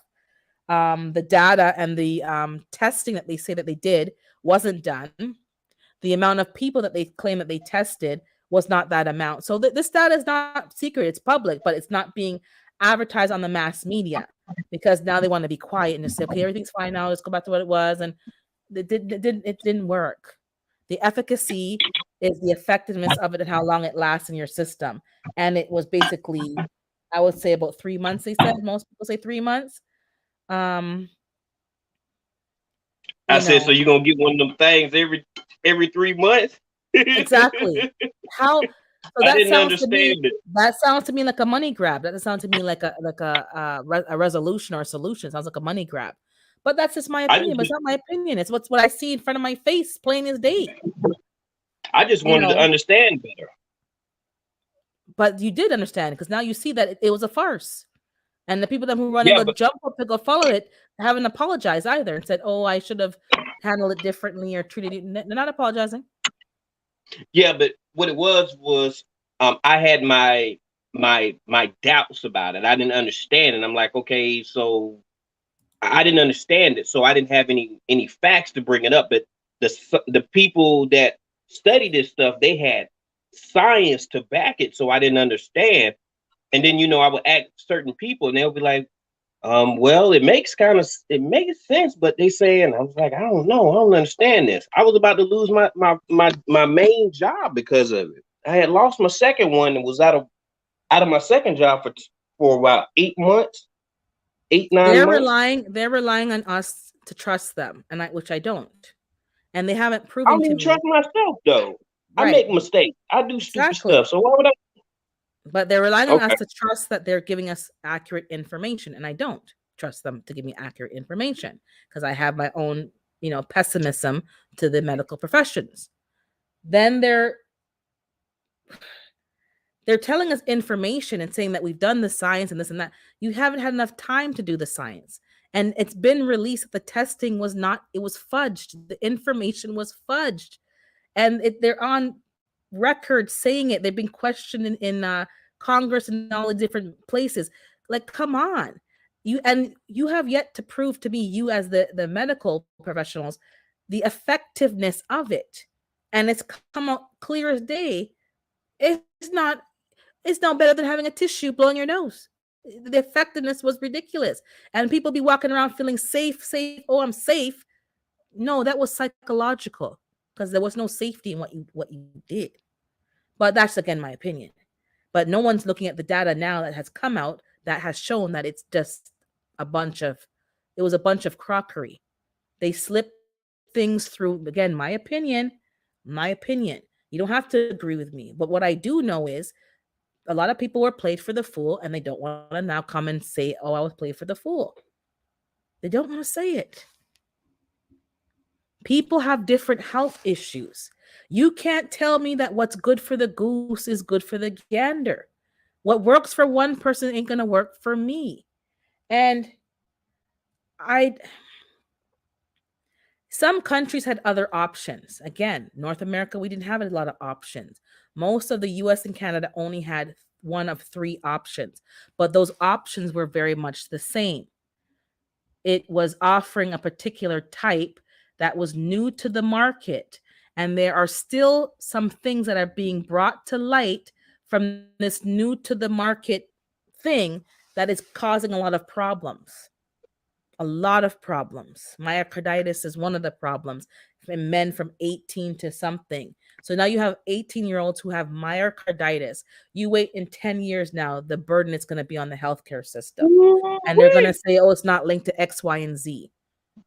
You can't tell me, as I'm trying to tell you. I'm the kind of person, I didn't trust myself either. I'm not sure. But I'm the person that says, you know what? Let me go to the back of the line and let all of Uno go first, and then tell me how it goes, and then I'll wait and see. And that's what let me just go to the back and let all of you go first, and I'll wait and see. And I waited and see, and I and people act like they don't. So I have no problem. You wanted more information. Because the fact of the matter is, something came on the scene that's fairly new, and so quickly you had a solution for it. You had a solution for something, but you want me to believe it was from a wet market. If you already had the solution, it sounds like a plan to me. It doesn't sound like a plan thing. Doesn't it sound already planish? know. You already know. You're just a conspiracy. You're fear mongering and you're misinformation. But my misinformation has been more accurate than the information that you've been getting in the news media. So I don't know. I'll trust my misinformation before I trust your information. This has saved my life. I'm still here. My misinformation has saved my life. So I'll stay over here with my misinformation and mind my own business. So I don't think you should feel bad. You did what was right for you, and that's your right to choose what's best for you. And you don't need to have science. If you say, I don't want coffee, I want tea, you don't need to explain why you want coffee versus tea. That's your choice to make. Point blank, period. I don't care about science. That's my choice. And if it's the wrong choice, it's for me to bear the consequences of my choice. And people are like, well, what if this happens? I'm okay with the consequences of my choices. That's the difference. I will bear the burden of the consequence of my choice. And same with you. But don't try to then they were trying to make it. I'm closing off though. I'm closing off. They tried to make it now that if you didn't comply, then you don't get health care. I'm not a burden on the healthcare system. All you fat people and people who have had all those other health problems are the burden. Am I fat? I'm not fat. I'm just semi-fat. I'm just like thickums. Don't come for me, fat people. Don't come for me. I'm semi-fat. Because I got to a point where I'm like, I'm feeling unhealthy. My joints were hurting me, and I got myself in check. People who smoke, people who are have like cholesterol, high blood pressure, kidney, diabetes, cardiac issues, what else? Liver issues, all the different things and stuff. Those are the real burden on the healthcare system. But you're telling people who did not comply that they cannot get health care when my tax dollars have put more money into the healthcare system than what I've withdrawn out of it. You can miss me with that. How about so if you're going to take away people from healthcare, then take away all those fat people who are a burden with their cholesterol, diabetes, blood pressure, kidney problems, and all those other issues. They have to now not get healthcare too. Because they took the jabberation, but they still a burden on the healthcare system. So that doesn't make things make sense. Oh, she's against fat people. No, I'm not against you. I'm not against you. But again, if you want to be that way, live with the consequences of your decisions. Every Oreo you put in your mouth, every Twinkie that you put in your mouth, and I had a Twinkie last week because I had a craving for one, and then I said, why did I eat this damn thing in the first place? It tasted like nothing. But I had a craving. You have to live with the consequences of our decisions. That's all I'm saying. And we're so sensitive about stuff. You can't tell me that you're healthy and you're morbidly obese. The two cannot meet. The two don't meet. Oh, you don't eat Oreos or Twinkies? No comment. We eating something. Because my pants are telling me they're not fitting. So I'm eating something. That's making my pants not fit. And I had to say, okay. And again, I have to agree with can't stop walking but love mowing. Them stretchy pants is an abomination to this earth. Because you don't realize how much you're putting on weight because your pants keep stretching with you. And then when you go to buy a regular pants, you have to button up and you can't fit into the pants. That's what happened to me. Leggings and yoga, and you're 20 pounds heavier, but you can't tell because the stuff still fit because it stretches. So I had to stop wearing stretchy pants so that I could see, oh, the pants are getting tight. Okay, right away. As soon as the pants get tight, you get back, you grab yourself back and stop. I'm telling you, but I don't blame you because the food is addictive, as we talked about last week. There's things in the food, ingredients that make it highly addictive. So I'm not blaming you, but it's kind of funny to blame you, kind of sort of, but not really. And we're making our children addicted because the stuff has sugar and stuff in it so that they can't even stand a chance. They're already hooked on this stuff because it's worse than crack cocaine. It's more addictive. But anyways, I have to be closing off. So I don't blame you. I'm thick, but no, I'm not fat. I will not claim that title. I refuse that title, and I'm going to make sure I keep myself healthy enough that I'm not on the. I'll be thick, but I'm not going to be fat. I'll be thick. No, I plan to start my health journey next week. I turn 44 next week, and I'm going to start my workout journey. I was talking to my wife I talked to her the night before and last night when I got off work, and was letting her know, look, I have to do this. So we need to figure out, because our house is fairly spacious. So I'm probably going to go downstairs, and I was hoping to probably do it Saturday and just see how loud it is, to see if I can incorporate it downstairs without disturbing her sleep, because I'm gonna have to get up early to get my workout in and to get my be ready for work at the same time. So, I'm gonna have to get up at 5 o'clock in the morning and get it in, because I have a mat right here, and I just walk on the spot, and I do a video that you just walk on the spot, and you just you do little. It doesn't take much. You don't have to go to no big gym. Just walking, just like parking further from the stuff and walking in, eating a little less calories, because we're not active enough to really justify all these calories that we're eating. Stop drinking pop and just have water. Yeah, stop drinking pop and have water. Sorry, go ahead. I keep cutting you off. Sorry, my fault. You have to purposely put yourself in a position where you have to move your body more. Like when you're standing there and you're just whatever you're doing or whatever. Maybe you're standing in the line. Do your little calf lifts. Do 10 of those. You have to purposely do it. Like when I'm getting ready to go into the chicken garage, because they're in the garage still.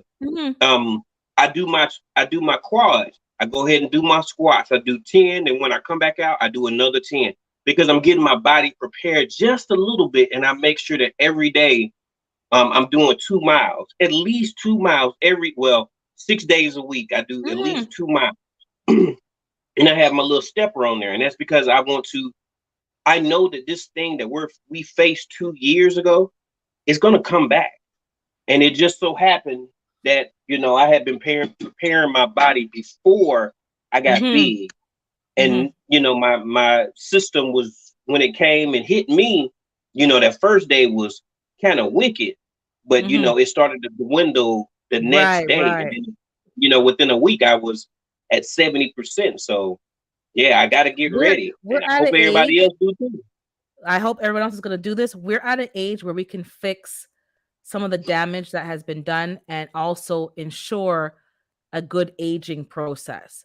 If you look at people who are in this nursing homes and stuff like that, and how they don't have that independence, and even not even just independence, dementia, Alzheimer's, a lot of the stuff is sometimes linked.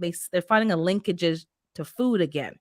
So again, like if you're in your 30s to your 50s, you still got time to change what you're doing so that you can live healthily up to 80, 90. You don't have to be in a wheelchair. You don't have to use a walker. You don't have get your body active, get your muscles going, because that will help your bones be less brittle. There's a benefit to help with your mental health, help with your, the list is endless.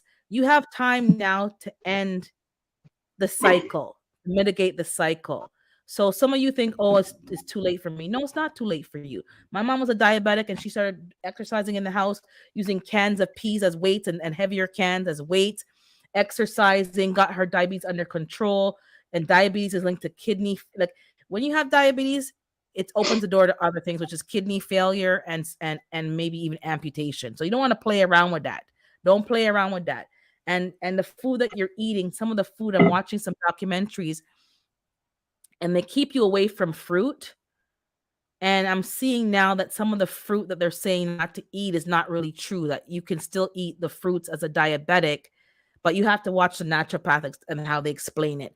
I'm not a doctor, it's not medical advice. I'm just showing you what I'm seeing in these streets. And that it's not, because it's not really, it's a pancreatic issue, and we're treating the symptom, but not the source of the problem, is what I'm going to say. And they explain it a lot more clearly and how it works. And the medical doctors are treating, with insulin and stuff like that, and saying it's just sugar that's the problem, but it's not really the problem. It's the symptom of the problem. So do some more research, but you can lose weight and be a diabetic. You can reverse some of the problems that you're having and get to a healthy body weight that your body can function a little bit better. So you're not I too would old, give it's up. not too late. It's not. You deserve to be healthy. You deserve to age gracefully. There's no reason why you have to be sickly. There's no reason. So find out the information. Have your doctor, yes, but I always recommend working with a naturopathic doctor, and some doctors are licensed in both. So I would. they can give you a more balanced perspective. It's not all about pharmaceuticals. They'll give you, you know, guidance on both and work that way. Get the professional advice and start to work that way. We need to get ourselves healthy. This ain't no joke. Um, and some of you already know it. You know it ain't no joke. You're already on meds, you're already on stuff. Don't have anybody else tell you. You have to tell it to yourself. You deserve to be healthy. You're worth it. You have something to live for. Some of you have kids and grandkids. You want to live and see them. You want to be that papa or that mama that's still, hot to trot and fun to be around and, you know, giving them good advice and telling them how things used to be and showing them how to garden. They're not going to know unless you're here to show them, right? You got to be the one that's Definitely. still here so that you can teach them. I was watching the interview with Auntie Ellen on African Dreaming. She watched some generations before her. Great grandma, these people have longevity, and she's still here to talk to her. That just don't happen. You got to keep yourself as healthy as you can, so you're going to be here to tell them that. But thank you for coming. I'm going to end it now so I can get out by 1:30 to go to the place and pay my respects. Thank you all for being here. Before I leave, though, I'm thanking everybody. I forgot to mention it in the beginning, who's been running my playlist. I'm not too far from the 4,000 as it stands now. I think I'm at 3,300 now because you guys have been blazing the playlist, blazing it. So, and today's live will definitely add this 4 hour and 4.5 hours. We'll add. So we're almost there to get monetized ish. So we're aiming for the end of the year. So thank you to everybody for the help and the support. We're almost there. And I'll announce it when it's time, but I have to apply for my ads. Like there's things I have to do still before I get monetized, but I will be working on that and then have a membership. So big shout outs to everybody. I don't want to call no name because I want to miss nobody, but y'all been running the playlist mad this week, like crazy.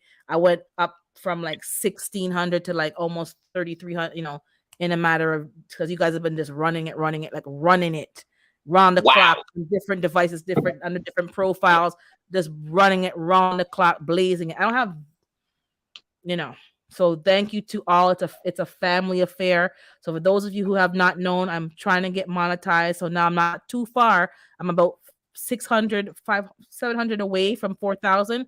So if you're here on the line now, you can just run my live playlist, UGC Lives, and just run it. I would appreciate it to help me get over the hump before the end of November so that by January, with all the paperwork and stuff, I can be monetized. And you'll see me in these streets this week. And then I think you're going live. You said today, GT, you're going live today at all? Or no, next Saturday, you said? Was it? I can't remember. Someone. Tonight is a live with the Carbon Q. It's an adults only live. So if you're sensitive to certain things, don't be going to over there at 11 p.m. That's for people. So it's 11 after hours X-rated, content potentially. So if you're gonna be upset and whatever, don't matter. Go over there, mind your own business, and stay over to where you can mind. So don't go over there. She put a warning out there. So don't go over there and start acting up and I can't believe this. You shouldn't have gone over there. And tonight is a night off for the chat, so there's no live tonight with them. And then somebody else, I can't remember. So people post on your community tabs. There's a live-a-thon today with Miss T with the T. So I think Talk with Tori.